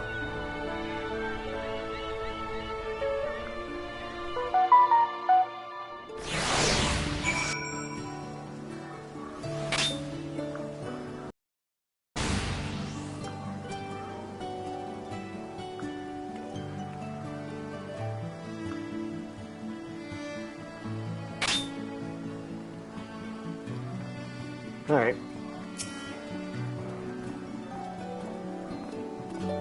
Tis a strange feeling to stand in the company of our friends knowing that I will never see them again. I struggle to reconcile it in my mind.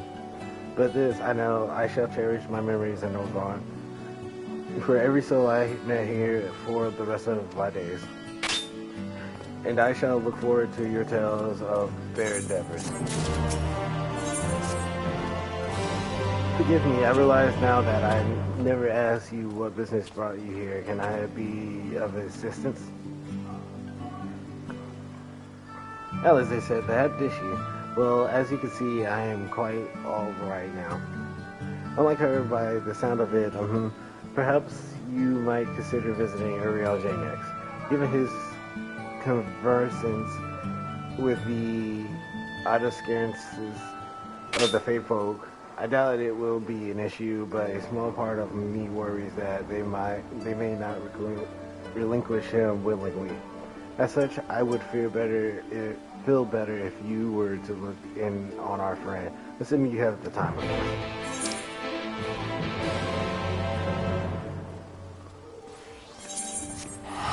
Why is he so far away from the Aetheryte?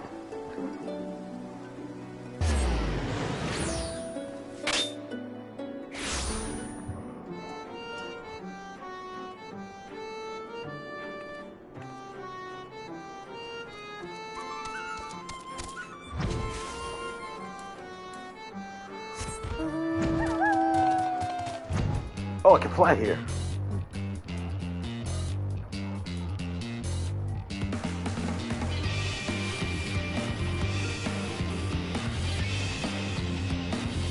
I believe it was dragons for the mounts, extreme mounts for this DLC.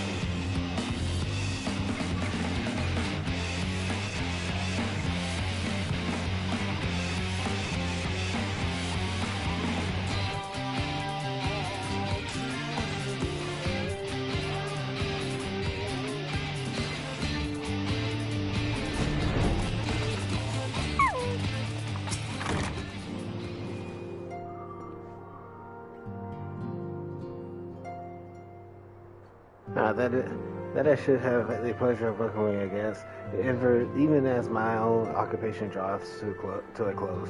What bringeth thy hither, my friend? So thou wouldst grant the Exarch a final tour of the realm, which hath been his home these hundreds of years? A noble gesture. As best I for no concerns, thou mightst rest assured that all is well here. Far from detaining me, our faithful friends have agreed to assist in the transportation of the stones unto the Cabinet of Curiosity. Not more remains to be done.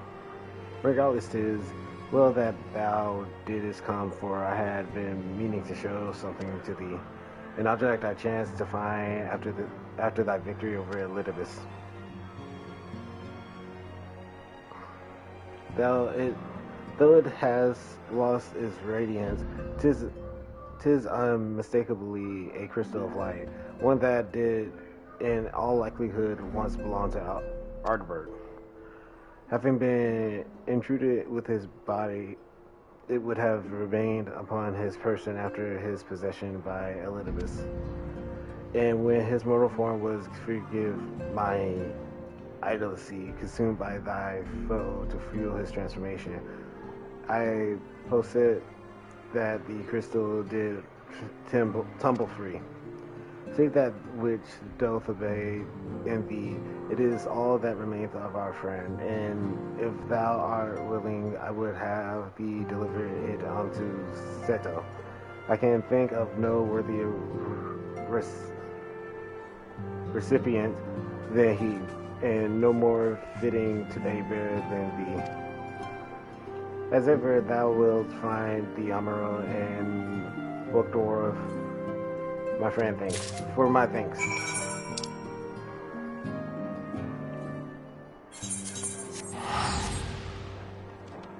A dead crystal.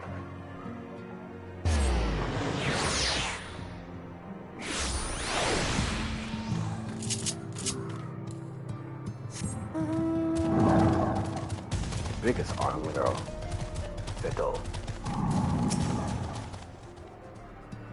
Oh, full glad am I to see you safe and well. Rumor spoke of a strange necessity for bend all your destruction. But with the sky returned to normal, I assume all is well again. So, to what do I owe the pleasure of this visit?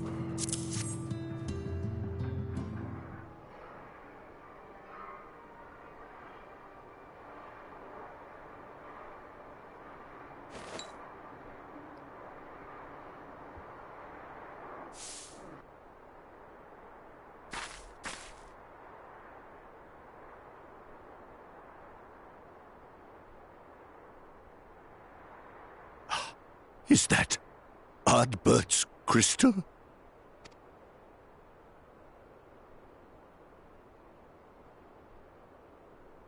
So it is. It has changed, but I would know it anywhere.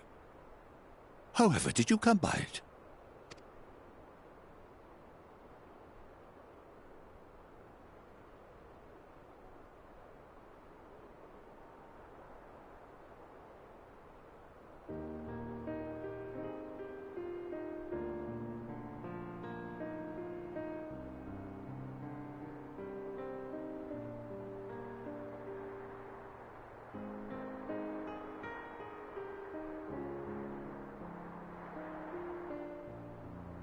Then, even in death, his enemies found a way to profit from his sacrifice. Oh, it grieves me to think of his body being used for evil ends. But, thanks to you, his honor is restored, and he may finally find peace. No words can express my gratitude. I will keep this crystal safe to the end of my days. Rest easy, my friend. You have earned it.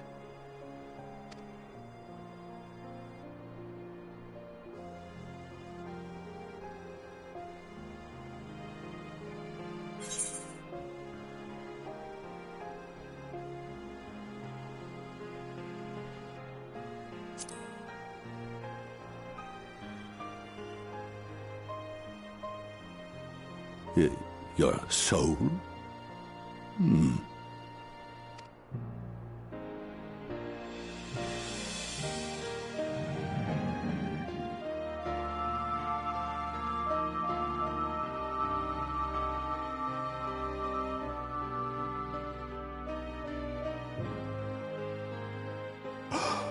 Oh, how can this be?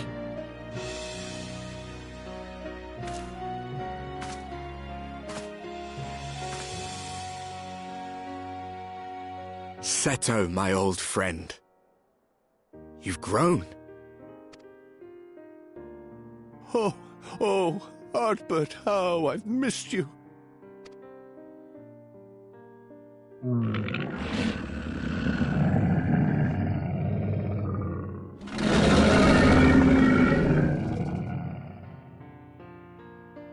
I'm sorry I couldn't keep you safe, or even console you.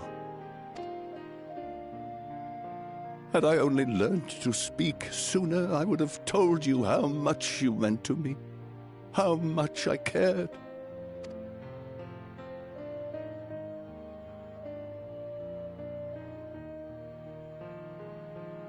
I knew. I always knew.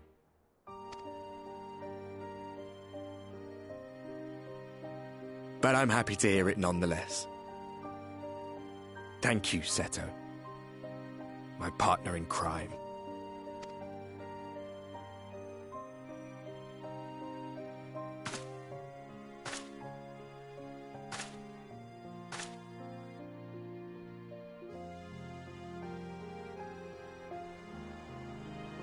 see. His journey continues.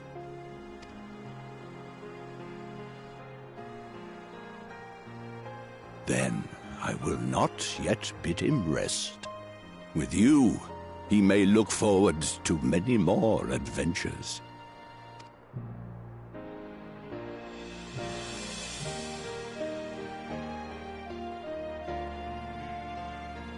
It has been a while since last I flew. Perhaps I too will go on a little adventure? Ride the winds, seek the horizon? Yes, I think perhaps I will.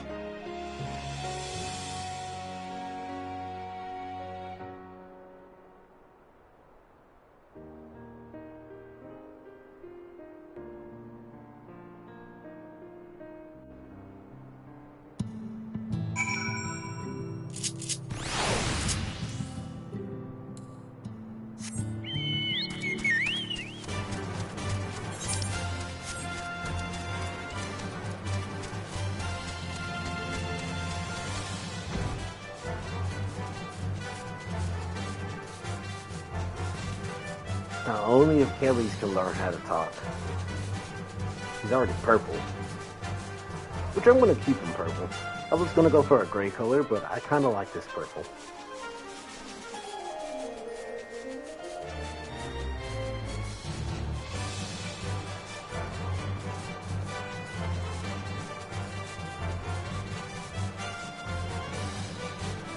And if I do change it, it's going to be gray. Which I gotta figure out how to turn it from purple to gray.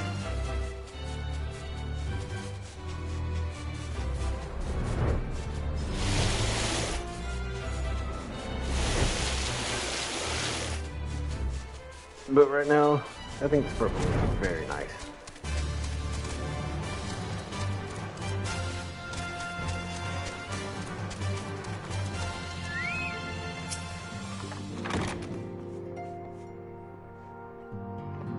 Return, tell me, how did Seto receive thy offering? Remarkable, 'tis fated that thou shouldest be the one to undertake this task, I think. As our Lord liveth on in thee, so too shall he and his comrades live on in the hearts of the people of Northrond. And their tale, now rightly told, shall inspire new warriors of light for generations to come.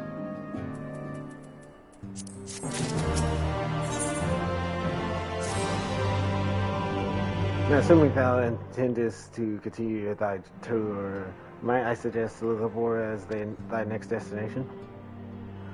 The task of tidying up one's abode is seldom light work. Yes, the second Stola is heavier than most. Suffice it to say, a pair of helping hands might not go amiss.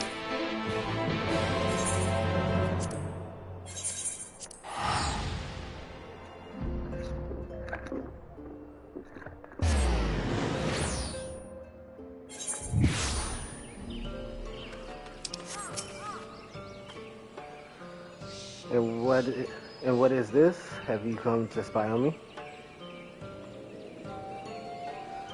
Does Ariane think truly think me so slovenly? The nerve. Loath as I am to disappoint, I put my affairs in order some time ago. I've even made my farewells. To everyone save Rainer, that is, he's nowhere to be seen.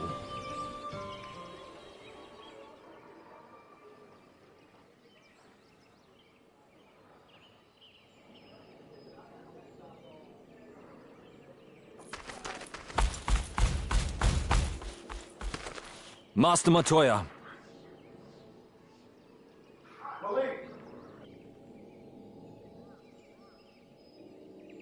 For too long I have remained silent, but no longer. I could not bear it if you were to leave. Please, stay. I beg of you.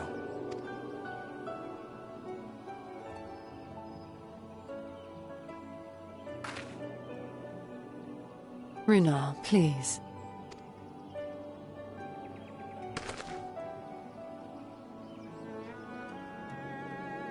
I jest, at least in part. What I came to say is this. Thank you. Without your wisdom, your strength, and your kindness to guide us, our people would still be lost. We will never forget you, Master Matoya.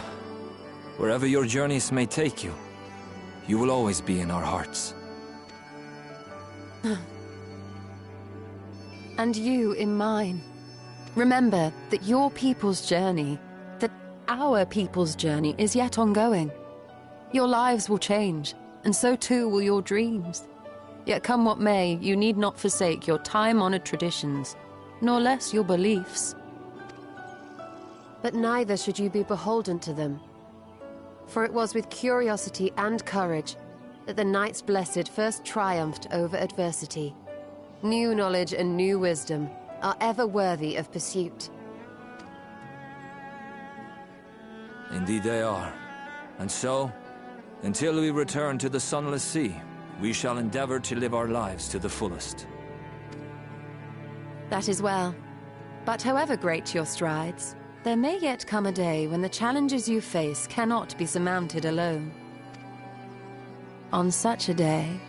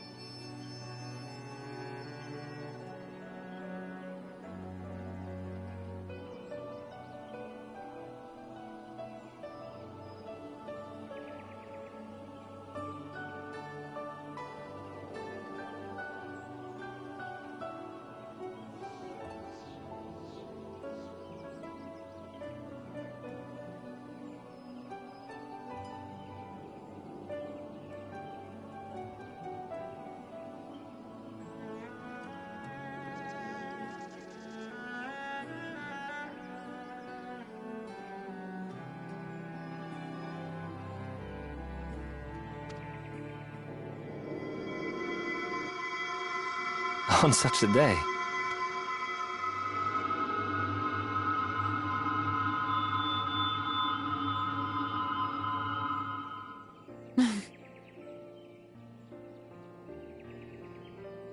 you may call on me.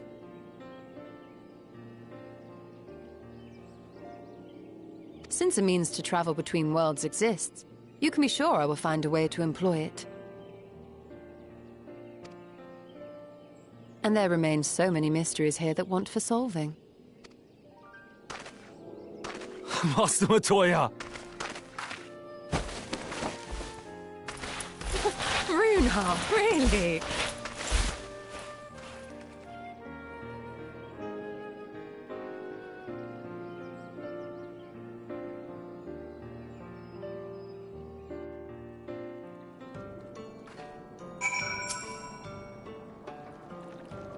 Nah, one more second. I'm sorry about this.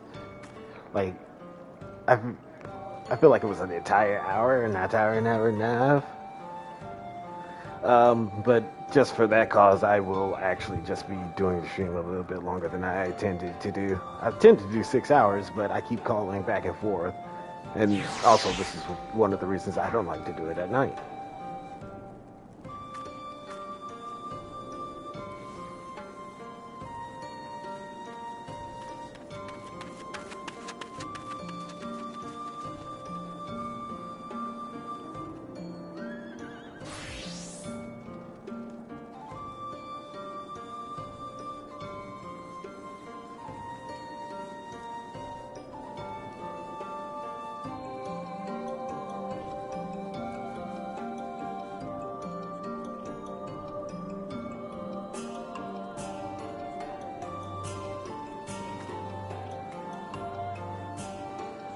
Honestly, he's a boy in the body of a man.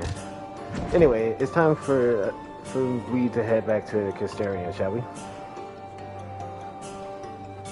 You still have to take the Exarch to Navatharangs. I see. Very well. You can look in on Thancred while you're about it. His will be a difficult farewell, and I am sure he would appreciate your support. The path goes through Twine. If you wait there, you are likely to meet him on his way back, if not before.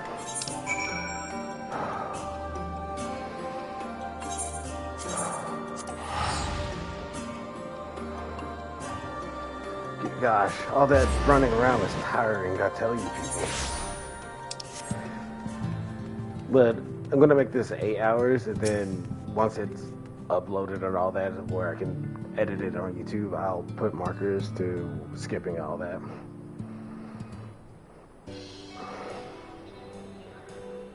You two?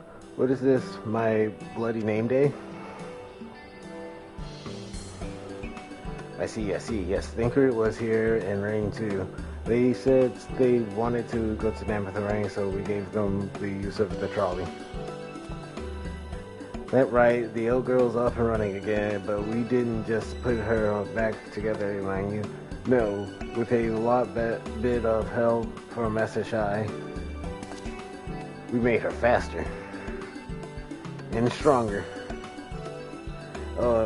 Yes, the future of trolleys is looking brighter than ever. Whisper it, but I reckon it might be time to reach for the stars with a trolley to dwarf all the trolleys. If you ask me, we better be off making them smaller. That way they can fit in narrow shafts. But that's genius. Why didn't I think of that? Enough, you can daydream in your own time. In case you've forgotten, our priority is to have more working trolleys. That's why we turn to Shai Nuz, by the way. Not to make the one trolley we got go faster. We need help getting a few tablets back in working order, you see. We were out testing them when your airship came down, as a matter of fact. You seem to have a habit of crashing things.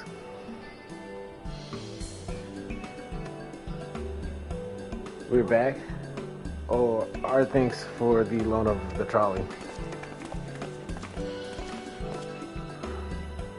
What are you doing here? Don't tell me the others are waiting for us.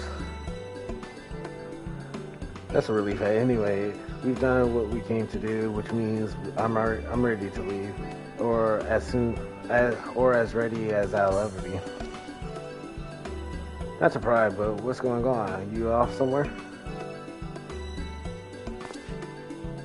You can say that.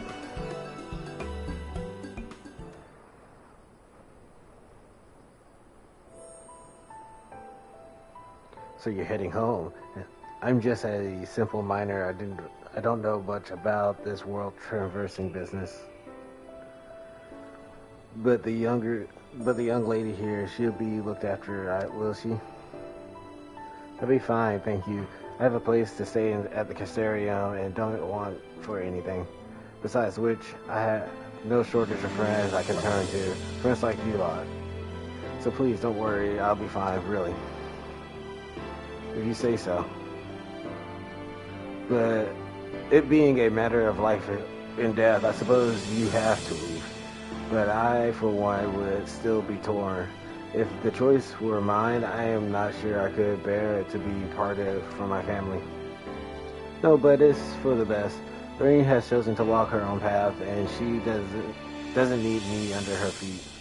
Besides, I have my own responsibilities, and I wouldn't be setting a very good example if I neglected them. Perhaps not. Either way, I envy you in your dilemma. Well then, young lady, if there's anything you need, anything at all, you're to call on us. It may surprise you, but we can do more than simply offer you trolley rides. Thank you, Magnus, everyone. Shall we then? If you know where left to visit, can we go back to the Castellan together? I like how we stay together, but I'm about to teleport there.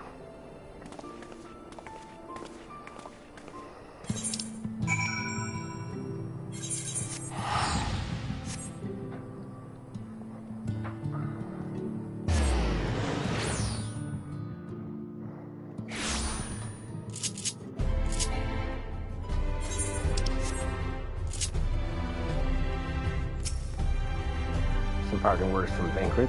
Oh, it's you. You're probably wondering why I'm not with the others. It's just, always knew that everyone would leave one day, and I always hoped and prayed that we would find a way to send them home. But now that Simon has come, I just feel lost and lonely. I don't want our last moments together to be sad. I want to hold myself together just long enough to say the things that I need to say, but I'm not sure I can even do that.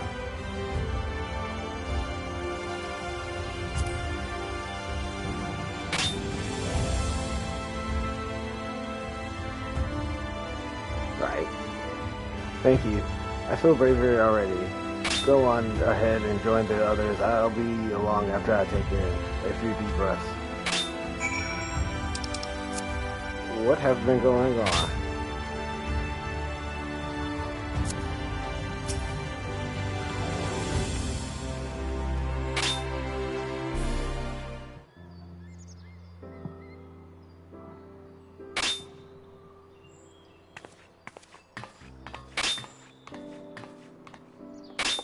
That's everyone then. We've all said what we needed to. Even as we speak, Backlug undertaketh their final inspection of our spirit vessels. When thine own preparations for the journey are complete, thou art to present thyself in the ocular.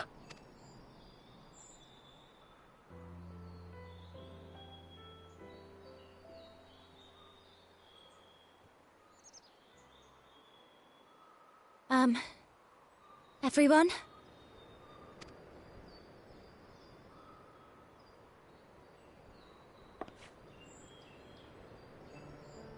I want to thank you all, on behalf of the First. You, and Minfilia, and the Exarch. Without each and every one of you guiding us, fighting for us, we wouldn't be standing here now. There wouldn't even be a here. And no words can express our gratitude.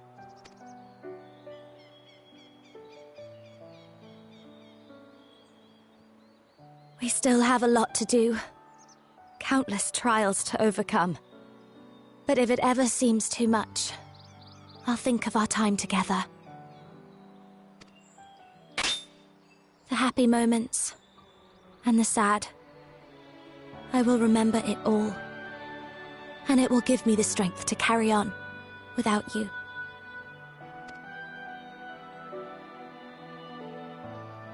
Because you made me who I am.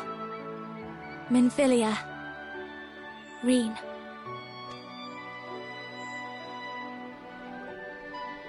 To honor these names and these memories, I will stand with all the people of this land and strive for a better tomorrow.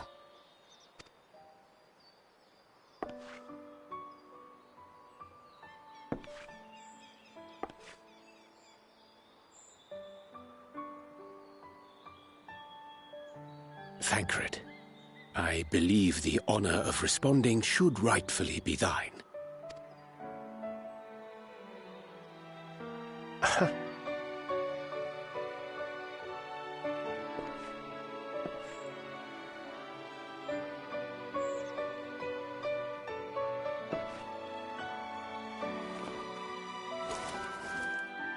I know better than most how much you've grown, and I have every confidence you'll make your people proud.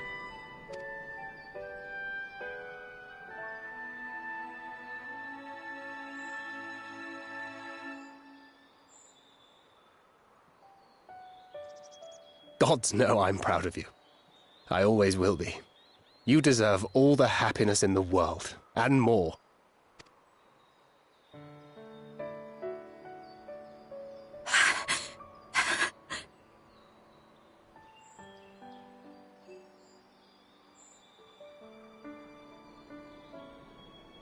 Might we also say a few words?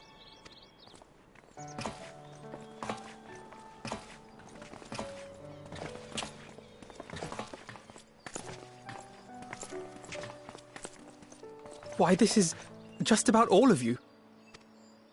To see you off seemed the least we could do.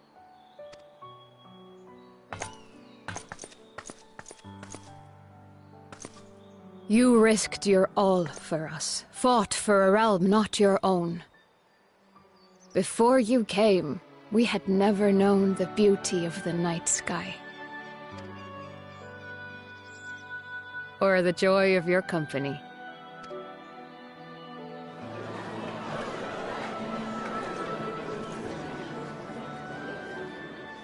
Though it saddens us deeply to bid you farewell, it has ever been our way to send off friends with a smile.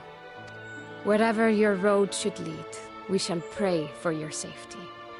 And following your brave example, we shall continue to fight for the Crystarium. With or without us, you've always taken good care of this city. I don't doubt for a moment you'll continue to do so. Aye. A more resilient people we have never known.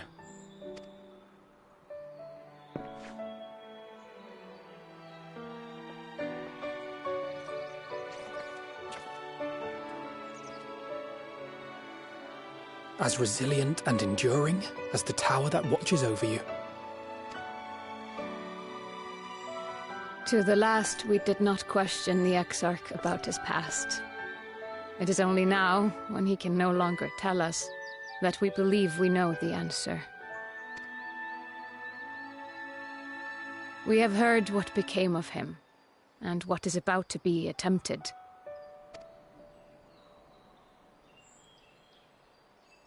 All will be well. Of this we are certain.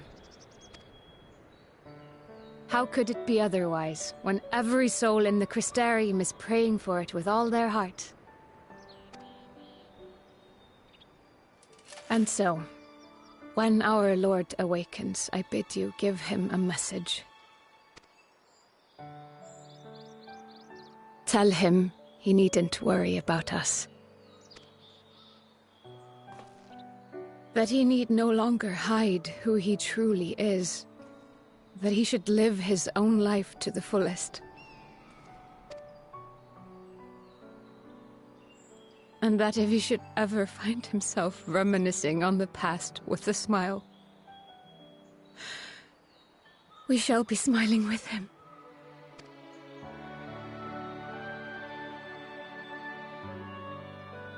Will you tell him this?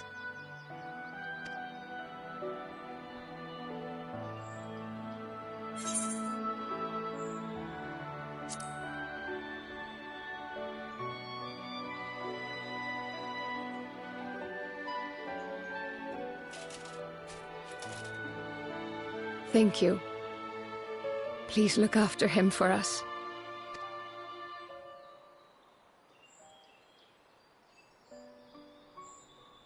I dare say we have all the good wishes we can carry. Let us be on our way.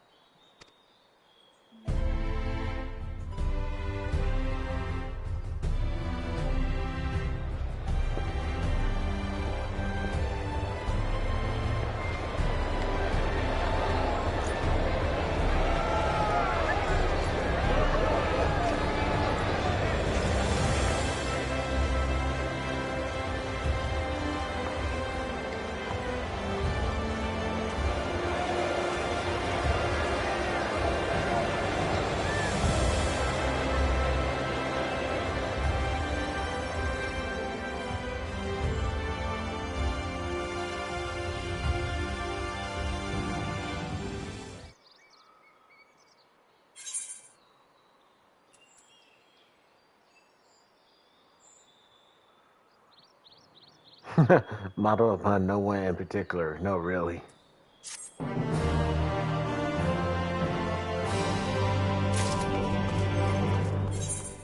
I like how he has the most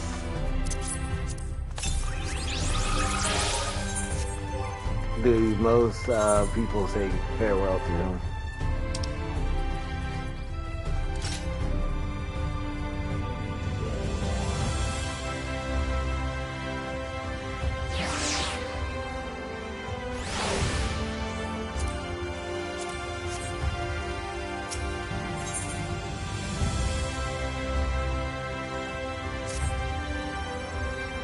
Well, I suppose it's time. Are you ready? Alright, let's not keep the others waiting.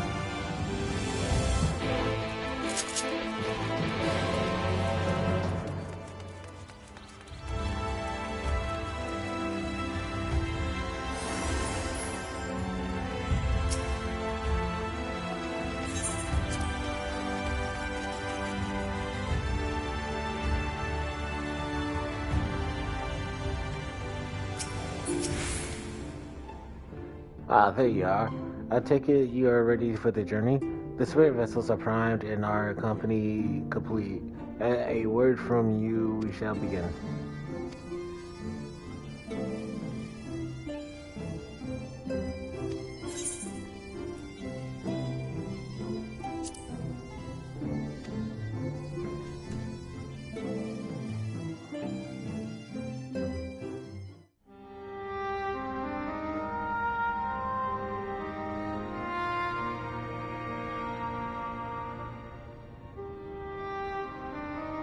All right, then. Pray proceed as instructed, beginning with your memories.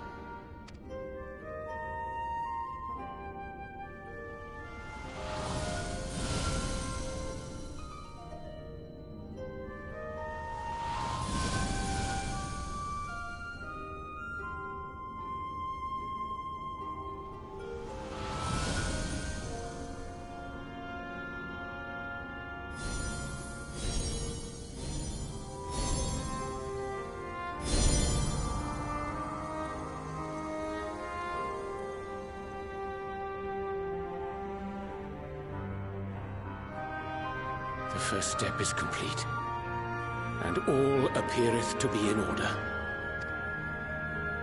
Well, that just leaves our souls, then.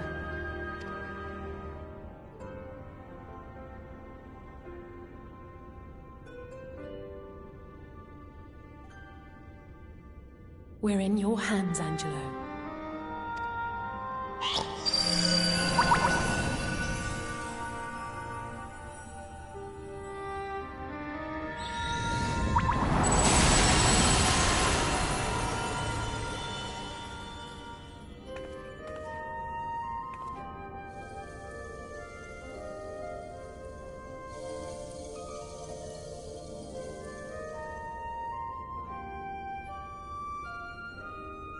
It is done! The vessels have received of both their memories and their souls. I hereby entrust them to your care. They belong to you now. Just be sure to guard them well, yes?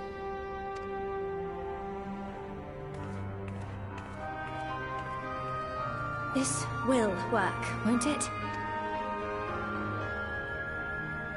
Our theories have held thus far, but I make no promises about what is to come. Even the greatest mages in history knew better than to transport a soul across the rift. We, my dear, are in unknown territory. Prepare as we might, we cannot account for all possibilities, and it is in such circumstances that accidents are wont to occur. Yet miracles do happen. So let us pray and will our friends home. I won't stop praying until I know they're safe. All safely stowed away? I do hope so. All that remains then is to step into the mirror. Go now, and safe travels.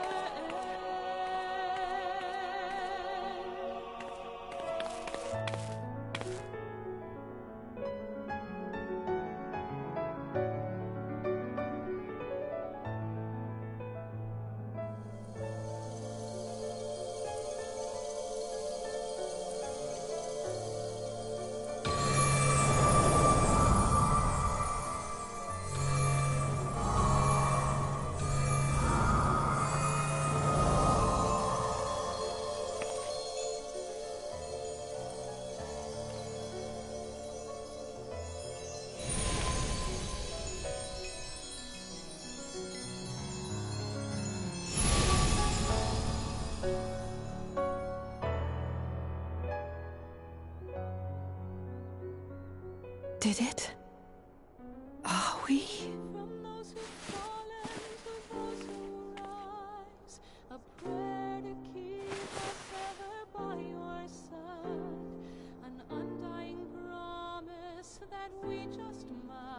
We're home.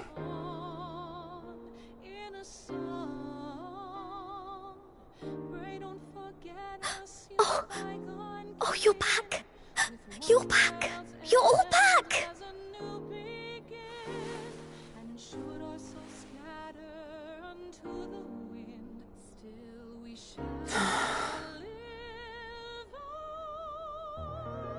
Thank you.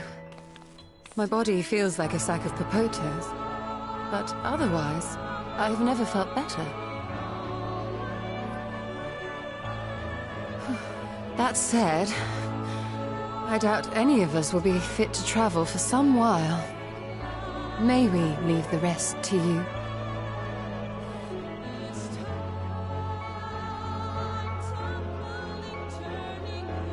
The vessel beareth our comrade's blood. With it in thy possession, the way will surely open before thee.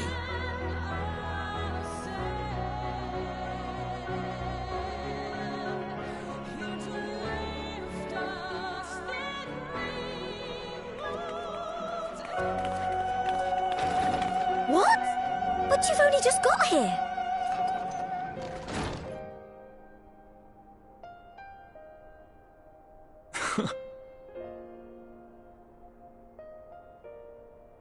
Tataru, might I trouble you to brew us all a pot of your special tea? Ah, and we may require an extra cup.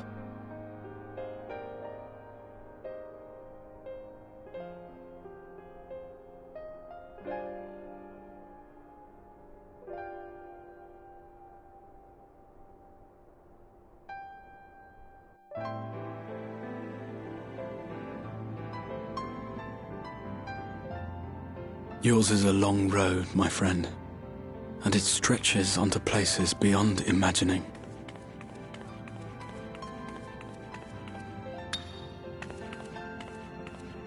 With your every step, these grand adventures shall grow more distant and faint. And there may come a day when you forget the faces and voices of those you have met along the way. On that day, I bid you remember this.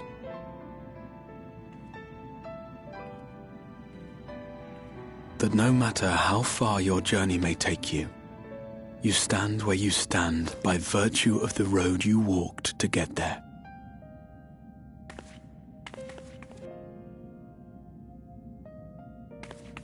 For in times of hardship, when you fear you cannot go on, the joy you have known, the pain you have felt, the prayers you have whispered and answered, they shall ever be your strength and your comfort.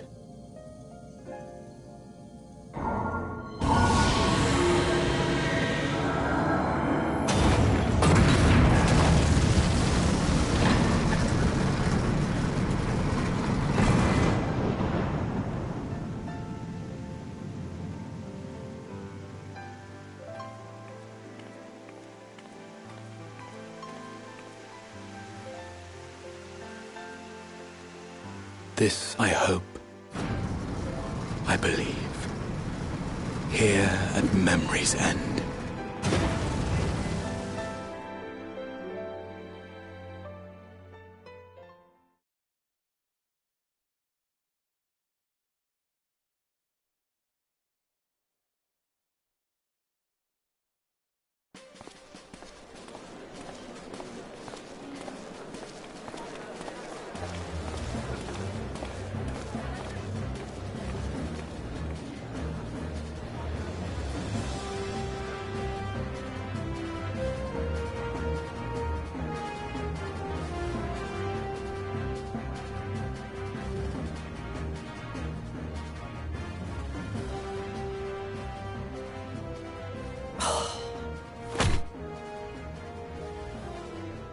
What is it, Alisaie? Are you all right? Do you still feel under the weather? Physically, I couldn't be better. Thanks to Kryle's ministrations, I'm already looking forward to our next fight.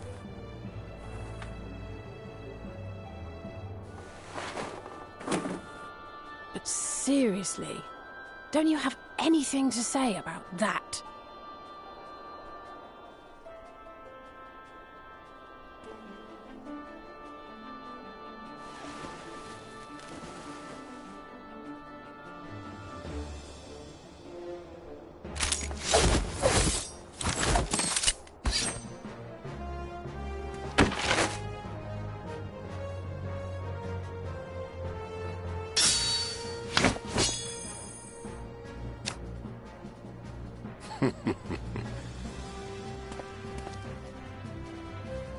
No less impressive than our garments. You've outdone yourself, Tataru. To give credit where it's due, I had help from a certain fiery pixie who visited me in my dreams. They gave me all the information I needed to get the details just right. For your weapons, though, I needed a lot more help. Thankfully, our favourite heads of state were happy to place their finest craftsmen at my exclusive disposal. Oh, and speaking of the Alliance leaders, they all expressed their unreserved elation at your safe return, and promise to come and see you in person as soon as they can. They really needn't have gone to such trouble. But we'll be keeping these gifts all the same. Do pass on our gratitude.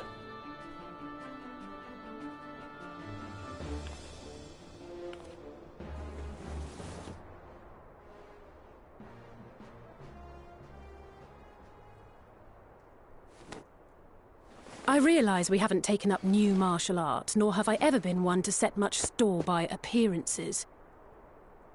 But I can't help feeling a certain lack of, I don't know, personal development. I quite understand. But as you observed, the others had the more pressing need. Rest assured, our turn will come.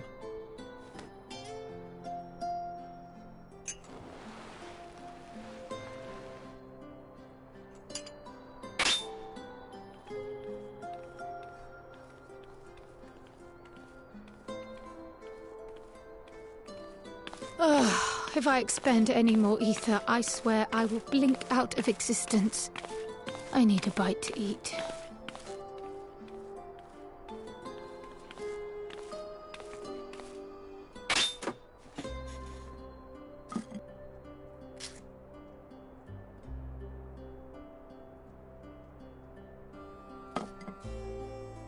Tataru, a cup of tea, if you would be so kind.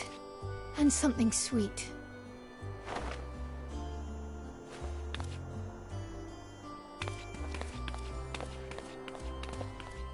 By Mistress Kryle's exhausted state, may I assume that the ward hath been restored?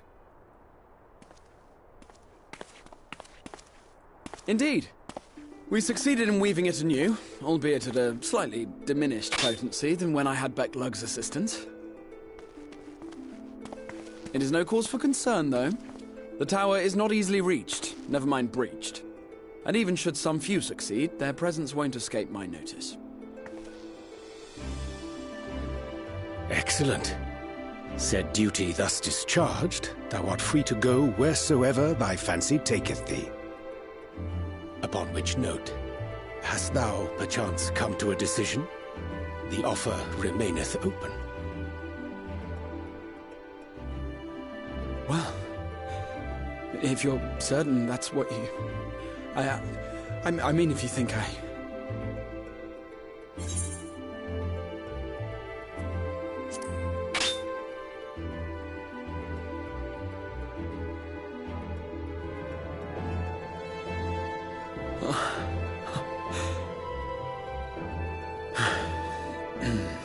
Right. I accept. Henceforth, I shall count myself a scion of the Seventh Dawn. G'rahatia, at your service. When I was a boy, many long years ago, I yearned to stand tall as the heroes of Eld.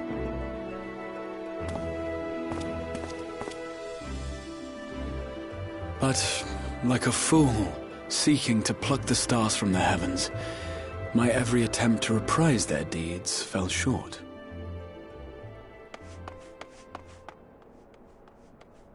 Help! Somebody help!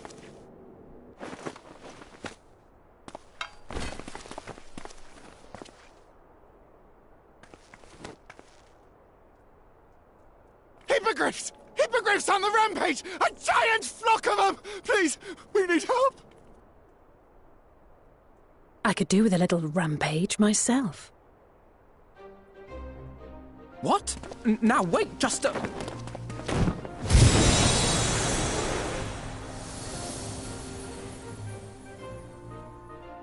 Here we go again.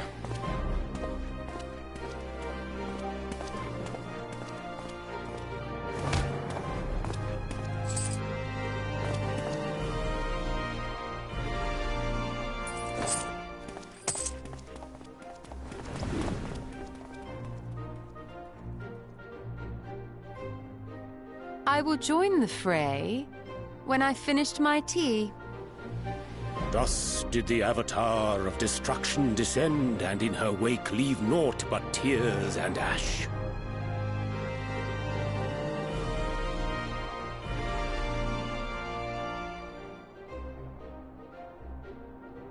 And then, one day, an all but forgotten dream from my youth stood before me, in the flesh.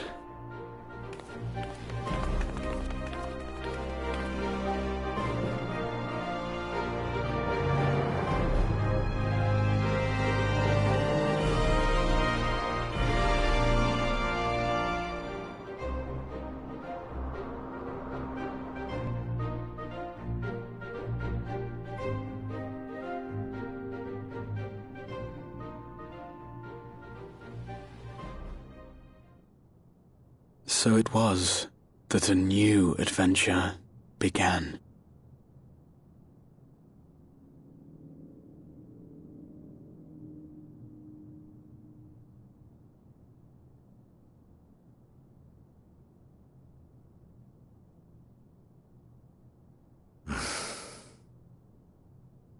The memory of a dying world's end. Night after night. And I thought it but a tired old dream.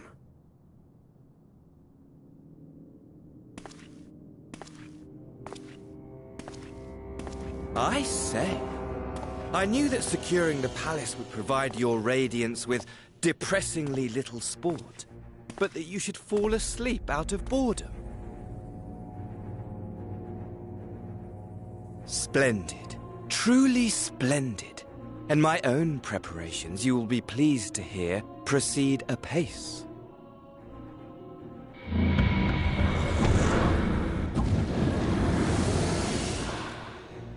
Oh, yes. They proceed very well indeed. Frighteningly so. And we owe it not least of all to this singularly useful body I chanced to find. With the Populares now all but destroyed, it will be the simplest of tasks to discredit their groundless assertions that I met with a grisly end.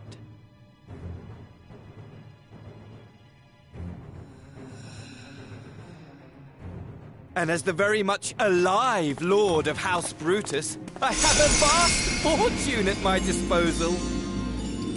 Ah, money! Money, money, the great motivator.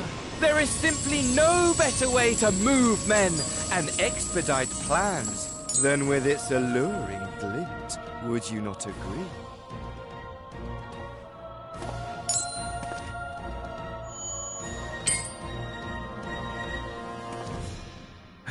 But wait, were we not acquainted, you and I?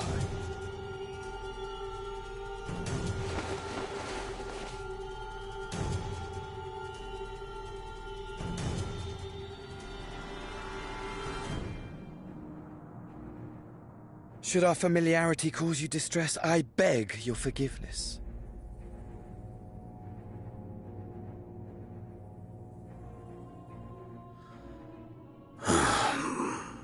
What did you say your name was? Oh, a dagger through my heart! That my deepest desire should forever remain unfulfilled, to live unrecognized, to die forgotten. Oh. So it goes. Whatever this flesh may have been before, it serves only as a vessel now. And I, faithful Fandaniel, labor only to advance my lord's ambitions.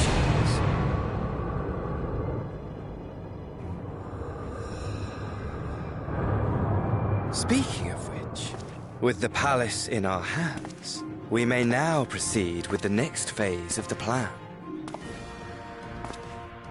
But how very odd. Despite all our havoc wreaking, old Elidibus did not deign to appear. Dare I hope that the last of the Unsundered is gone?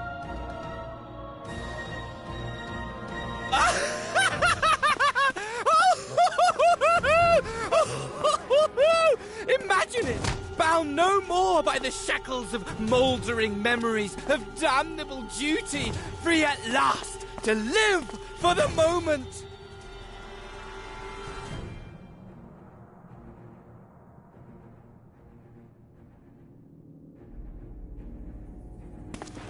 Your radiance, but give the word, and I shall go forth and prepare for you your hunting ground.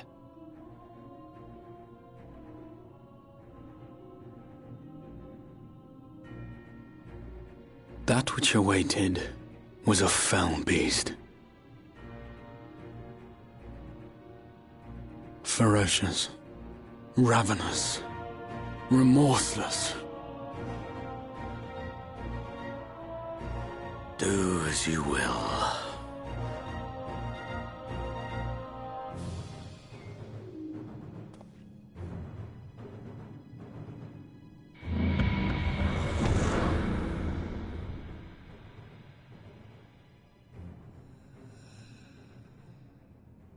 It has been too long, my friend, and insufferably dull in your absence.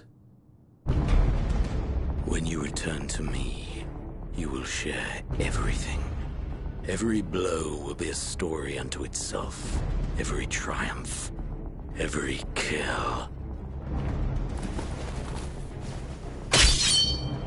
Rest assured, we shall have a fitting stage for our reunion.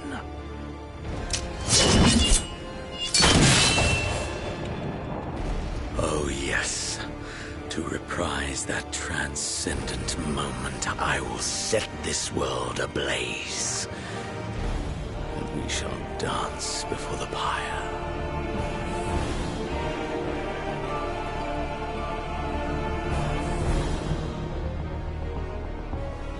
The beast shall kindle the flames of the apocalypse.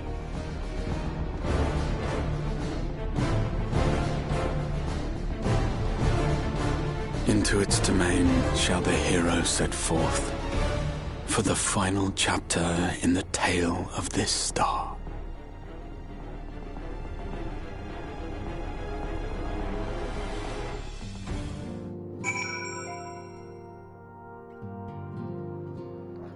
Well, that was a colorful personality that Fandaniel was. He's not an Unsundered either, so he was probably one of the lesser Ascians. Ah, you're bad. Tell me, do you think I was excessively familiar earlier in my tone or in mannerism? I thought it better to be familiar than formal if we are to be comrades, but now I worry that it may have detracted from the gratitude and respect I offer for everyone. Perhaps we might consider it a nod to my regrettable, less than humble beginnings. Yes, that will do.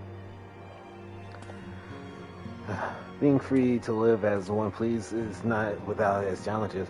In a way, it was easier when I had a mission that consumed my every waking moment. It provided me with a focus and a constant push in a singular direction. By the way, was casting spells always so draining? I had quite forgotten what it was like to do it without the tower. I've rarely felt so exhausted or hungry. Yet, if all I did was bend the bow, I would be of limited use to you on your adventures. So I shall preserve. Whoever I might have been before, I am an scion, and an experienced scion at that. A green initiate, eager to learn how best to contribute to the cause, that he might follow in the footsteps of his inspiration. I forgot that he got most of his magic power from the tower itself.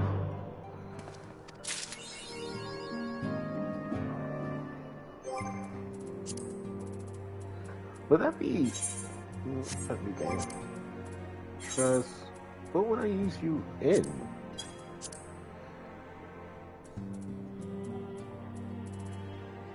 Okay, he's still an all-arounder.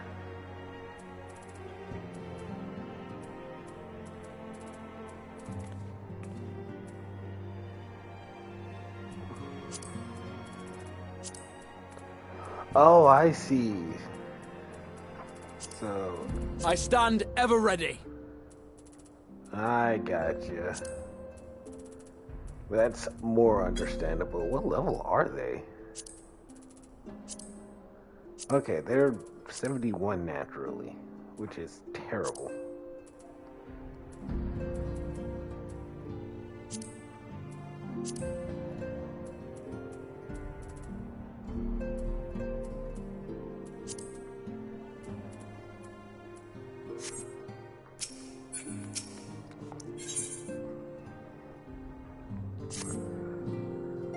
Greetings. Come to look in on our friends.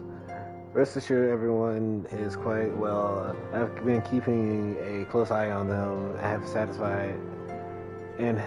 satisfied myself that they are all in fine health. As a matter of fact, they just about to convene at Dawn's Respite to discuss how best to use their pent-up energy. Let's join them, shall we?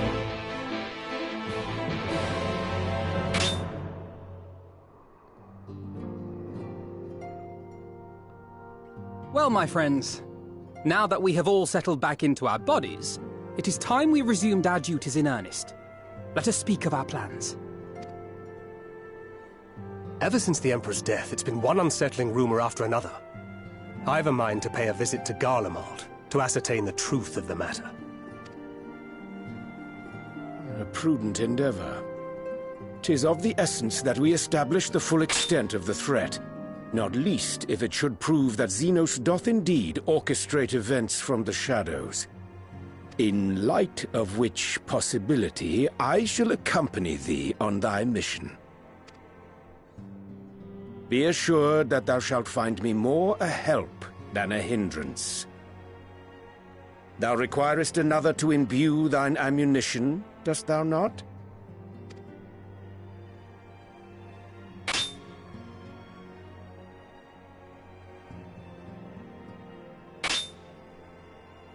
Assuming that's settled, there's something I've been meaning to look into as well.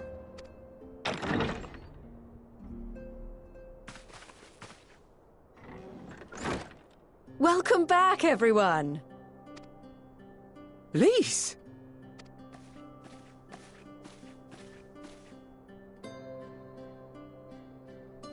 You're fine now, right? No more headaches or keeling over?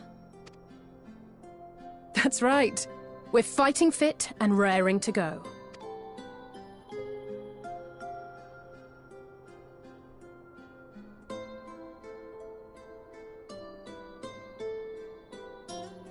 The famous Lise Hext, former scion, and hero of the Alamegan resistance.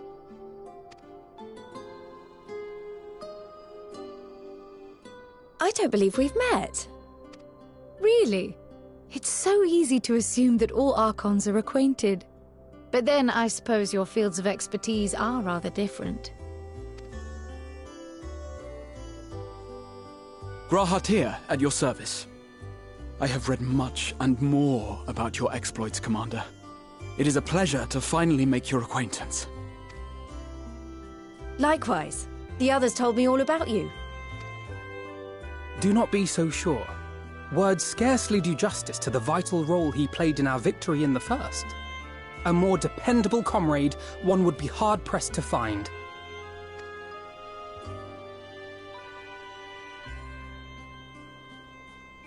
Oh, right. I did glance at the report. But I'd be lying if I said I understood half of it.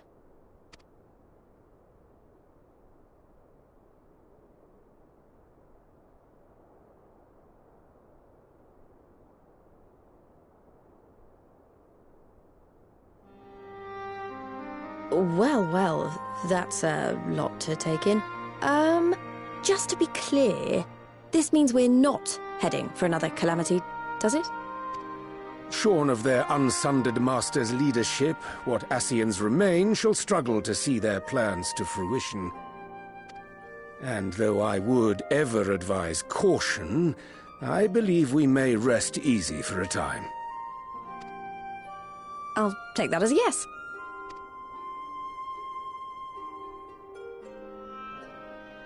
Even so, I don't know what to make of this business about Hydaelyn and Zodiark being primals. A difficult truth to bear, yes. But at last we understand the nature of our adversary. And if there are no further calamities, neither will there be rejoinings, meaning Zodiark will never regain his full strength. Even so, as the oldest and mightiest of primals, he remains a force to be feared. Though his is a power born of the desire for salvation, we have seen the havoc it may wreak. And it falls to us to ensure that it is never again brought to bear upon this star.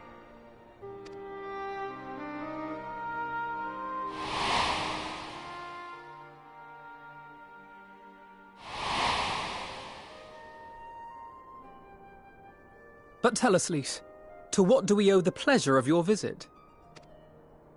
What do you mean? Isn't seeing my long-lost comrades reason enough? All right, there was one other matter. I have a message from the Alliance, and before you ask, yes, it's about the Empire. So, after Emperor Varys' assassination, it seems his cousin Nerva made a bid for the throne. The trouble is, he wasn't the only one with designs on it, and it didn't take long for a civil war to break out. And it's not just in the provinces. Early reports say huge swathes of the Imperial capital have been reduced to rubble. The Alliance will soon convene in Ala Mhigo to decide on a course of action, and we were hoping you'd come along. Well, as it happens, Urianger and I were just this moment planning a little trip to Garlemald, and we should be grateful for any advice the Alliance can provide on how best to make the most of our visit. To Ala Mhigo, then. Why don't you go on without me? There's something I need to look into. Oh, forgive me. You were just telling us. What is it, if I may ask? I want to find a way to cure the Tempered. Of course. You think it may be possible to adapt the treatment you used to help those corrupted by the Sin Eaters? I'm sorry, a cure for tempering? But that would change everything. Alizé, consider yourself uninvited. Go and find us this cure. I'll do my best. I was hoping you might join me. Don't worry if not, though. I won't hold it against you if you'd rather attend a stuffy meeting.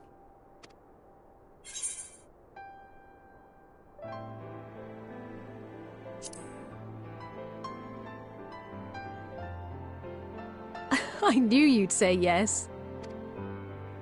I'll come too. If you don't mind, that is.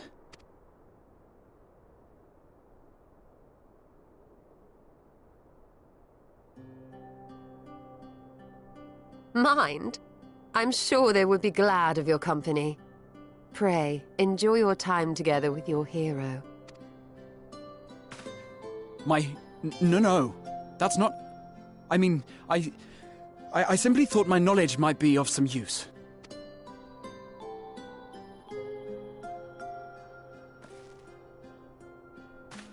We shall be on our way then. Godspeed.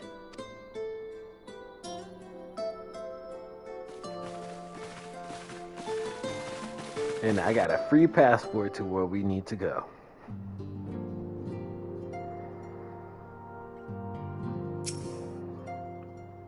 Or unless she's going to take us there. When I set out to save Eric, I think Gibu was always at the back of my mind. And having proved that the light corrupted are not lost, I am convinced the same must be true for the tempered.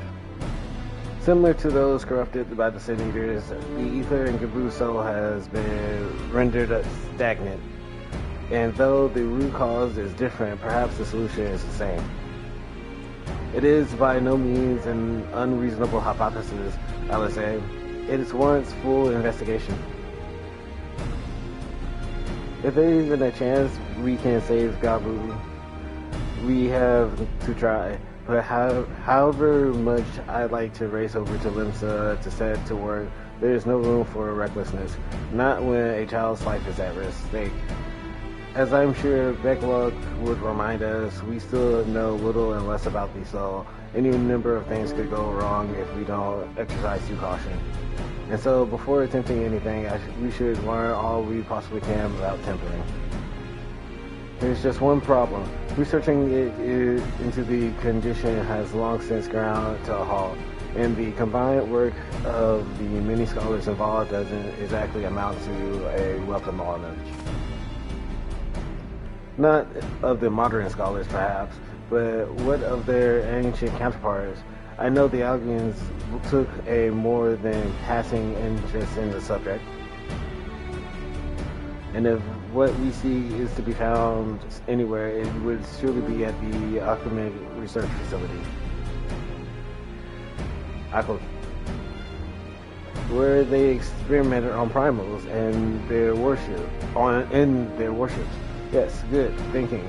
I've never actually been there myself, but I did read the reports on Alz's Law, which means we will be needing an airship. An airship, you say? Meet me in the northern bank of the Silvertear Lake. I got a little surprise for you. And come prepared to travel.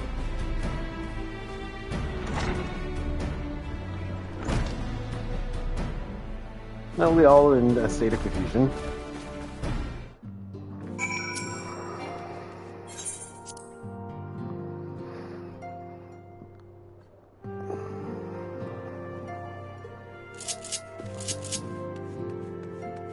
Why did it spawn me sideways?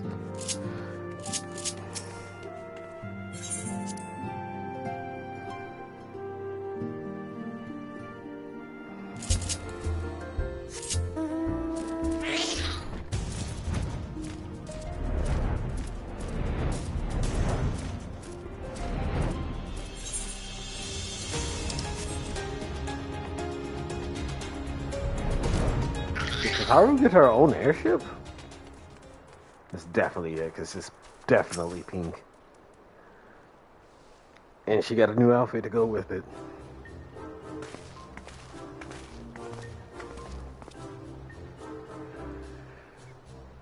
It's small, too.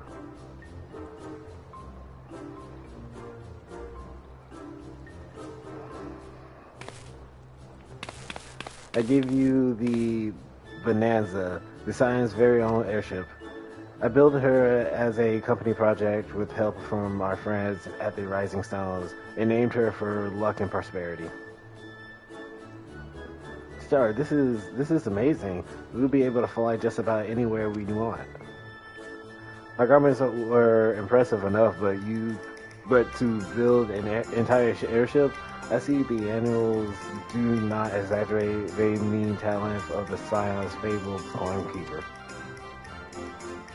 I also introduced myself as your pilot, except that the training didn't go quite as well as I had hoped.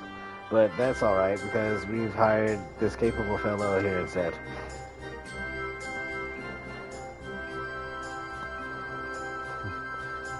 The Bonanza is equipped with a full complement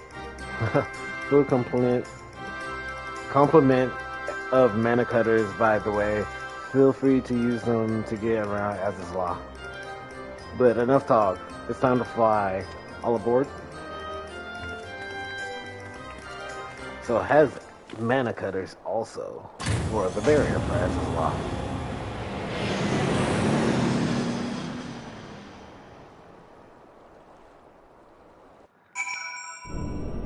So it's the second best airship besides Excelsior.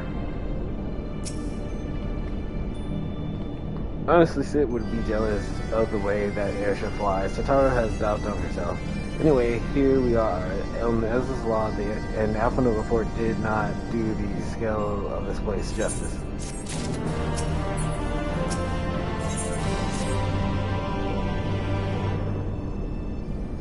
This appears to be the Oaks, which means we stand in the Alpha Quadrant. To the east lies the Beta Quadrant, and yes, I believe I have my bearings.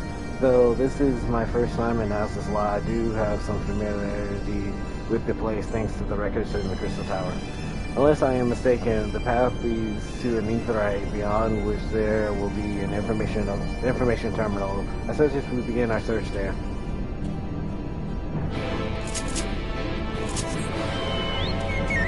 I still don't like the Yalgian's Aetheryte. I don't know, it just looks too robotic to me.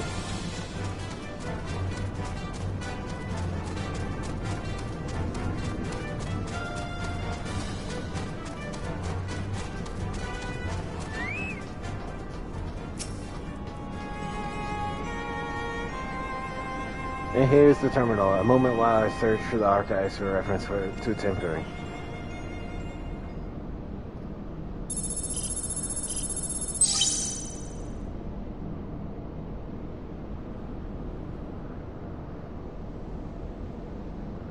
Ah, there we are.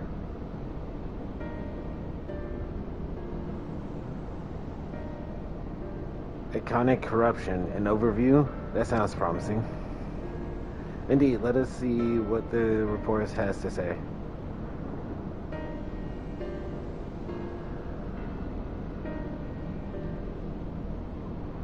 Confounded. The content appears to have been deleted. What? No. Isn't there something we can do? Not from here, I'm afraid, but it may be that another copy of the reports exists elsewhere. The question is where to look. It says here the report was written by someone named Owen. Is it likely that he kept a copy? I would say it is a distant possibility. Assuming he was a researcher here, he will have had quarters on the Hapsphere. We can ascertain the details at the Hapsphere controls. Let's return to the Bonanza and avail ourselves of the Mana Cutter. We will need them to reach our destination. I forgot. You already have a suitable means of transport, don't you? No need to waste time accompanying us back to the airship, then. We'll see you at the sphere. Well, if you put it that way, I would definitely use some there.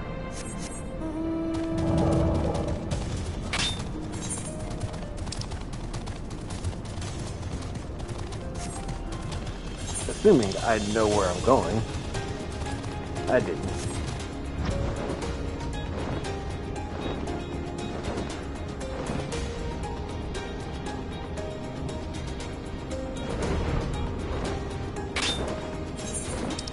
Up or down?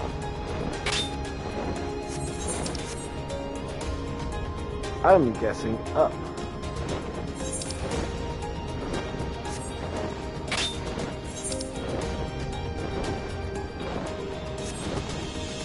This place is way too big to be like, oh yeah, you got a suitable place to travel. You don't need a company. I would love a free ride.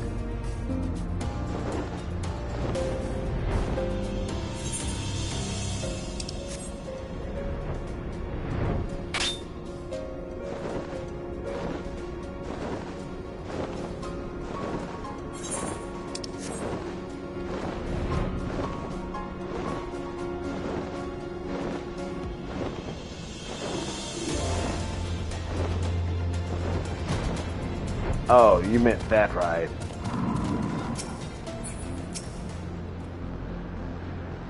If the late Owen did indeed have a chamber here, this note will be able to tell us his number.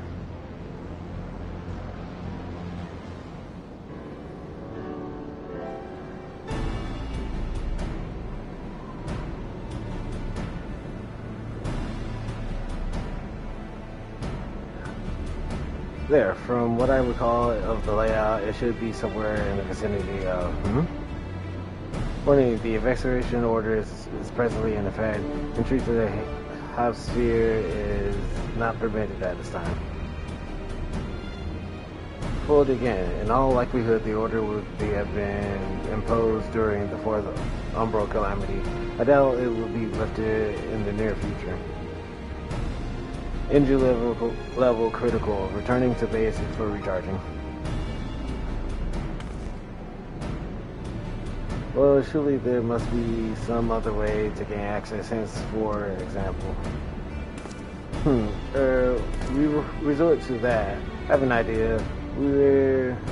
Were we to send a surge of energy through yonder control mechanism, it should prompt the system to restart, releasing the locks. As for a suitable energy source, a concentrated lightning shard might suffice. Happily, I seem to recall that they are known to form at points of stagnant ether throughout the continent. You seem to recall. Are you honestly telling me that was in the records too? I am. A report sent to the capital mentioned that lightning aspected ether was prone to pooling on the continent, resulting in surges that interfered with equipment. A minor detail I grant you, but in my role as caretaker of the Crystal Tower, there was no such thing as too much Algian knowledge. Besides, my study helped me to feel connected to the source, to home. I must have explored this facility 1,000 times in my mind, but to finally stand here with the two of you, it is more exhilarating than I can well express. Now then, the lightning shard, if I may suggest, we split up and search the Beta Quadrant. Oh, but beware of sprites. They are wont to manifest where the ether is stagnant. Now you're just showing off, which makes me think we should make a contest of this. The first to return here with a shard wins. What do you say? Very well. It would be my honor to come third.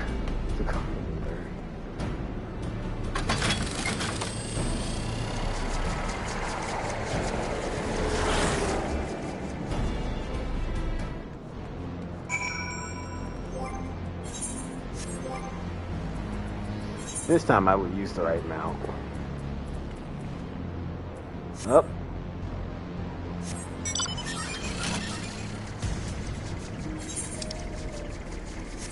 I would have went in the wrong direction. I think the dragon was just as suitable as the mana cutter.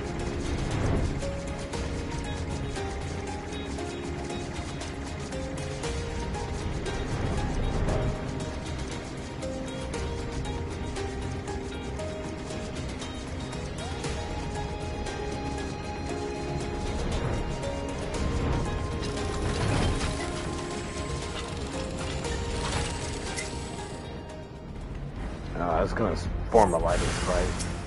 Oh, it's gonna form 3 lightning sprites.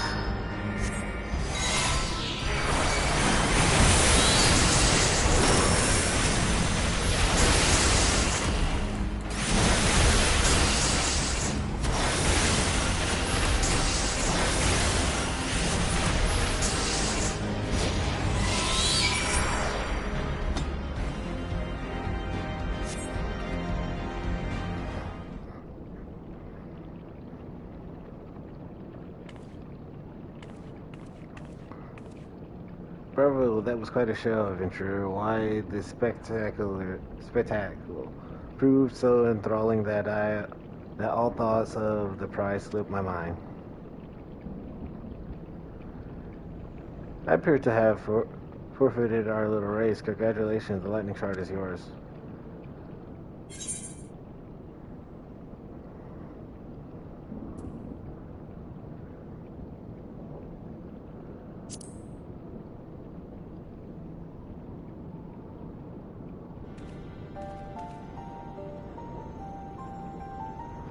You remember that? In my defense, I was caught up in the moment. It isn't every day you meet an honest-to-good hero, after all. Well, the contest continues, so you had better hurry back. But one last thing. Thank you for bringing me here.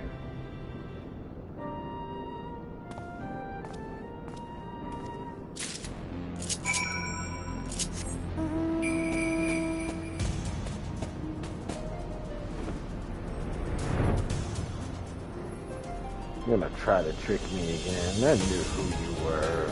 No, I didn't. Honestly, I didn't.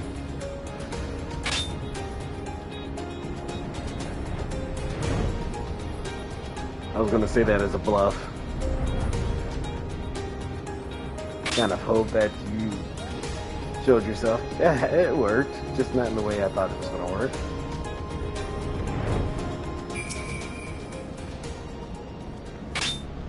It appears that they had no luck, so victory is yours. Congratulations. Now then, may I have the shard?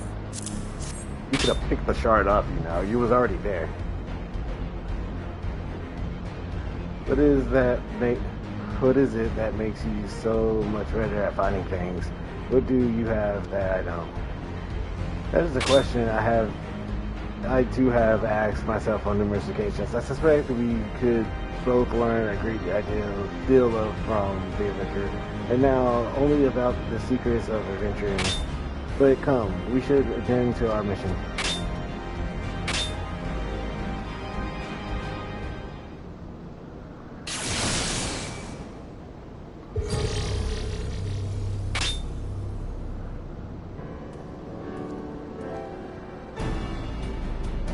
Actually, the sensor responded exactly as intended. We now have access to the Hypersphere. Only one obstacle remains. The security system within should they be triggered, they could make life rather difficult for us. In light of which, pray, leave the rest to me. If I am right, my royal blood should allow me to venture in unmolested. Assuming this place works like the Crystal Tower, yes. But if it doesn't, you'll be on your own. I want you to promise us that you'll get out at the first sign of trouble. I promise. Wish me luck.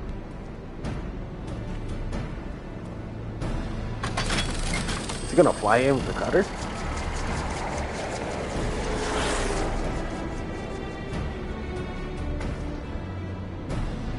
Well, nothing for it but to sit right tight.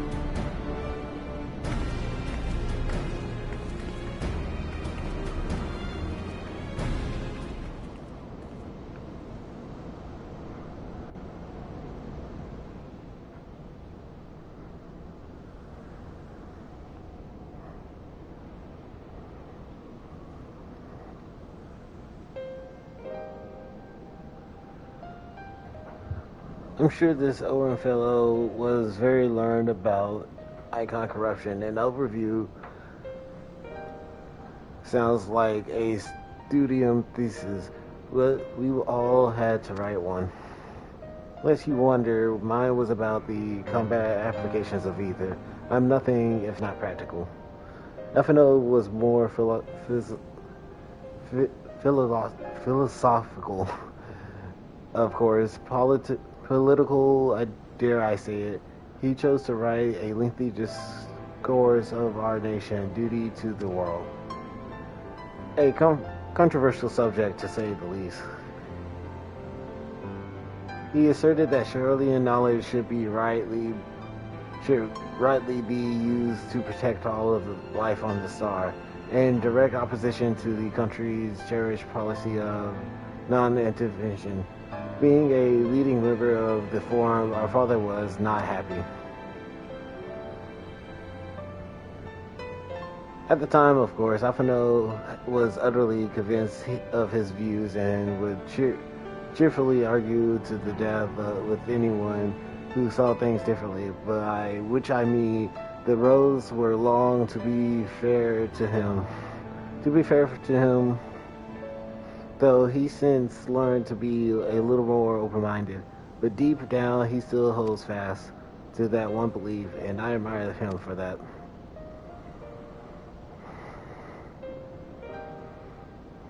I should have liked to meet the young Alphinaud. For what is worth, my thesis concerned the Albion civilization as depicted in folklore. Oh, you're back. I didn't know you attended the stadium. I didn't. A thesis was required to earn my Arcan's mark. My peers at the Students of Baldesion convinced me to write one with the promise of unfettered access to the Forbidden Tomes. Though I considered it no more than a means to an end at the time, I will admit it was gratifying to have my efforts acknowledged. Good gods. An Archon thesis? I shudder to imagine the work involved, but enough about that. Is this the fruit of your foray? Yes, Orin's archive node. It was waiting for me in his chamber. If a copy of his report still survives, it would be stored in this device. Shall we find out?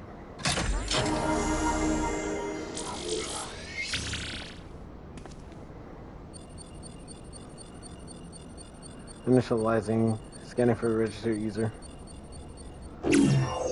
User not found. To proceed as a guest, please complete biometric at this authorization.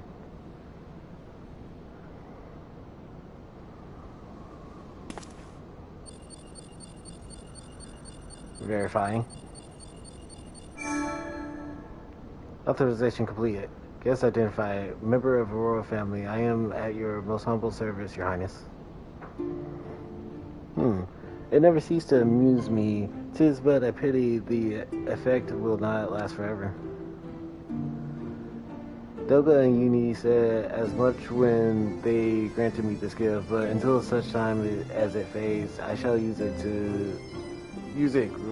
gratefully. Search archive for Archon corruption. Searching. One item found. Archon corruption in overview. The report is locked by the author. Please state password. Well, go on then, Your Highness. Tell this nice note the password.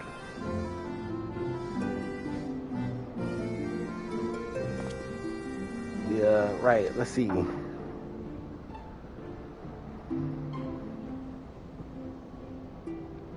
Glory be to Al.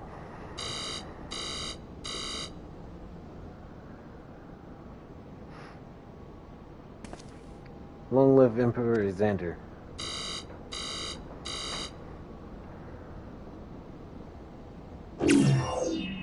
Password incorrect. Please try again. Confounded. Come now. Passwords are inevitably short and simple. For instance,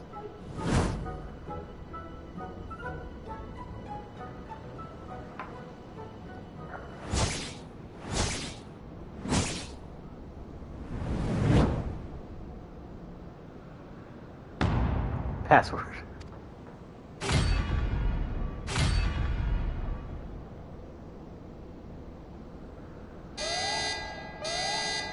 The notion that the password could be something so insane would be laughable were it not this dangerously stupid. Furthermore, your conduct in the presence of His Highness is grossly inappropriate. Know your place, handmaiden. What did this thing just call me?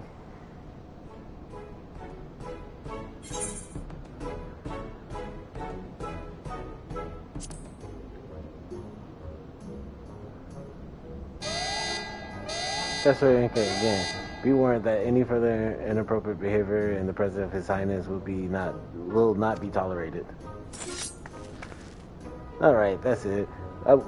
I say we dismantle it and manually extract what we need. Now, let's not be too hasty. A single misstep and we risk losing the report altogether. I believe this may be a task for Cid and his colleagues. If anyone can coax McKenna into cooperating, it is them.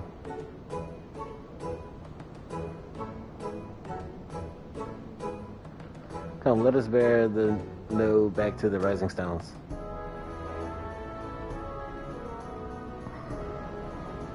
I haven't seen Cid in the MSQ in a minute.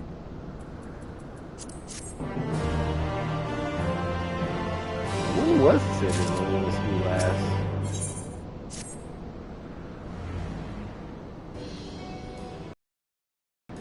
Should probably mention that I have yet to meet Cid since waking up.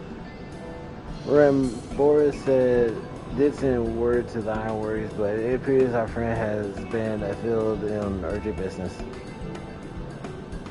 Nevertheless, I assure you, my proposal to seek his help is no pretext. However much I might look forward to seeing him again, him and everyone, but come, let us be on our way.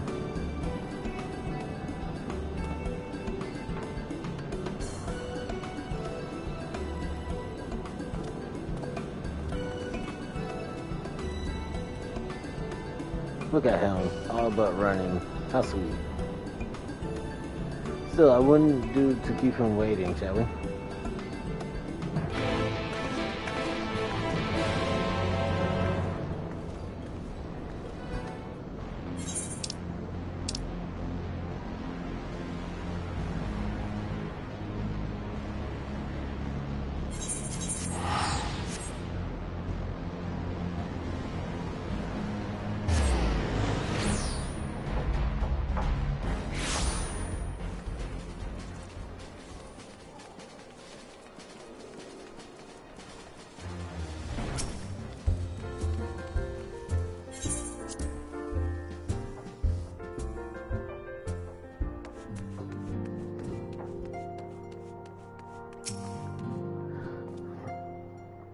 Wonderful news. Tataru contacted Cid on our behalf, and he is on his way for even as we speak. While we wait, I should like very much to hear what transpired at the Alliance Council. Would you be so kind, Krail?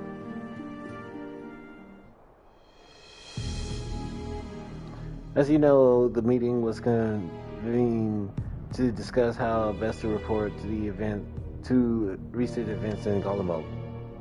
According to intelligence from our Doman allies, the war of secession rages on and the Empire remains without a leader. Amidst the chaos, the Imperial legions in the provinces have begun to move independently of the motherland. Of greatest concern to us is the third, a legion allied with Lord Nerva. Appears they have received substantially financial backing from House Brutus.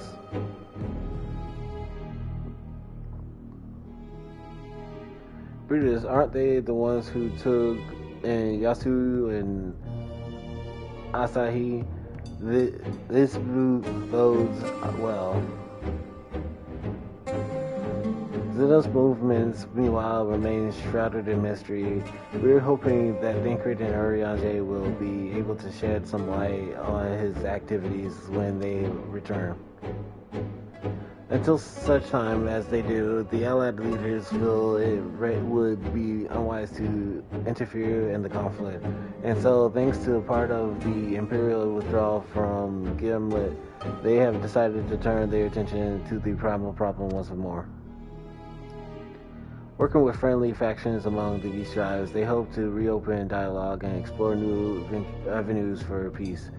Given the timing, I suspect they wish to put their respective houses in order ahead of a decisive clash with the Empire. Whatever their intent, this is not a problem easily solved. The Limsons, in particular, struggle in their efforts, and Afino and Stola have been called upon to aid them. So long as we are dealing with the Temperate, I'm afraid no amount of dialogue will avail us. But if we can develop a treatment for tempering, then anything is possible. Which is why we must succeed. And on that cherry note, why not make yourself comfortable in the Dawn's Respite? I shall sit in as soon as he arrives.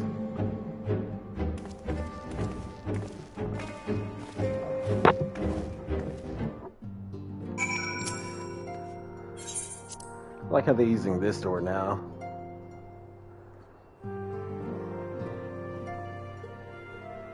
Oh, it's no longer pitch dark.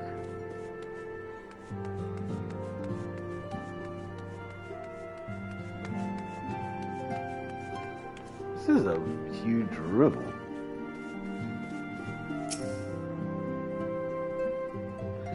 I didn't think the room was that big. I thought it was just like a small infirmary.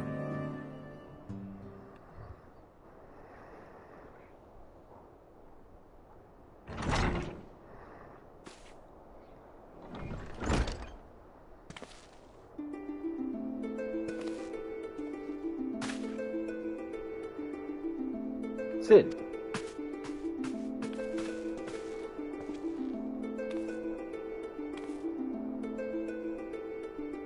Forgive us for not coming to see you sooner, my friend. As you may have heard, we had our hands full. In our defense, you are up rather early. I was under the impression that you'd be slumbering a while longer. I would have been had you not fulfilled your promise. I still struggle with that idea. From where I stand, the secret of traversing time and space seems exactly as fathomable as they ever did. But if an alternative version of myself has already laid them bare, I'd just say that it frees me up to concentrate on other endeavors. Speaking of which, you wanted my help with something. What is it?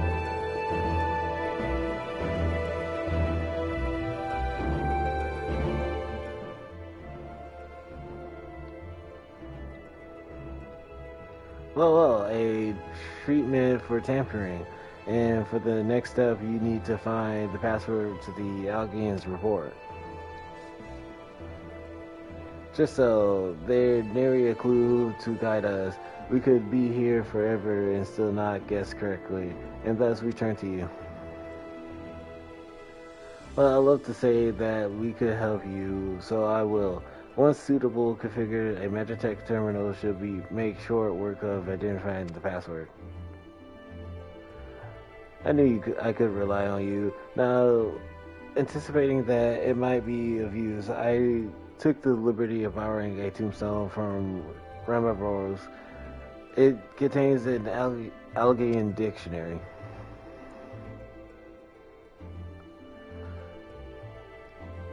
Good thinking. I'll transfer the information to the terminal and set it to work right away.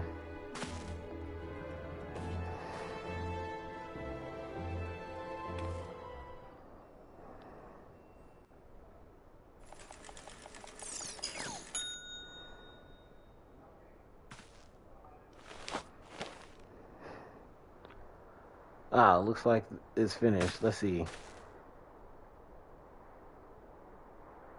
Freedom. The password is freedom.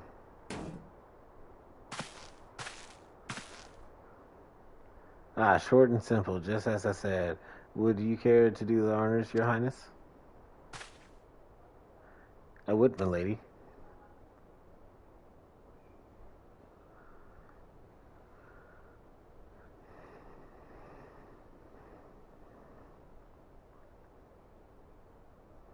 No, open the report entitled Econic Corruption and Overview. Password freedom. Password accepted. Opening report.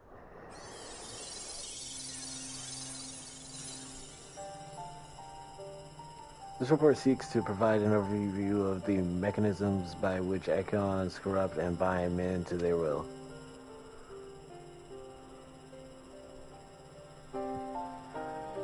The phenomenon we call corruption refers to alteration of ether of the soul.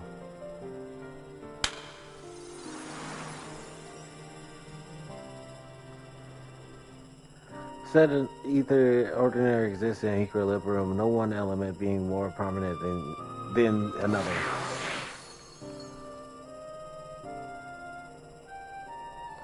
But when the subject is exposed to ether of an icon, this changes, their soul taking on the properties of the entity in question.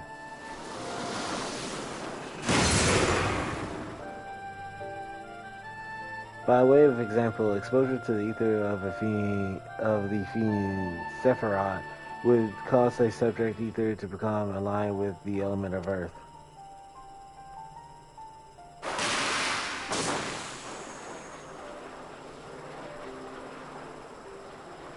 As a consequence, the subject would attain heightened affinity with earth-aspected magic, as well as preternatural levels of endurance. Repeated exposures would further enhance these traits, ultimately altering the subject's very flesh.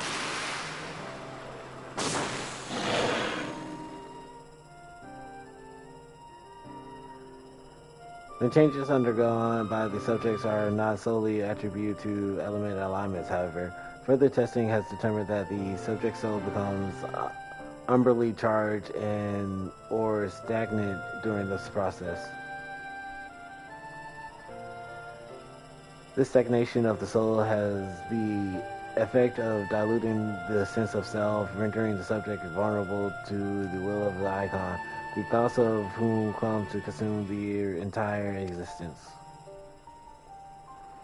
In this manner, do the corrupted become worshippers of the icon, their prayers serving to further empower the entity.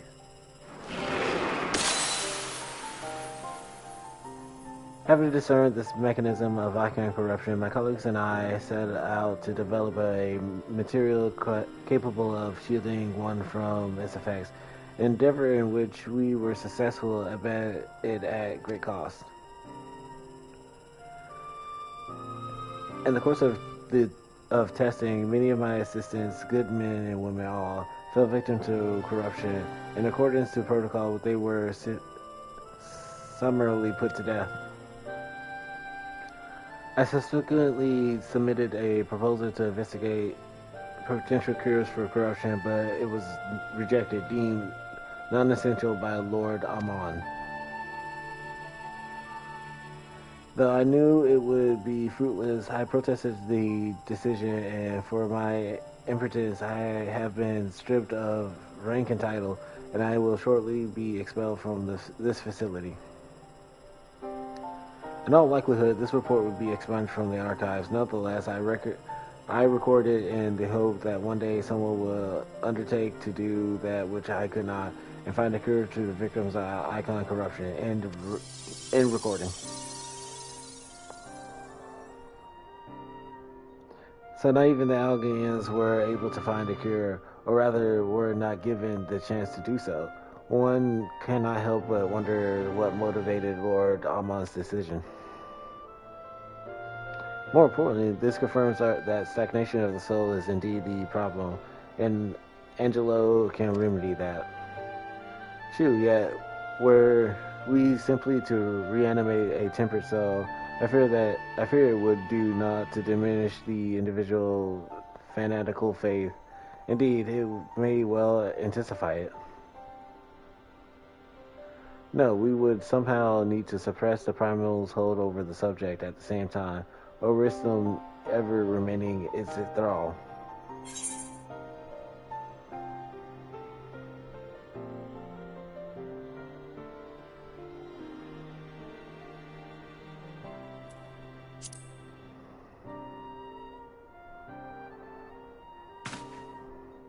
But of course, memory transference. The process has the effect of compartmentalizing memories, separating them into manageable bundles, if you will. By adapting this technique, it may be possible to archive selective reanimation, that is, limit the effect to only those memories that existed prior to tampering. Though this restoring the sense of self, we could theoretically drown out the incitements of false faith which had come to dominate the individual's thoughts. I see. The theory seems sound, and our experience treating the light corrupted would help us to identify the suitable memories for reanimation. But are you confident you can adapt memory transfers as required? I seem to recall you attempt to do so while trying to bring us home, accumulated in literal bloodletting. They did, you are right. Despite my best efforts, I could not recreate the mechanism, and I conceded that the rather clumsy compromise I reached could not provide the basis for a cure. Then perhaps it better that we considered another approach.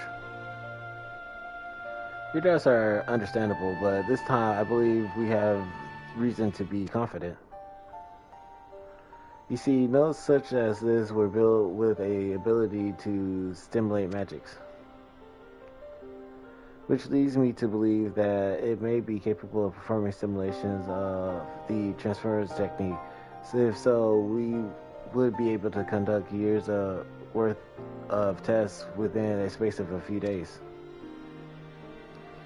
In theory, it would be no different from how we identified the password. But it would take more calculating power, a lot more.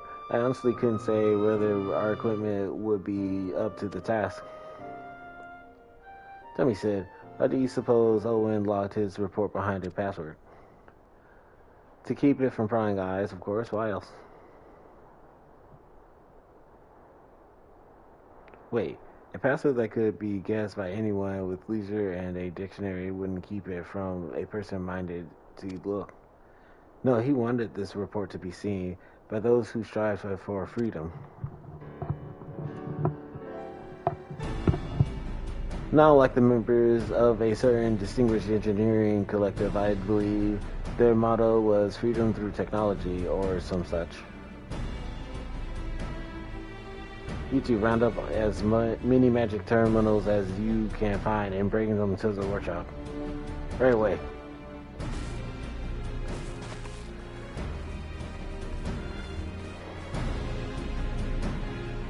Things are about to get very busy. Luckily, we have you to help, eh?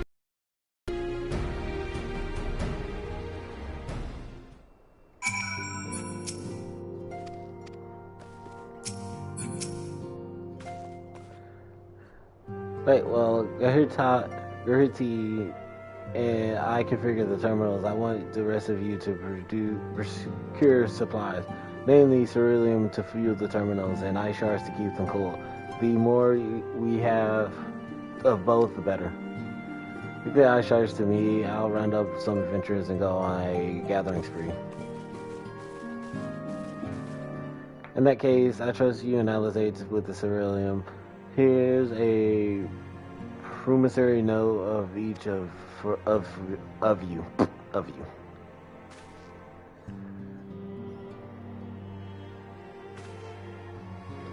Take it from the Sky Steel manufacturing in Ishgard and the ceruleum processing plant in Thanalan. The people there will give you what you need. Yours is a well-known face in the Holy See, I believe. If it's all the same to you, I head to Thanalan.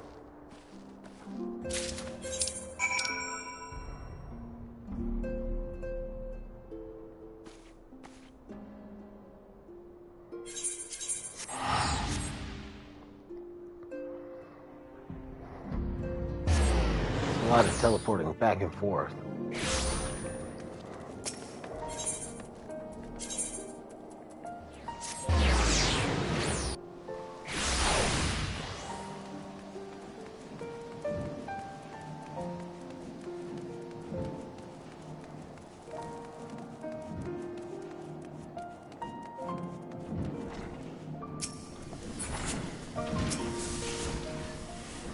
You stand in the side. Sky Steel manufacturer. What is it you require?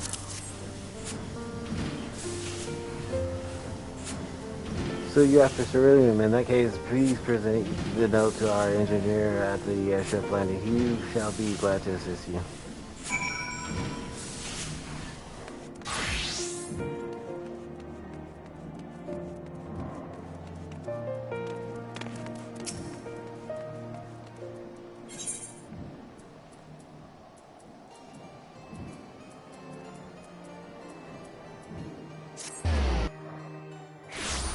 They definitely should have an airship landing, Kristen.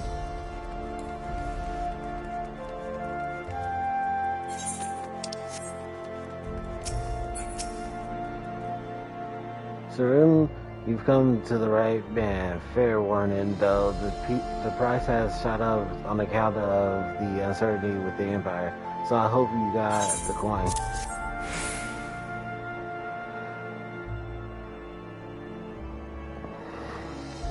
Well, now, a promissory note from the Ironworks don't see many of these. Not that it's a problem.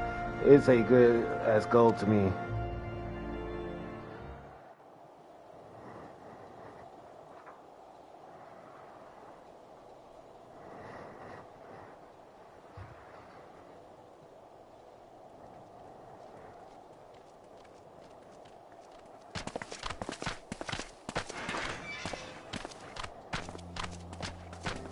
My friend!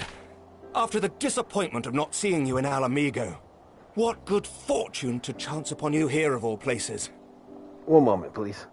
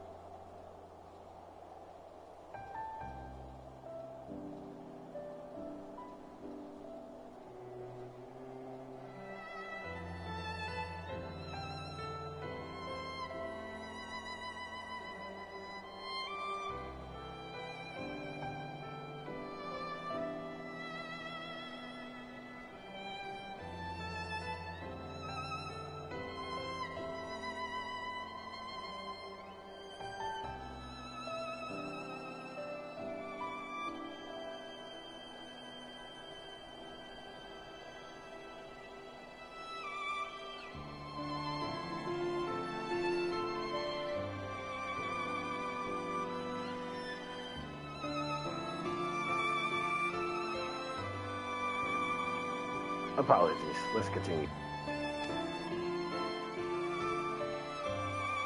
As you may have heard, the Allied nations are making a renewed effort to address the primal problem. To that end, have I invited the chieftain of the Vanu to Ishgard, that we might together plot a course.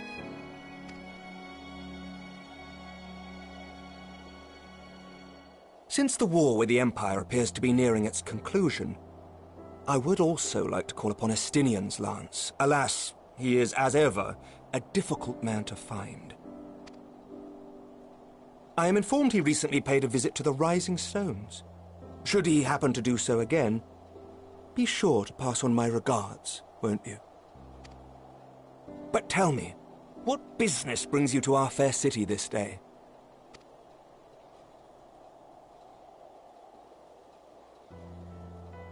A cure for tempering. You never cease to amaze me. Until now, our only hope has been prevention, our every failure irrevocable. But this would rewrite the rules of engagement. It could end the cycle of bloodshed. Very well. You shall have all the ceruleum we can provide, and an airship with which to transport it.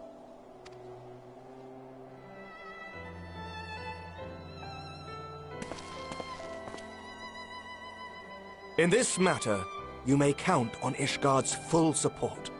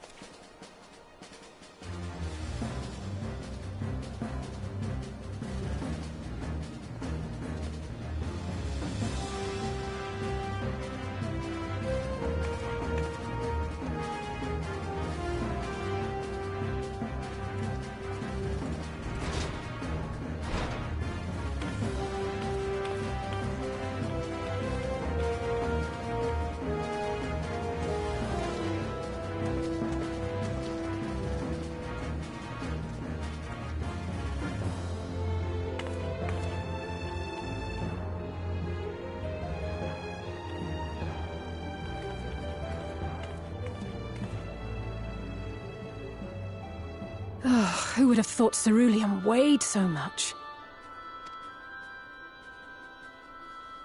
Serves me right for being stubborn, I suppose. I should have just done what you did and accepted help.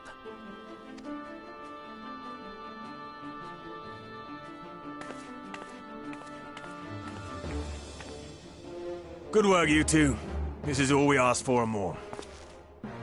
Quite a lot more now that I look at it.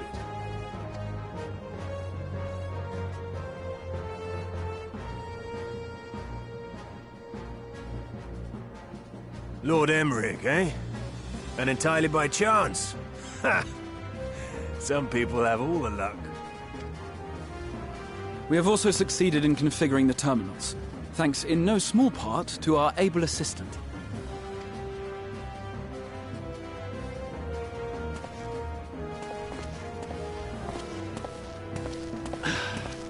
It's been a while, hero.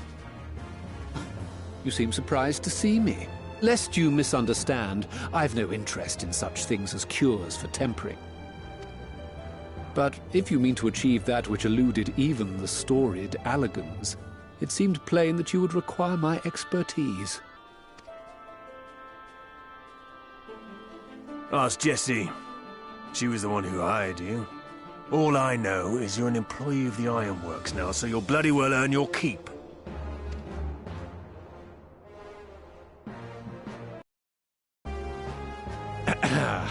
That wasn't the only reason I agreed to cooperate. I'm reliably informed that Garland and I are destined to unravel the secrets of travel, not only across dimensions, but through time. Doubtless the lion's share of the credit lies with me. 9 parts to Garland's 1. And this research will be a stepping stone to that illustrious achievement. Very well then. I'll do 1/10 of the work. Just the part that's beyond you. Whatever you say, Garland. Right. If everyone's ready, let's begin. They changed their voice actors. I don't know if I like it or not yet.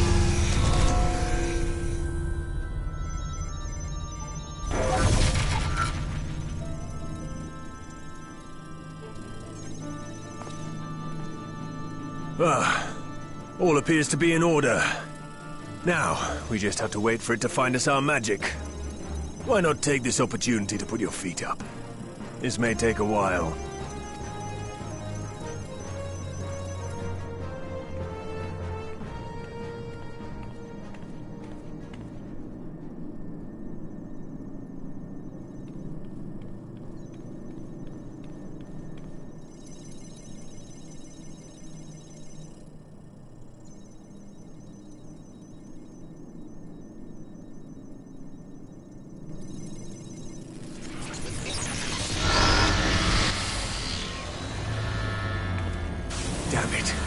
It's overloading.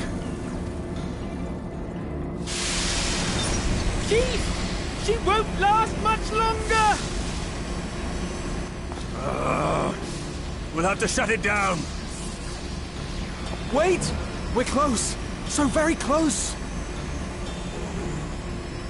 Oh!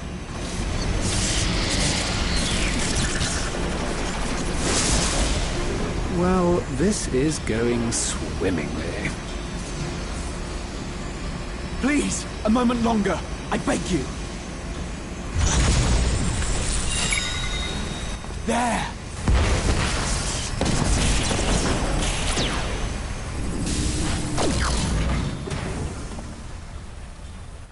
No.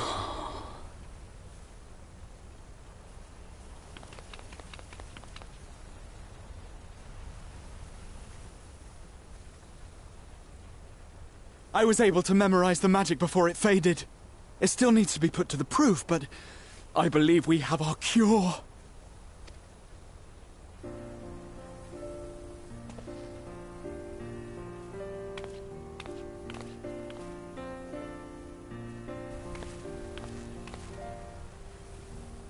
It's just as well. She'll never run again. The fault is mine. I'm sorry. Don't be. It may fall short of dimension hopping, but a cure for tempering is not to be sniffed at. This, my friend, is a world-changing discovery. One we're proud to have had a hand in. A few Magitech terminals are a pittance to pay.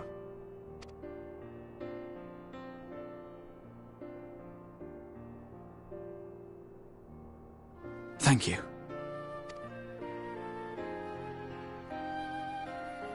Well, we've done what we can. The rest is up to you.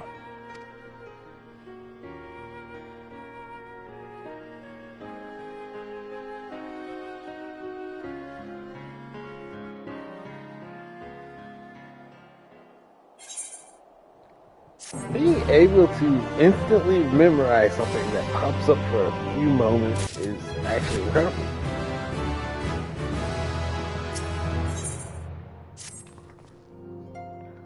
At long last, we have our cure. In theory, at any rate, we can't be certain until such time as we put it to the proof, but I am quite confident.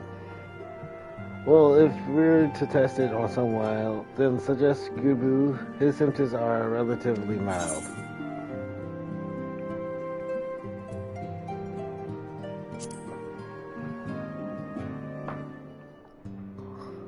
Yes, as long as we exercise due caution, it will be fine.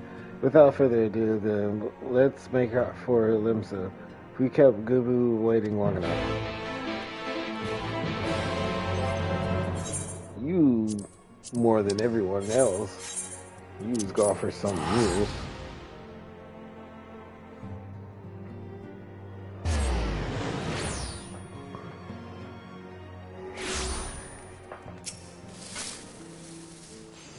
Well, this is the moment of truth. We'll have a host bring Gubu to us at once.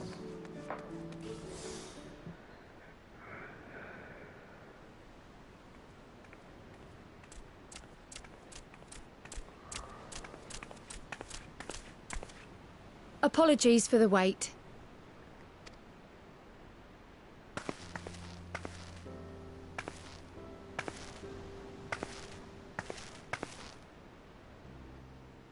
Gabu, have you been good?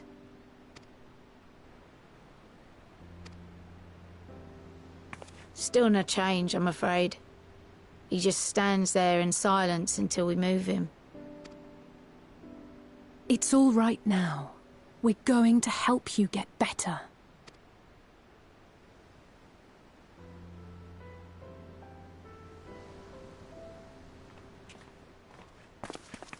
Fancy meeting you here. Alphino Y'shtola! I thought you were attending to primal matters. We were, and came here for a meeting on the subject. Certain pirate factions did not deign to attend, however, and it was cancelled. We had resigned ourselves to having wasted a journey when we chanced to espy you. Could it be that there has been progress with the treatment?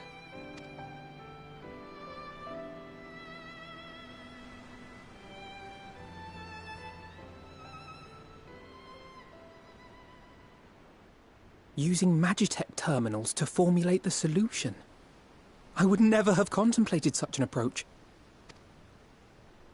So this new magic, adapted from memory transference, would be used to purge the subject of their fanatical faith, while Angelo would be responsible for reanimating the ether of their soul.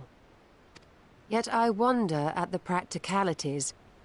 If one were to reanimate the soul first, it would only serve to exacerbate the tempering. Conversely, a stagnant soul would not respond to the effects of the magic. Would both need to be performed simultaneously? Nothing escapes Master Matoya's inquiring eye.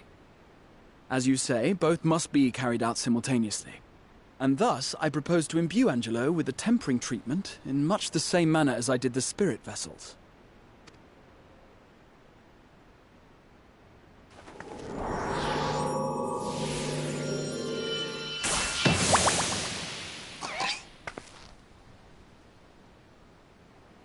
By doing so, we also spare G'raha the trouble of casting spell after spell. It's really rather efficient. Be that as it may, certain difficulties are unavoidable. The imbuing process will still require no small amount of ether. And, as I can no longer draw upon the Crystal Tower's stores of energy, I will be compelled to rely on those of others. Well, I, for one, would be glad to assist. As would I. Since the resumption of our duties, it has been naught but stuffy meetings, and I have ample ether to spare. Excellent.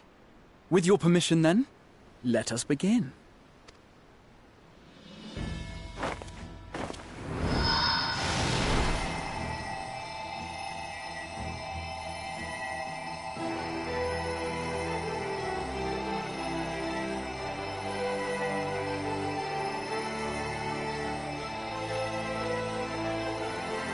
Yes, this will do.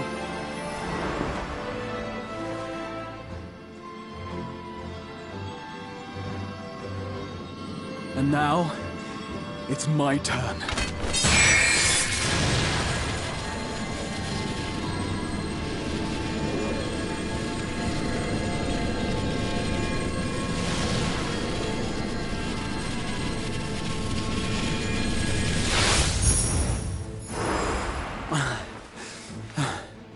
Tis done. No small amount indeed.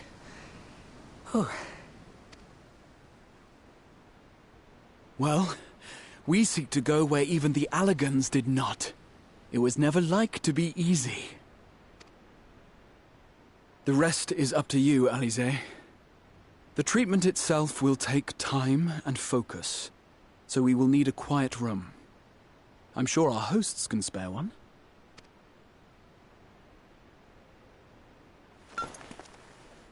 I will go with her. It may be a while before we return, so I would ask for your patience and your faith.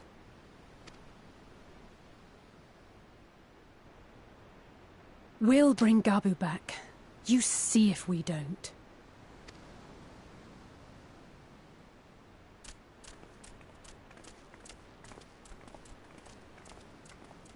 Twould seem our part is played. Let us find a place to recuperate while we wait for news.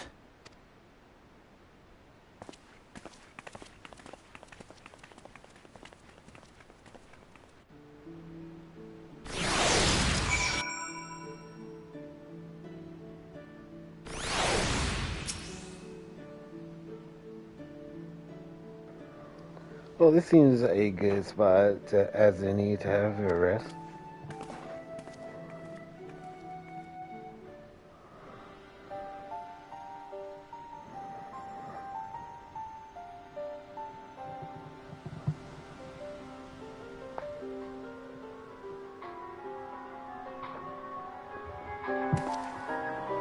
For years, Eorzea has labored to find a solution to the primal problem, without success. Any hope that tempering could be reversed faded long ago. I myself had given it up as impossible. Given up on the tempered and the light corrupted alike. They were problems to be tolerated, or else eliminated, I believed. And to think otherwise was pure naivety. Childishness, even. But Alisaie refused to give up. She struggled and she struggled. And her efforts were rewarded with a way to bring back Halric. And now countless others may no longer be beyond salvation. However much we bicker, I have the greatest respect for my sister.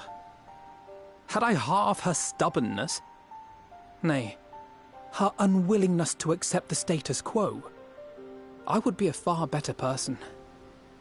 A far better scion.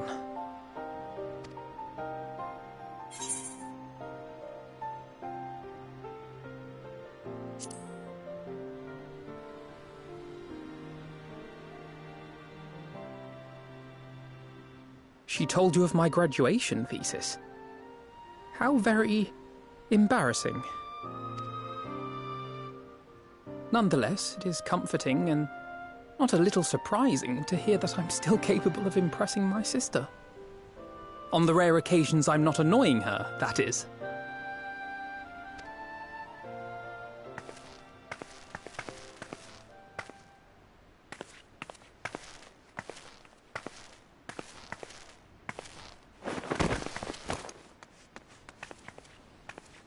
Alisaie, are you all right? The treatment. Did it work?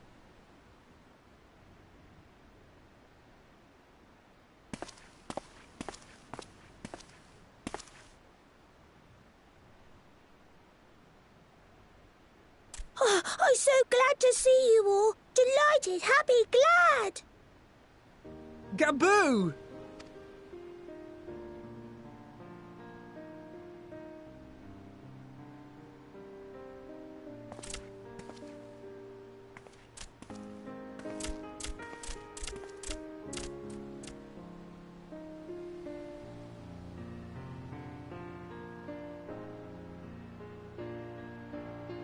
All this time, my mind was filled with thoughts of Great Father Titan.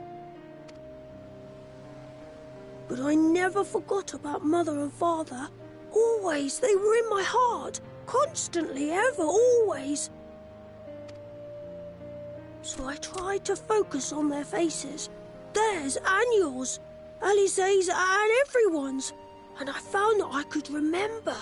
One thing, then another, and another.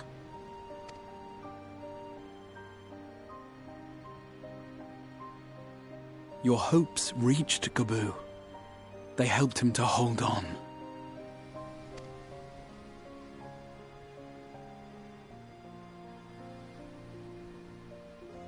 I'm so proud of you, Gaboo. I couldn't have done it without you, Alisaie. Can you help the others too? Cure them, heal them, help them? Yes, we can. All of them.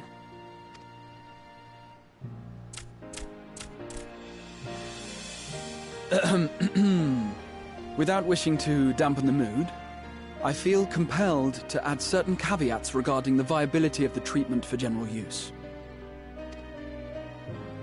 As you know, reversing the effects of tempering demands a profuse amount of ether.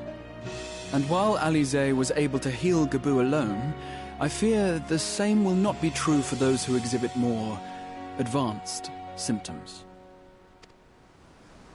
Moreover, the treatment's effects are limited to the soul. It offers no succor to those whose very flesh has been altered through prolonged exposure to a primal's influence. All of which is to say that we cannot save everyone. Maybe we can't, or maybe we can. No one gave us a hope of saving Gaboo, and yet here we are. We must find a way to treat as many as possible.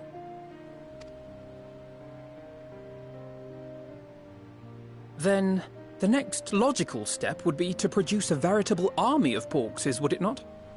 Granted, it seemed a simple enough process in the first, but I suspect it will be different here in the source. Not that I am any authority, of course. Yet there is an authority on familiars to whom we may grudgingly turn. She's stubborn, haughty, eccentric, irascible, laconic, annoying. And her name is Master Matoya, the real one.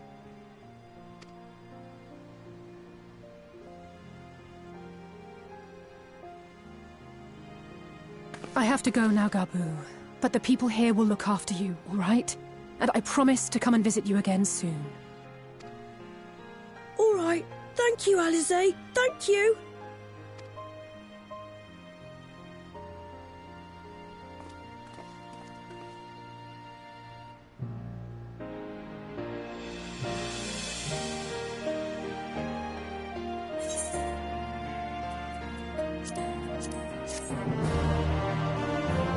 I wasn't expecting to give him a voice actor.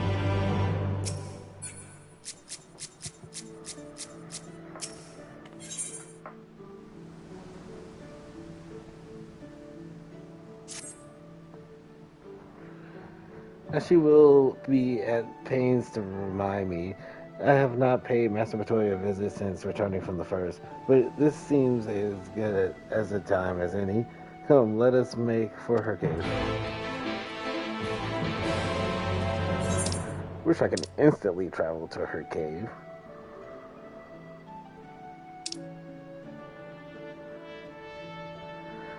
Because it's annoying not to be able to instantly travel to anywhere in the hinterlands. Hinterlands? Hinterlands.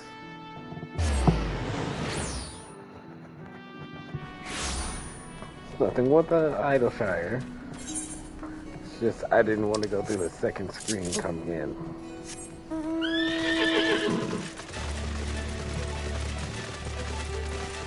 Can I fly in the hinterlands? Yes, I can fly in the hinterlands.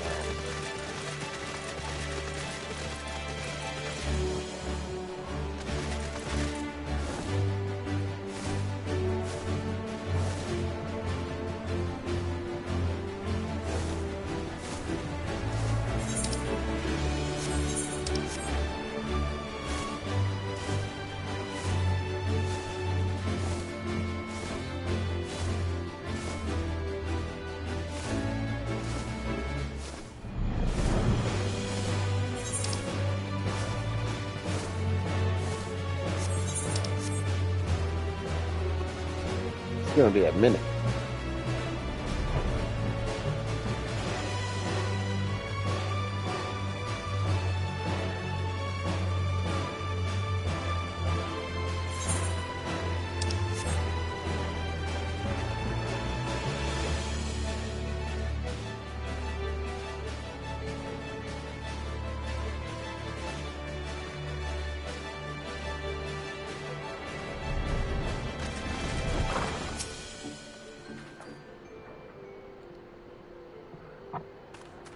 I take it you are ready to bear witness to the joyous reunion of master and pupil. Very well.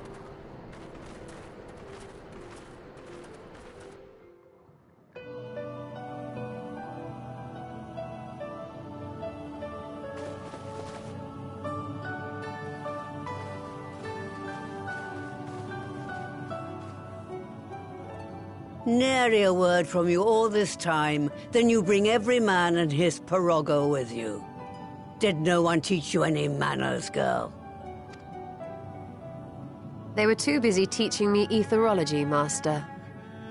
Jesting aside, I wanted to be the one to express our gratitude.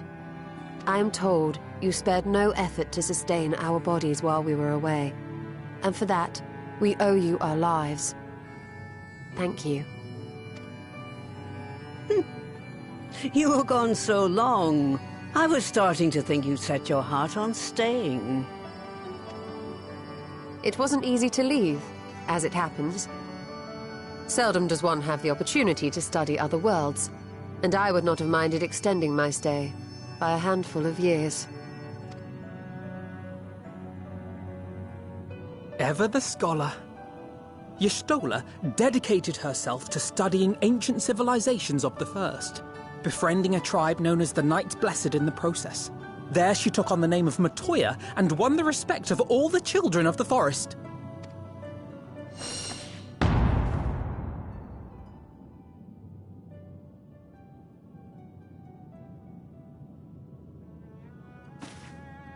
I merely adopted an alias in accordance with the custom of my hosts.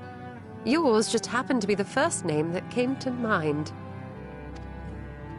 You mean to tell me you went gallivanting about using my name and only bother to visit when you need a favor? And don't pretend you don't. I taught you long enough.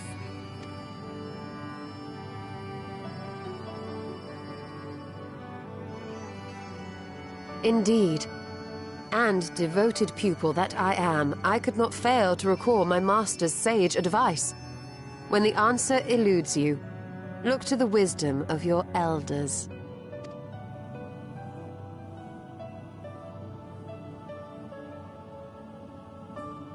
You there. Were you going to introduce yourself?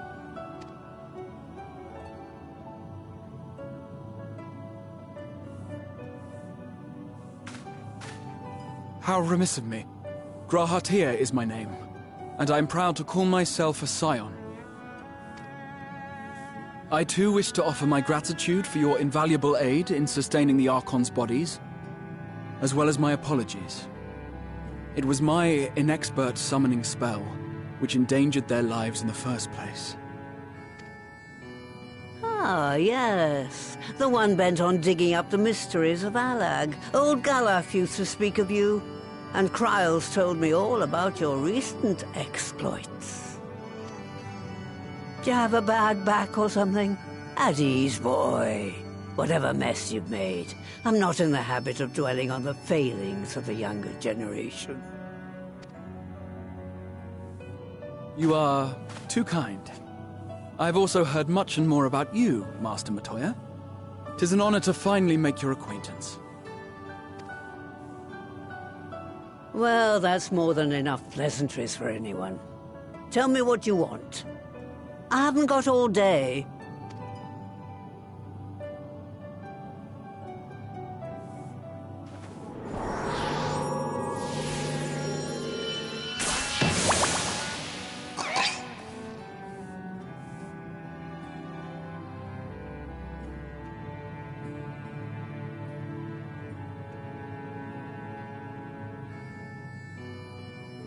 So that's the way of it.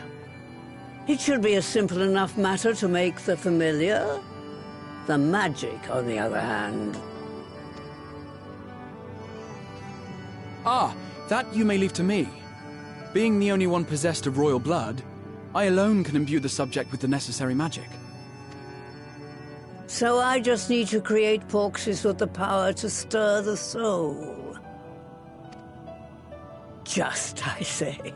Though we're talking about a veritable herd of the little buggers, we'd collapse before we reached double figures.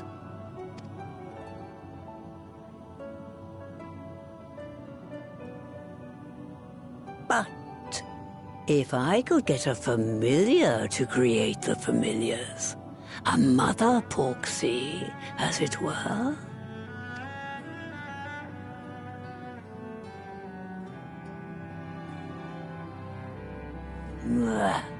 Seems I haven't seen the last of that moldy old hole after all.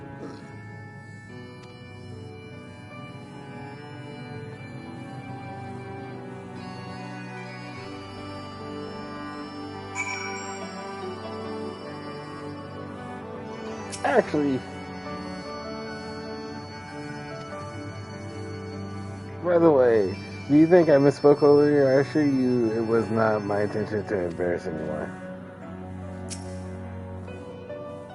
In case you wonder, Alphinaud got his innocent streak from our mother, and it can be rather enduring, even useful in certain situations. But most of the time, it just makes me want to shake him for you, Stroller. Moldy old hole, she really must miss this place. Alright, off to my old workshop then. Everything required to make your familiar is there. That may be, but no one has set foot in there since the Exodus. I dread to imagine what has become of it. Oh, there's sure to be a handful of feral familiars. May have a monster or two, but nothing to trouble the likes of you. You can consider cleaning up the place payment for your help. My help. Fine, we'll do it. Good girl. Now, if there is no other objections, I suggest you run along to Maker's quarters. I'll send one of my progos ahead to let you into the workshop. You need only to tell him where you are. One can't be too careful after all. Off you go.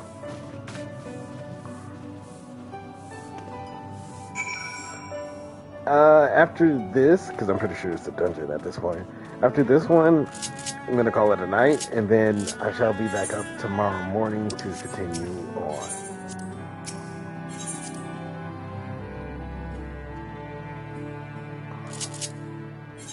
Because this is the extended time I gave myself. Well, I can I wouldn't say that, no. Depends how long this dungeon goes. Because I was going to give myself that 30 minutes. That I kind of missed out. Because of, life. But I'll be up early in the morning to actually deal with what I missed out on.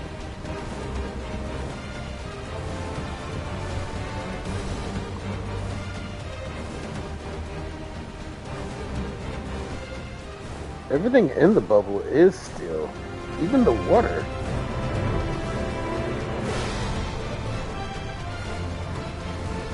Weird.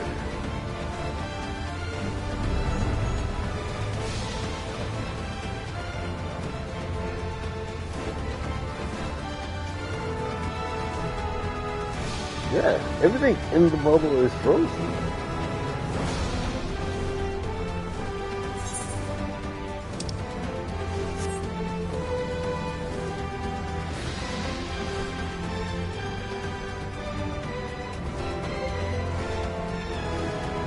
And if you don't know what I mean, I just recently finished the raid series for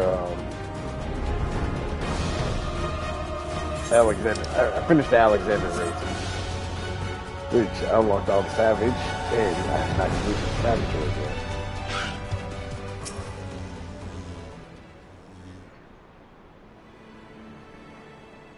Greetings, Rabbit, and welcome to my good mistress. Relic. Rogo is my name, and I'm honored to be your guide. Within you will find a space dedicated to making of familiars, along with a cavern wherein the requisite ingredients may be had. I must warn you, however, that the place has not played host to a single soul, much less a room, in over 15 years, and will, I regret, be in some disarray. But rest assured, my brothers and I shall see to it you do not lose your way. Now then, Rabbit, only say the word and I shall show you in.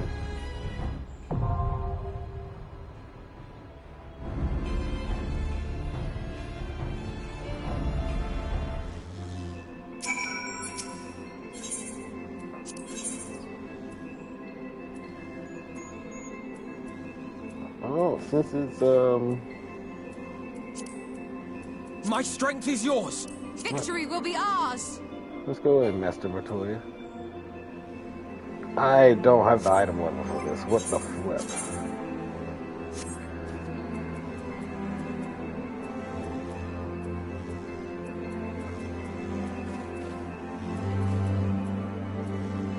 I legitimately need gear.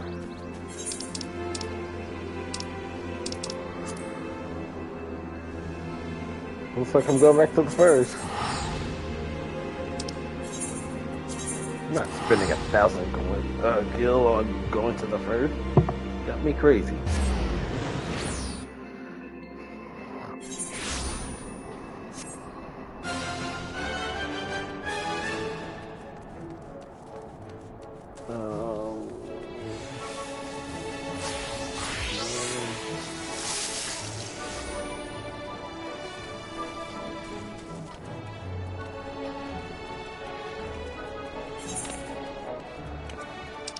Over here? Yes, here. Magic key.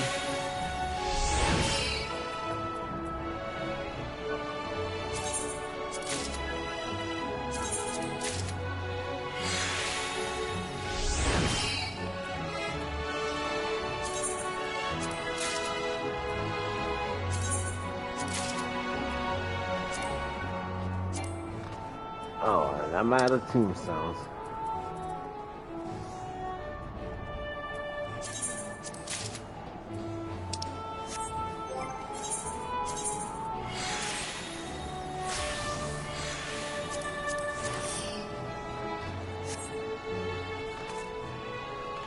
Alright. Try it now.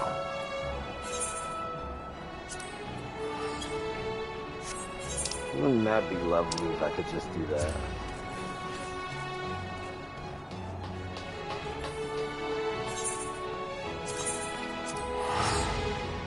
Wow, it costs even more to go back.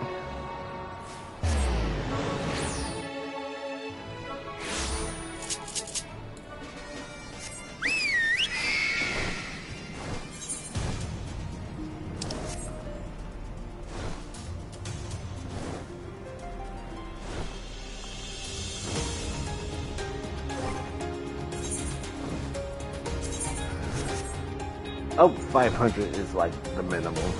Because if not, yeah, we got like peeped out. And it will have to be till tomorrow. Because I just like missed out on a ton of tombstones.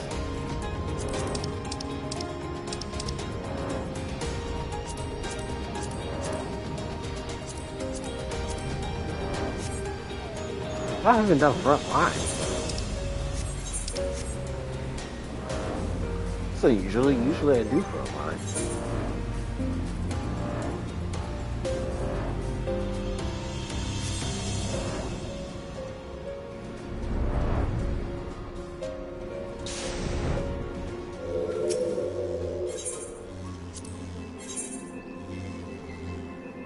Oh, it is enough.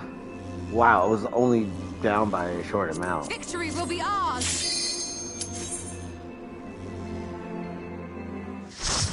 500 was more than enough.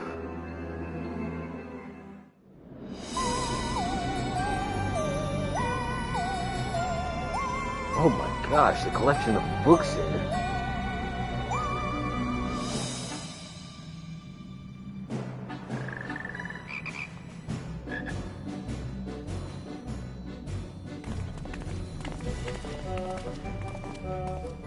Right.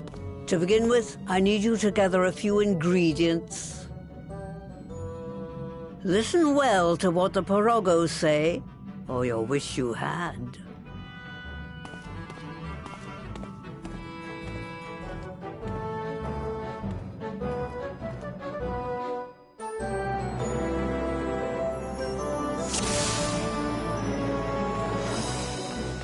First things first, we need to harden some clay.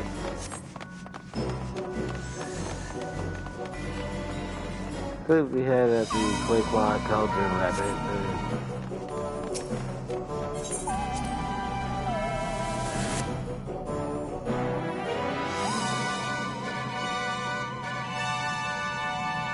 Good job, please follow me, rabbit. Put down any paths that far and leeway.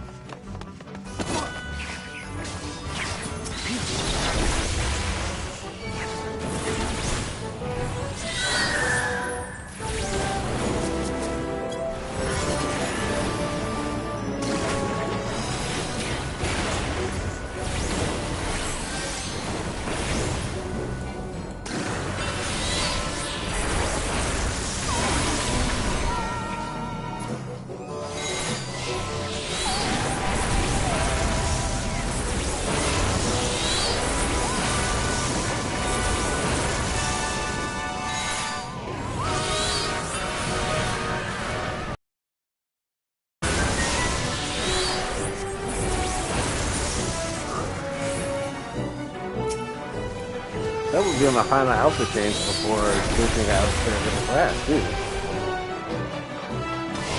I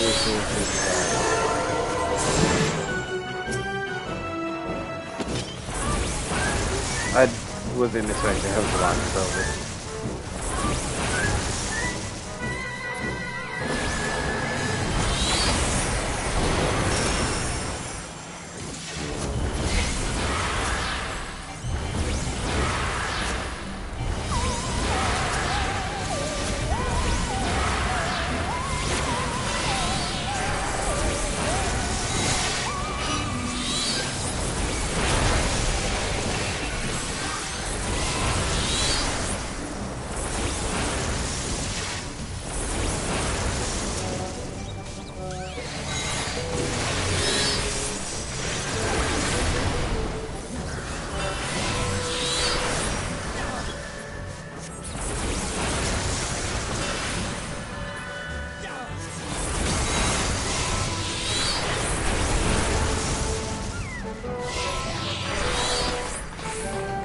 I imagine this place would be so invested in it.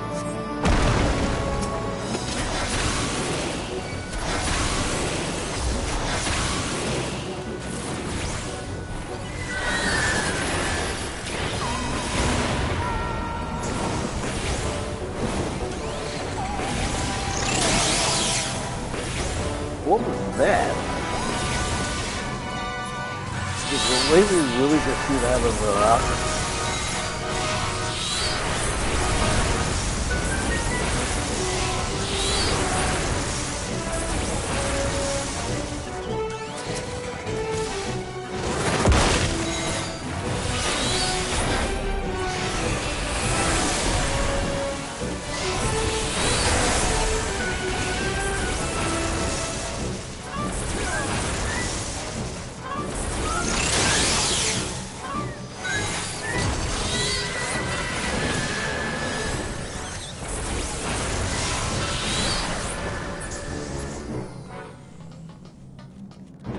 Is across the way. You'll see mud nappers. Oh, that's a creepy looking monster.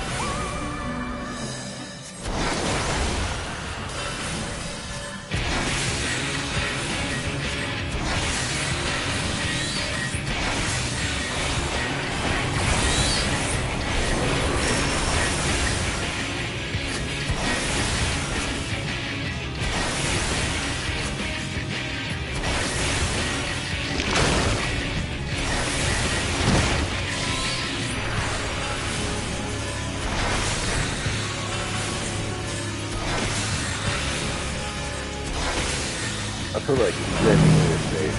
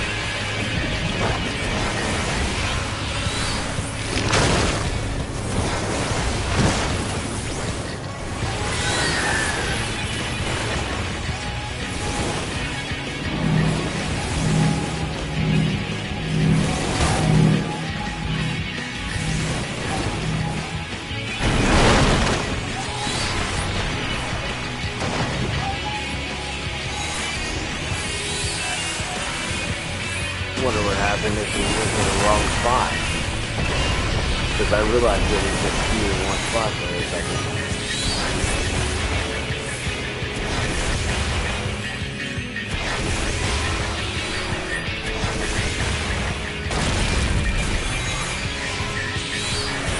I was not imagining we could that with a down the bell.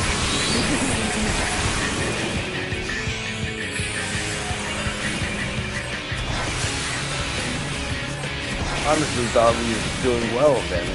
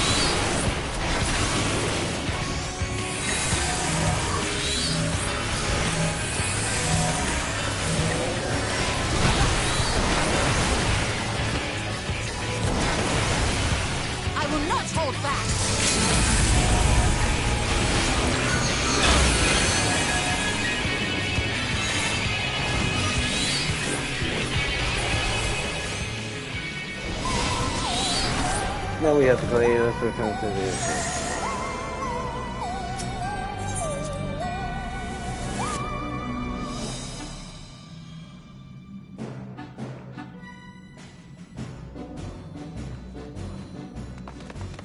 Next, we need to get water flowing again. It's my pleasure to show you the cleaner cottage, and please use the portal.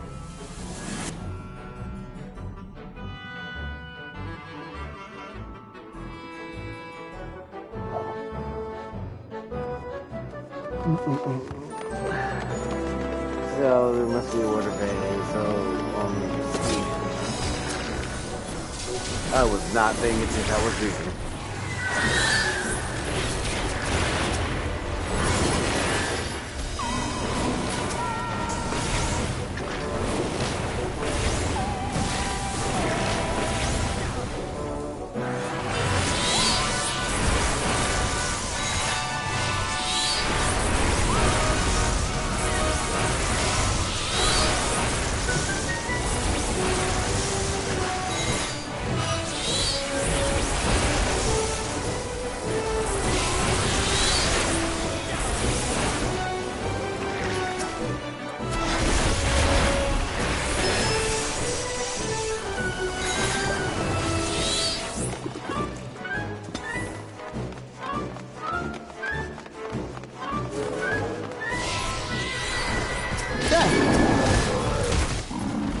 Was not aiming for this.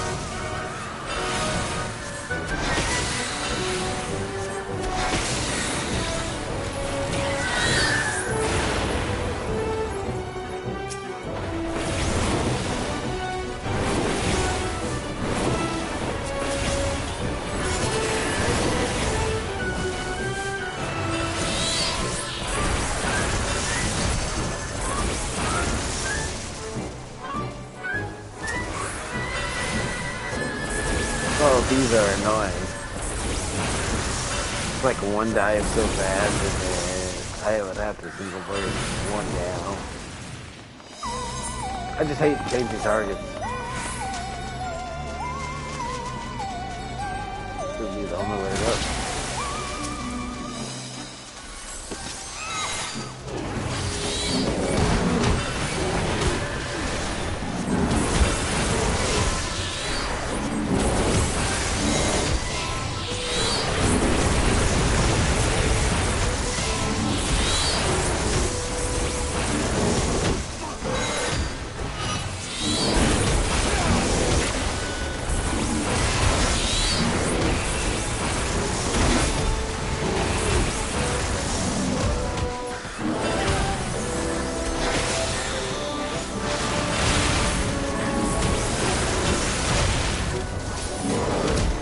How they cancel spells too.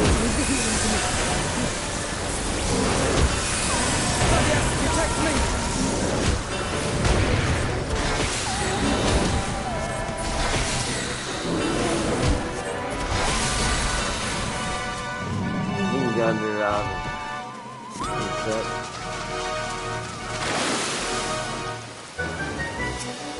It's gonna be a mimic. Oh, it's not.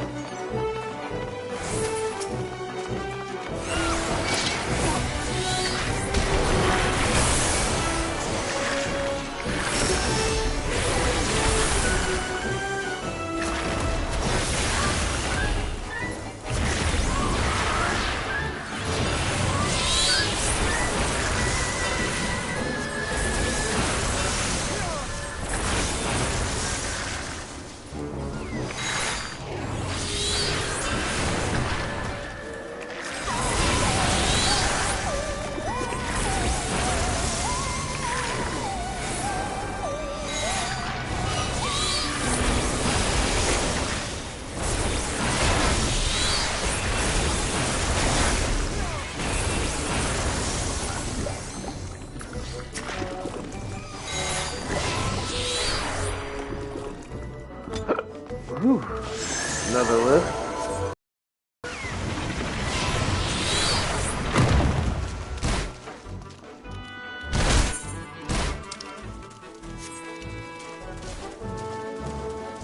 Ah, finally.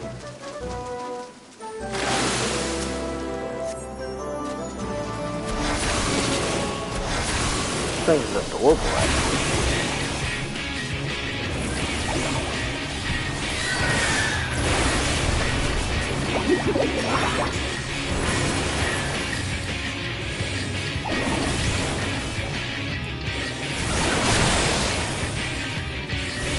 It's nice to know that it's gonna hit me.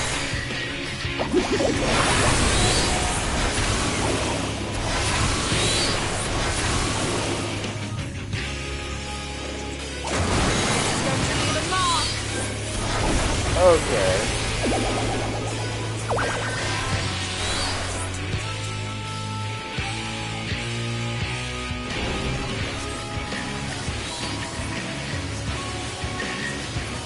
In the way.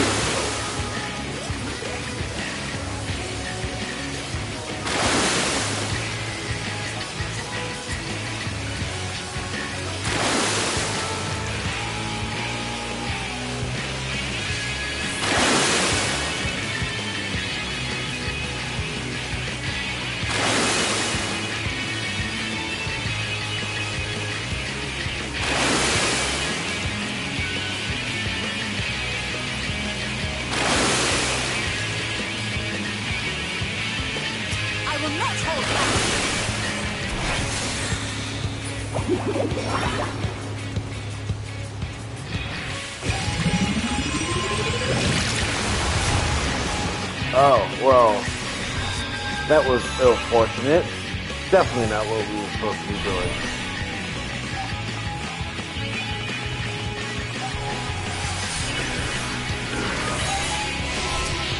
The one time that my companions actually did not lead me to doing, I'm like, okay.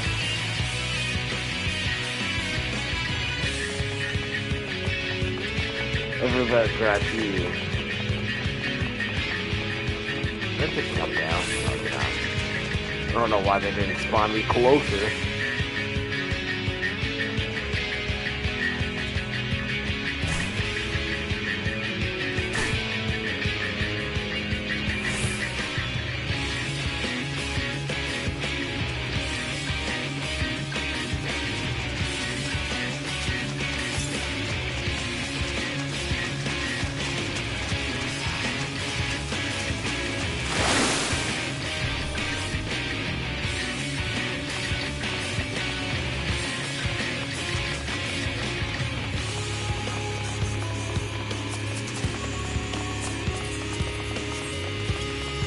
this time I've been paying attention.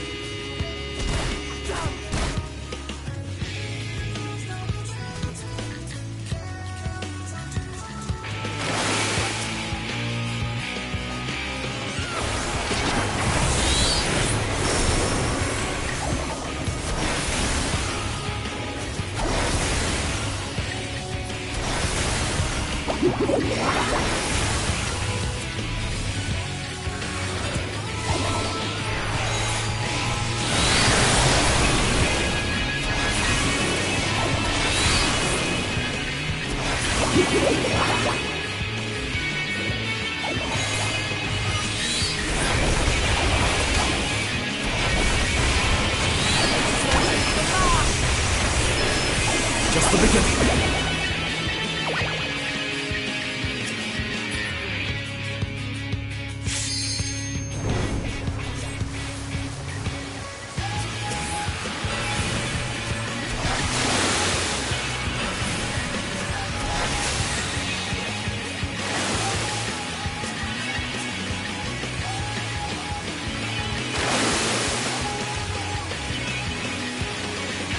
What are these?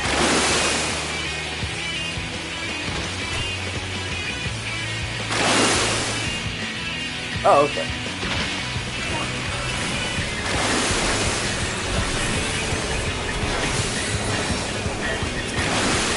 So they was just waiting to leave it up there.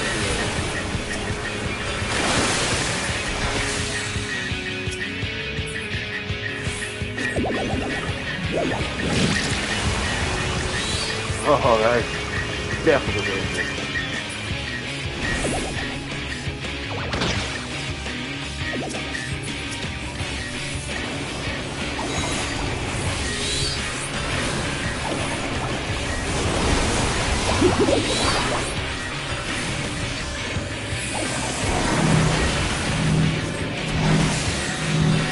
Don't think it'll get it.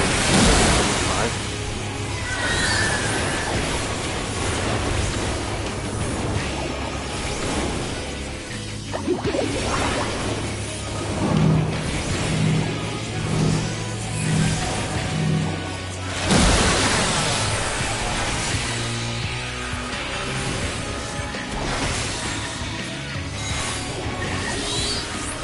It's going to leave a mark.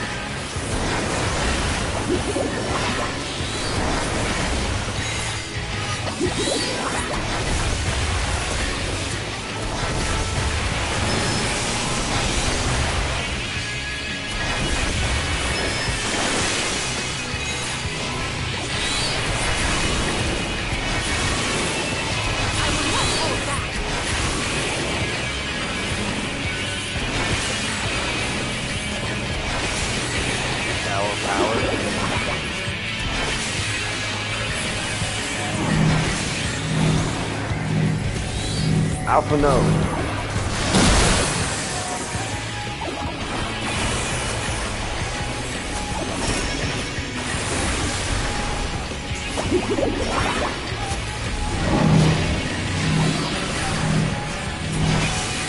Freaking Alpha no tried to kill me.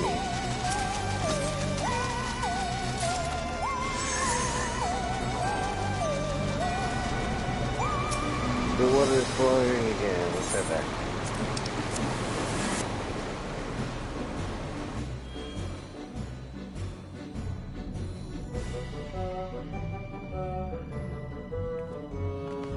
To have closure after all these years.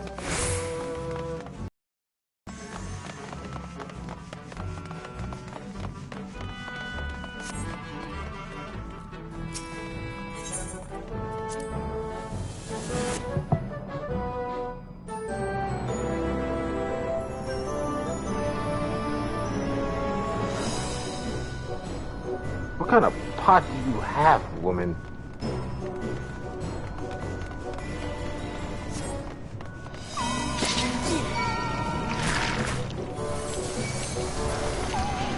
Who's that creatures inside their pot?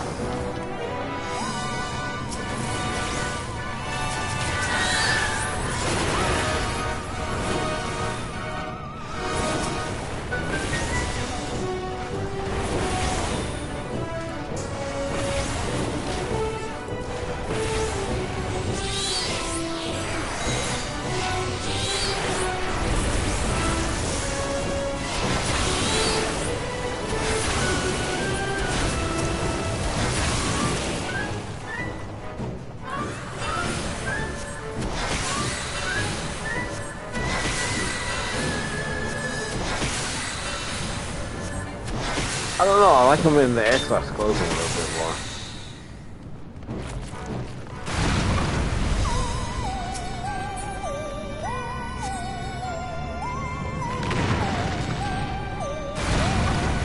Guessing that's the boss.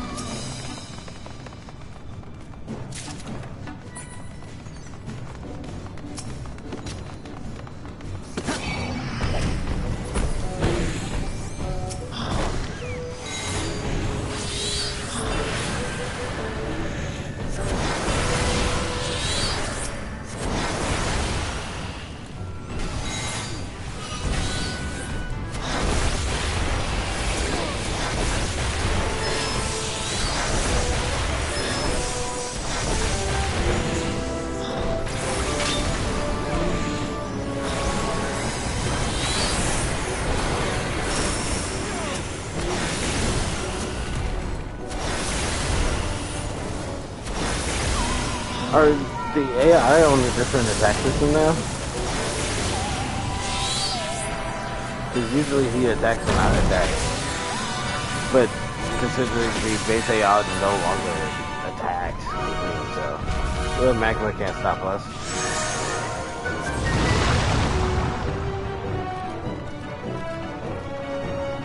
That ground will still be hot to the touch.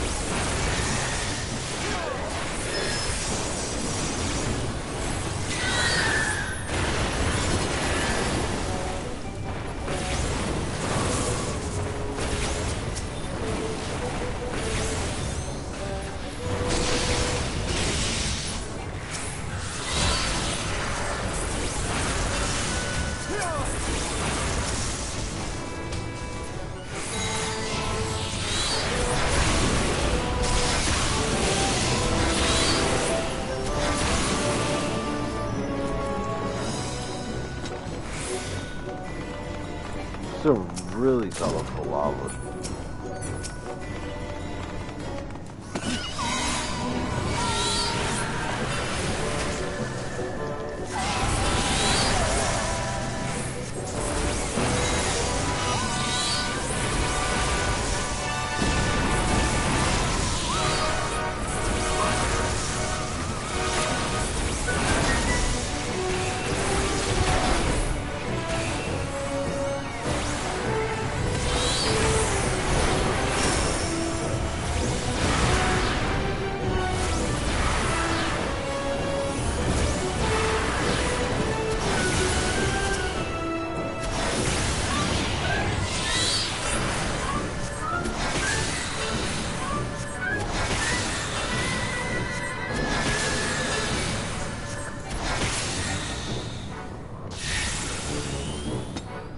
Oh, that was weird.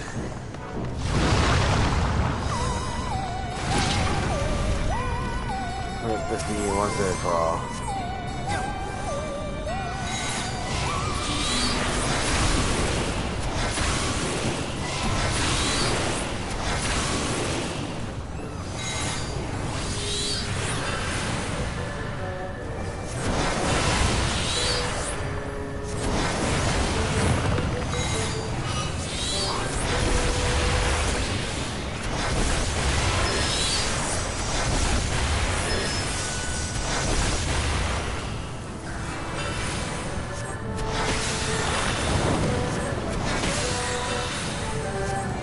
I'm gonna say Phoenix for the actual boss up there.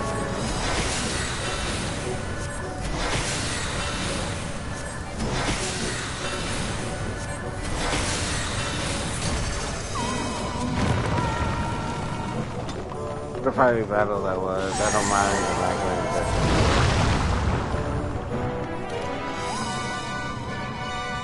look very colorful magma.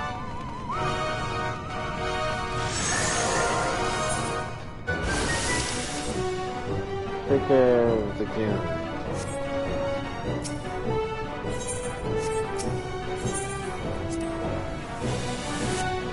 That really was it?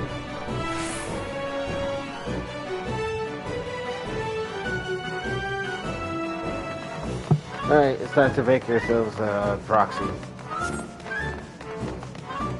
Oh, that's so much better than Alizé had done.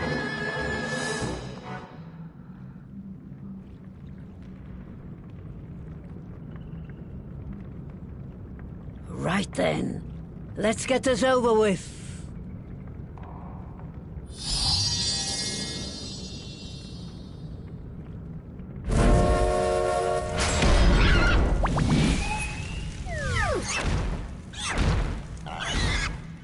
Newborns are wont to be difficult.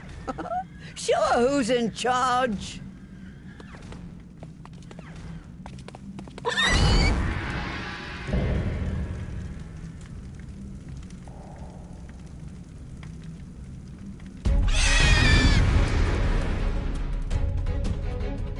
Out of the oven and she's already making a fuss. Oh, I was just gonna jump over everything.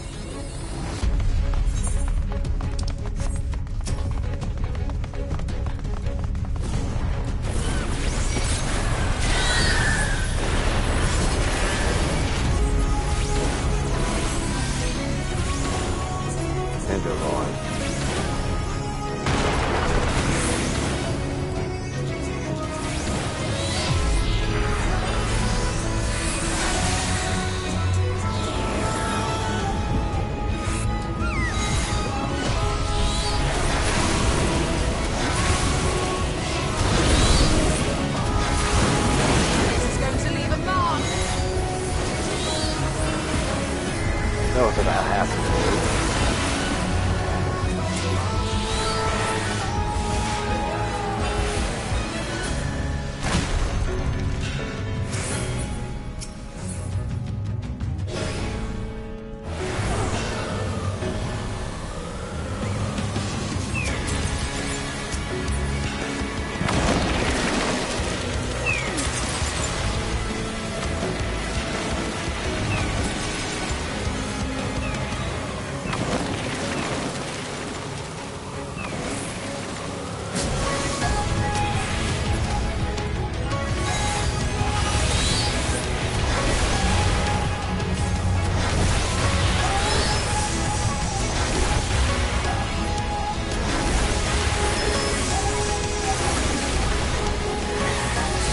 Out where everyone's still attacking. Oh, dang it.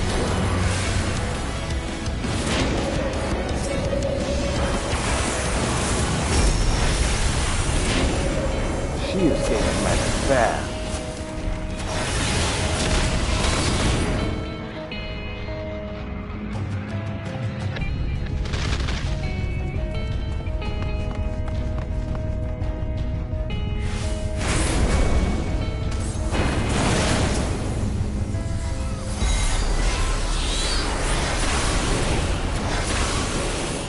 To play games too, apparently.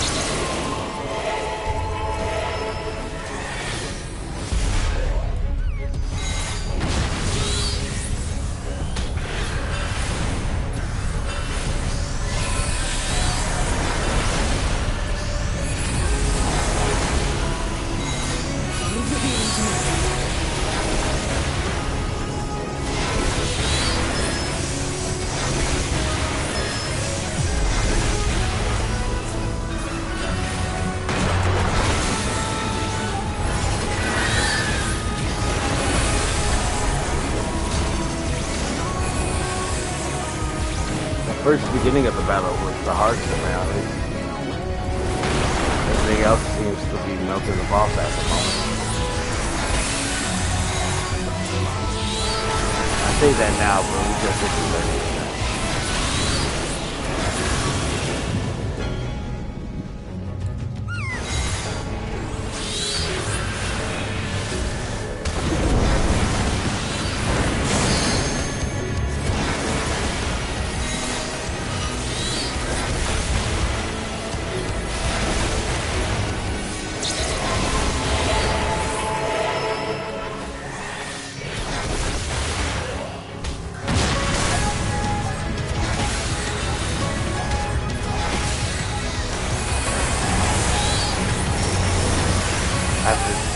this Death Flare.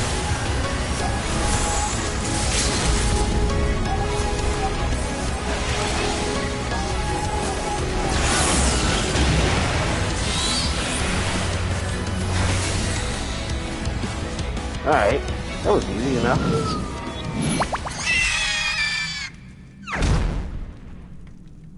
It's a good thing because we wasn't planning to kill it.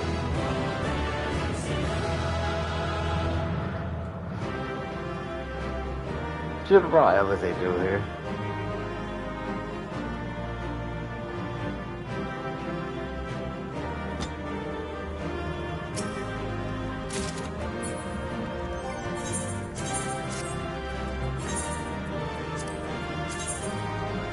Oh, I actually like that. Let's go in the drawer.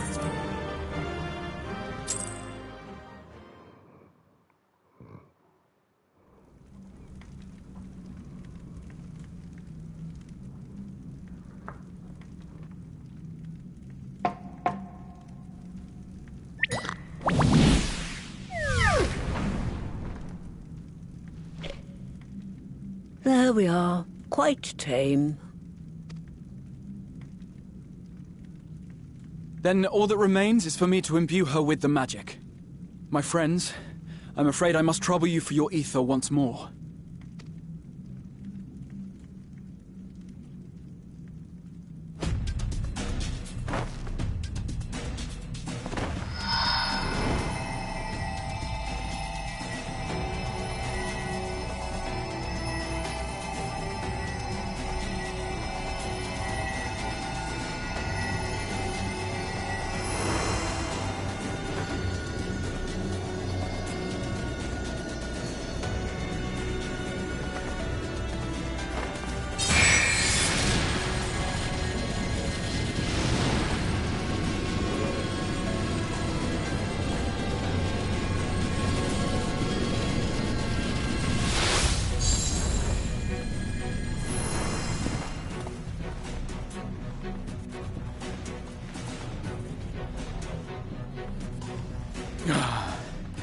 That should suffice.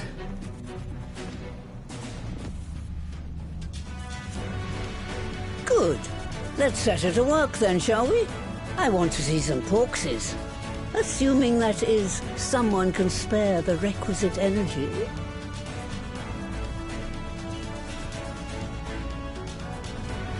A mere drop in the ocean for the great sorceress Matoya, I dare say.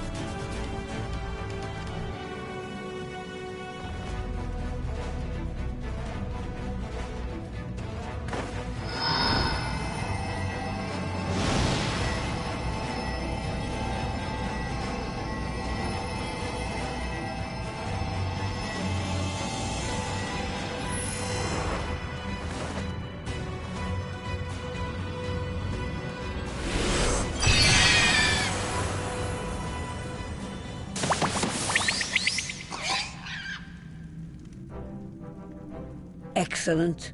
Our very own litter of Angelos. And we can make as many more as we want, simply by providing the Mother Porksy with additional ether. I will require a moment before I try again. It's still hard work, but a damn sight more efficient than making them one by one. Thank you, Master Matoya. Everyone, we're a step closer to our goal.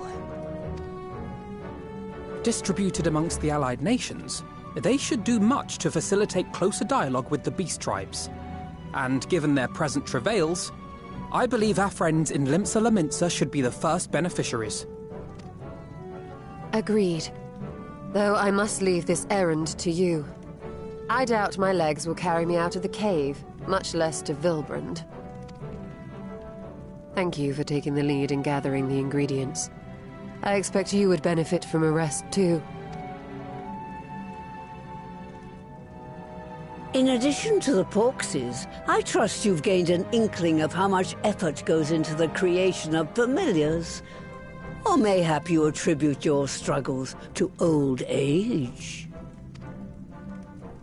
If I said yes, would it persuade you to treat me like an adult? Not with that pertness, it wouldn't. Anyway, assuming you have no other favors to ask, I shall be leaving.